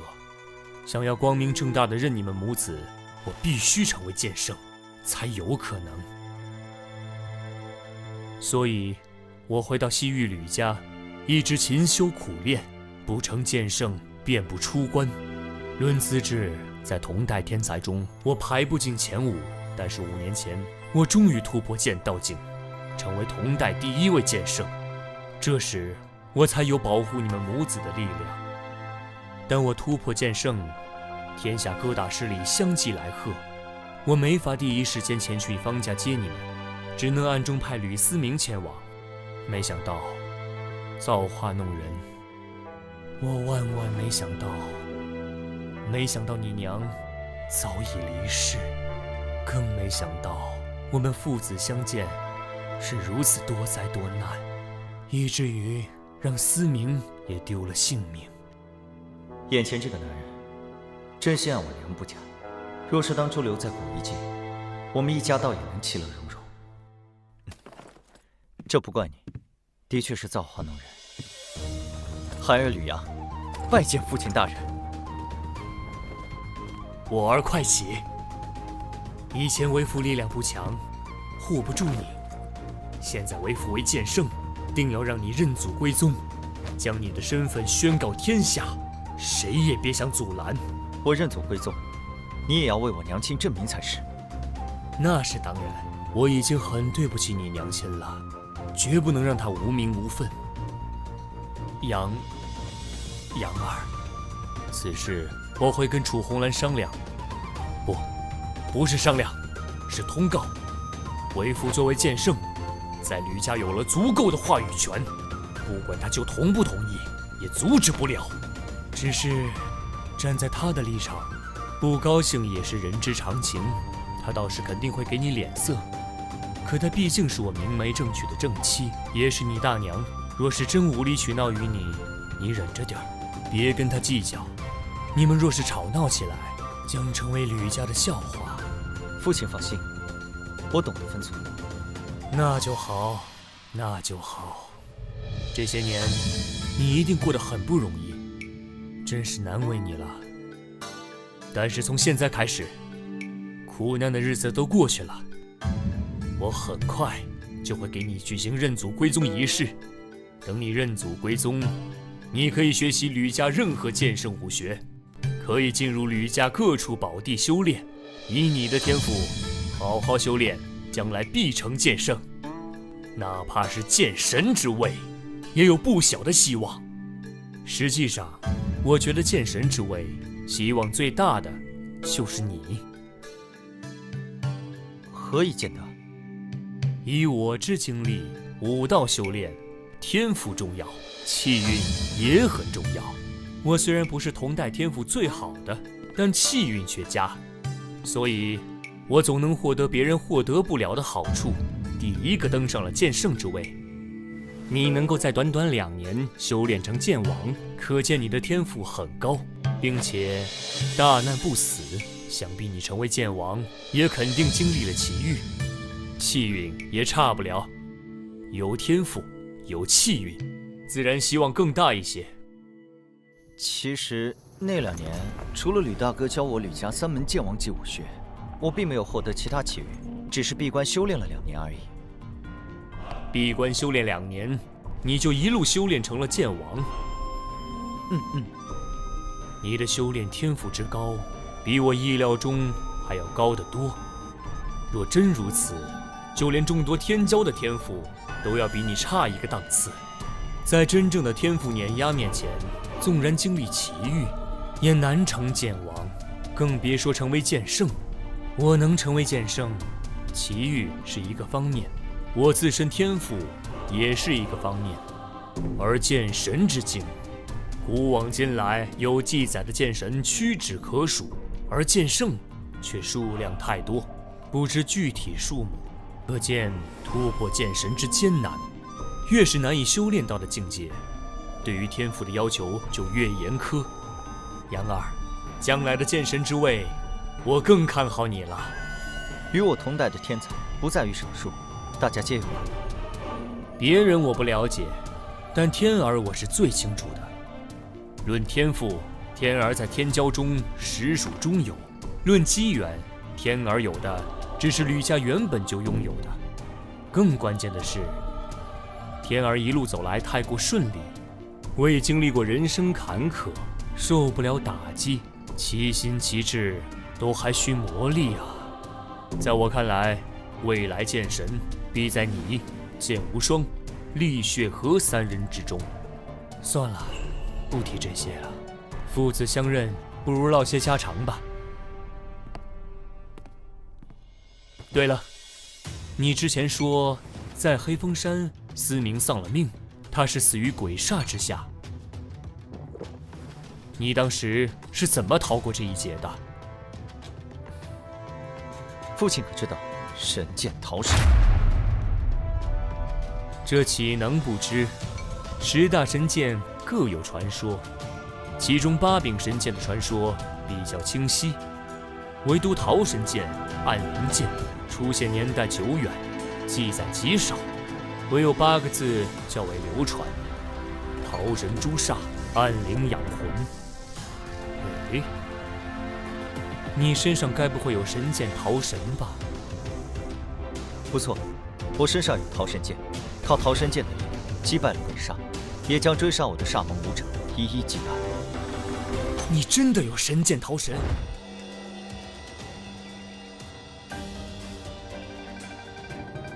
这等只存在于传说中的古之神剑，竟然在这个时代现世了吗？杨儿，你什么时候获得了桃神剑？果然，一切都因源于那个梦。我没有获得过神剑桃神，这本神剑应该是从我生下来开始就一直在我体内。难道？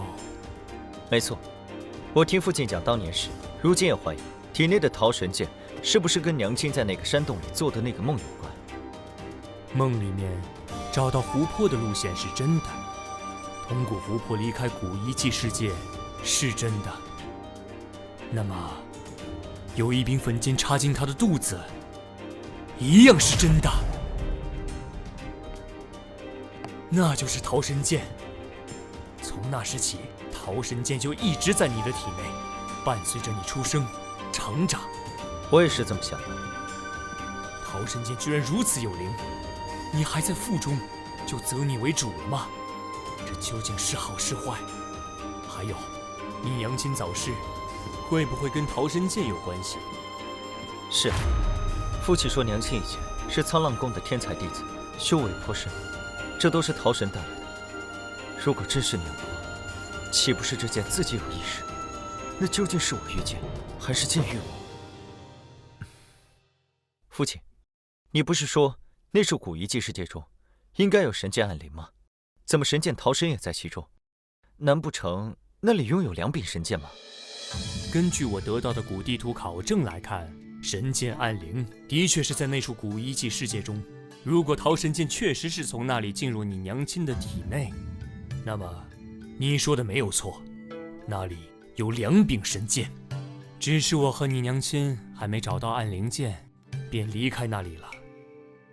父亲成为剑圣后，有了足够的实力，应该又去探索过吧？去过。你和思明出事后，我在北域找了你一圈，在行舟的时候便去了原苍山脉，但是当年那个入口我已经进不去了。我能感应出那里的天地空间与别处不同，应该入口禁制还在，但是不知道为什么我无法激发触发条件，进不去里面。难道是剑圣不可进？不一定。当年你娘亲是剑魂境，严天意是剑宫境，我是剑王境，都能进。但后来我找人试过了，剑魂境、剑宫境、剑王境武者也都无法再进。我猜想，应该是我和你娘亲离开后，进入遗迹世界的禁制改变了，产生了新的条件。再次进入，会不会和我体内的神剑桃神有关？有可能，或许你将来可以去试试。遗迹世界中有妖圣，并且数量还不少。想要完整的探索遗迹世界，你现在的实力还不够，至少也要成为剑圣才行。我在洛家宝地闭关修炼近3年，获得了冰皇剑神的武道传承，修为已经修炼至剑意境巅峰。我想参悟金红剑神的武道传承，集2位剑神的剑道之长处，领悟出属于自己的剑道，突破剑圣。你今年才23岁，好像还不到。还有4个月，年满23。你真正接触到上乘武学的年纪较晚，剑无双、厉血河在18岁时都已经突破剑王，你18岁才真的开始修炼上乘武学，修为却能后来居上，比他们年纪更小的成为巅峰剑王。论天赋，他们的确是比你差了一档。我会尽快举办你认祖归宗的仪式，之后你便可任意参悟剑神先祖留下的武道传承。你先在家主府内的偏院住下，你的事我得告知楚红兰一声。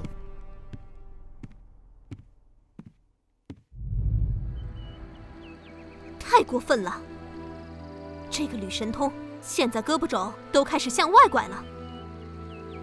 天儿，你不必忧心，你外公是剑圣，父亲是剑圣，你更是年少天骄，整个剑域大陆就属你的血脉最为优秀。那什么杨剑公子，区区一散修，无依无靠，就算机缘造化之下成为了天骄，与天儿你相比，那也是差了10万8千里，远远不及。我娘说的是，我2代剑圣之血，跟一个碰运气的小子动气完全犯不着，就是不知道他找父亲会有什么事。我会跟你父亲问个清楚。天儿，你虽然比别人优秀，但也要多多努力。只要同样的勤奋，别人就肯定比不过你。啊，天儿，我有点事情跟你娘亲谈谈，你先回自己房间。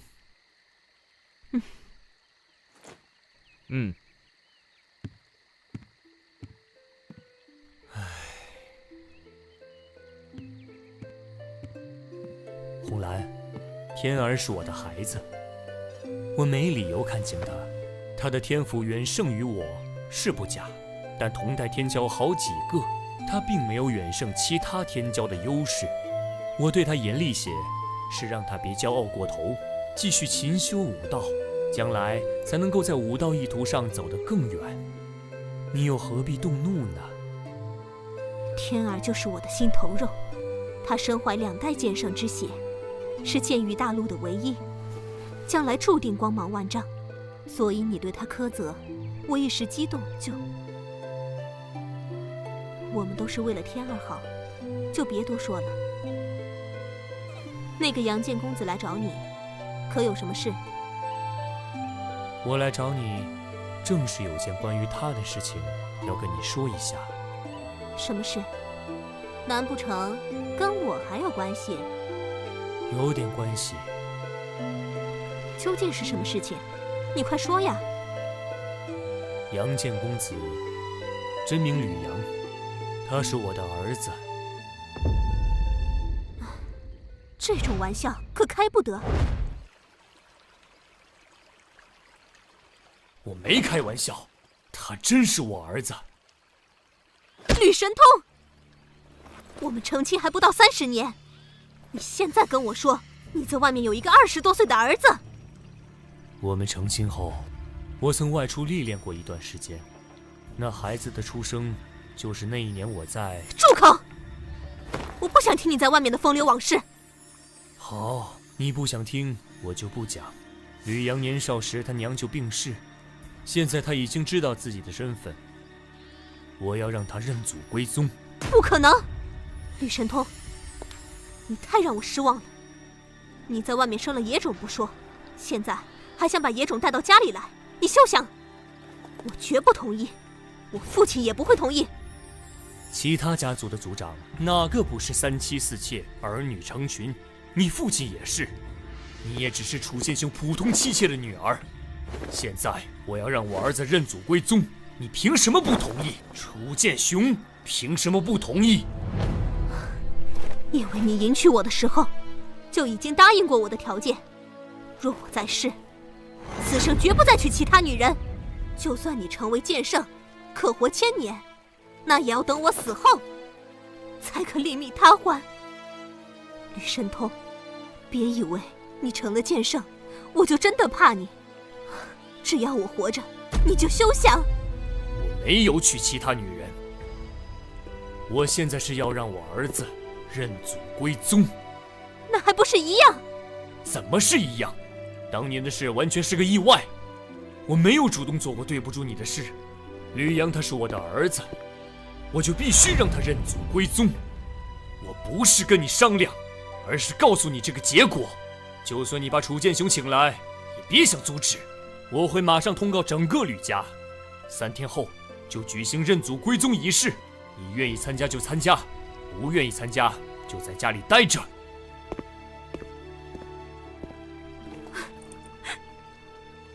野种，该死的野种！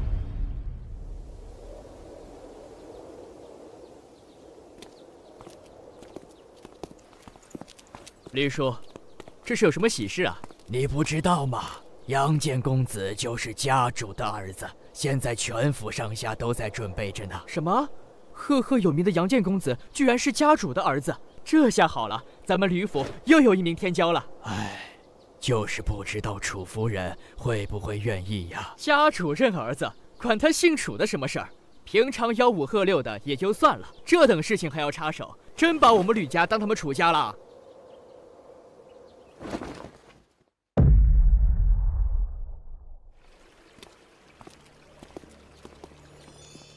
天儿，你父亲现在的心思都在那个野种身上，对于我们母子，他已经完全不放在心上了。娘，我们怎么办？有那个野种，没我们；有我们，没那个野种。我恨不得一剑斩了他，但在吕家，父亲不可能不阻止。那就把他引出吕家，引出玄天城。若是他，到时候你就是你父亲唯一的儿子，他再也不会轻视你。好，我要与他决一死战。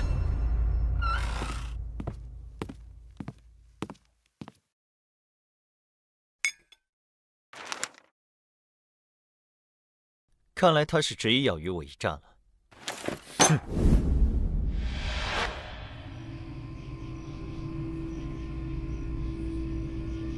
我如今已然是剑意境巅峰，有吕家剑圣级绝学和吕家神剑惊鸿在手，放养他赶来。方阳，终于来了。既然你一定要挑战我怎么能不来？不知天高地厚，若不是你运气好，经历了机缘奇遇，侥幸成为剑王，哪有资格与本公子平起平坐？现在我为巅峰剑王，就凭你也敢在本公子面前放肆？惊鸿剑出！我才不靠什么机缘奇遇，而是一步一个脚印走来的。猖狂！本公子今天绝不饶你！虽然我不喜欢你，但我们至少有着同一个父亲。即使我从小没享受过吕家的好处，而你却拥有一切，可我从未有过嫉妒。而你明明占尽了好处，却如此咄咄逼人，将父亲置于何地？我是父亲唯一的儿子，你的生死对于父亲而言并不重要，所以，哼！惊鸿剑法！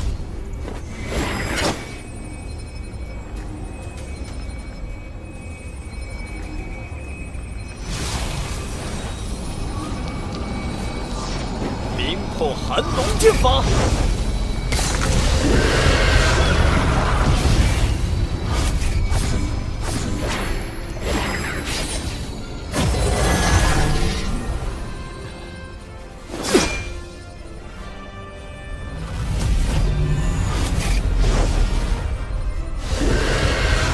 巅峰剑王而已，很意外呢。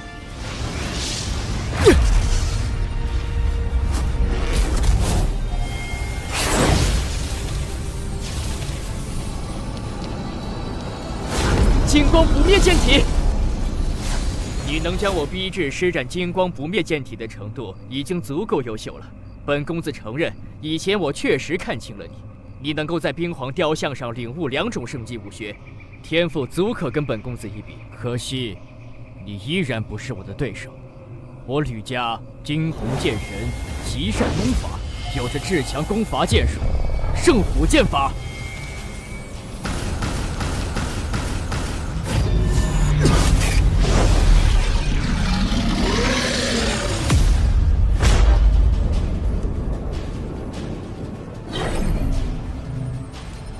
看你能接我几剑！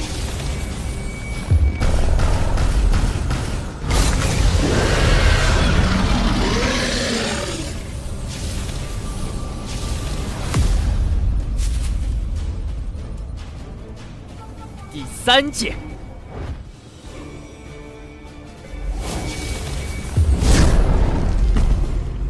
冰皇绝神斩！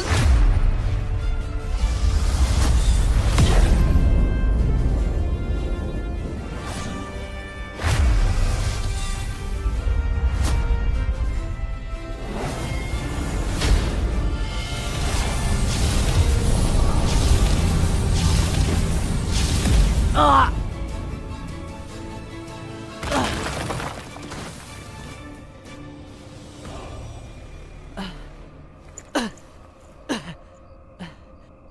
这是冰皇剑神的至强绝杀剑招，你仅仅只是个剑王，居然学会了冰皇绝神斩！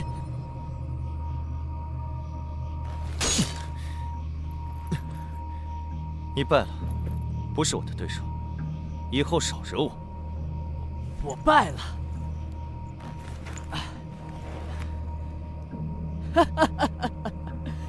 我败了，方阳，就算你能打败我，那又如何？我有神剑天虹在手，剑圣之下，皆可斩之。啊！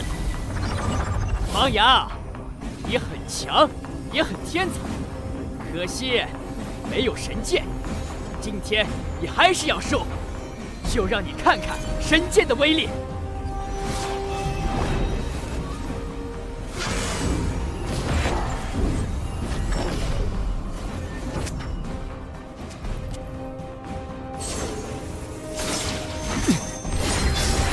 神剑吗？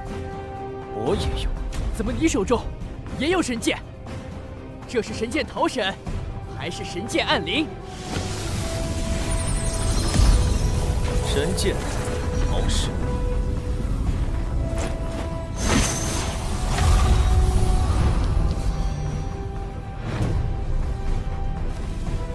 你们在干什么？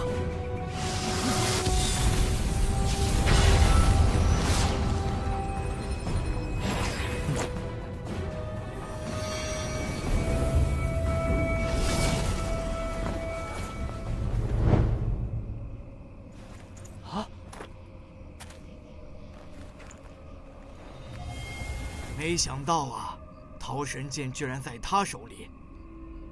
你们两个是同父异母的兄弟，竟然动用神剑相伐，为什么要这么做？吕天在我房中留言，羞辱，约我出来一决高下。我前来赴约，他出手凶狠，我只好陪他一战。这是真的？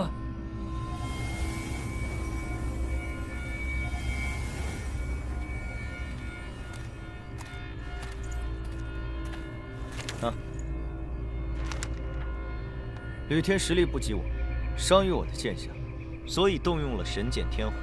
幸好我手中也有神剑桃神，否则我已经死于天虹神剑下了。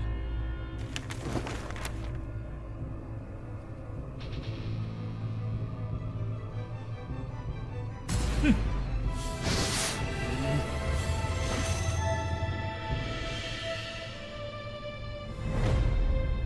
吕天，你好大的胆子，连你兄弟你都敢伤害，你太让我失望。他不是我兄弟，我娘说了，他就是个野种，混账！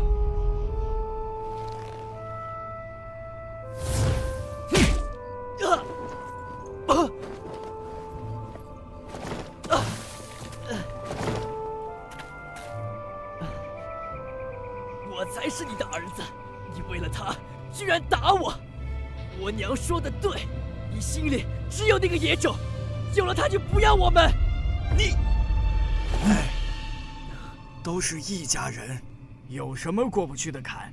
吕天他现在不懂事，给予相应的惩罚就是了。以后他终究会懂的，一家人终究是一家人。你给我去春风洞，好好闭关思过，至少10年。10年后，你认识到错误，为父再放你出来。我不服！哼！不服便一辈子在穿风洞别出来。哼！哼！我们回去，明天就是认祖归宗仪式，一切照常举行。嗯。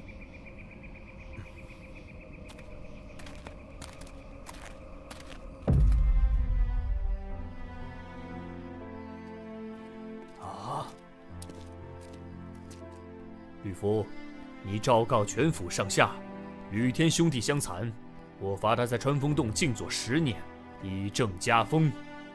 这未免……还不快去！等一下。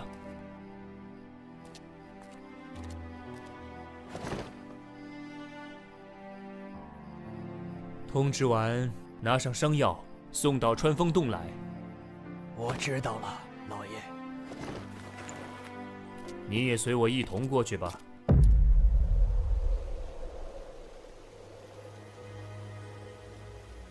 父亲罚吕天在这里思过10年，只是表意。这里罡风强劲，武者在其中，必须时刻运功修炼，倒也算得上一种魔力抑制之所。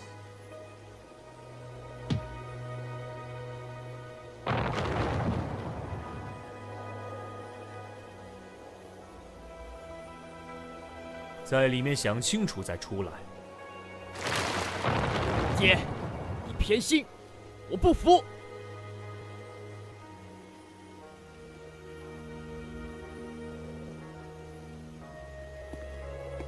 真是可怜天下父母心啊！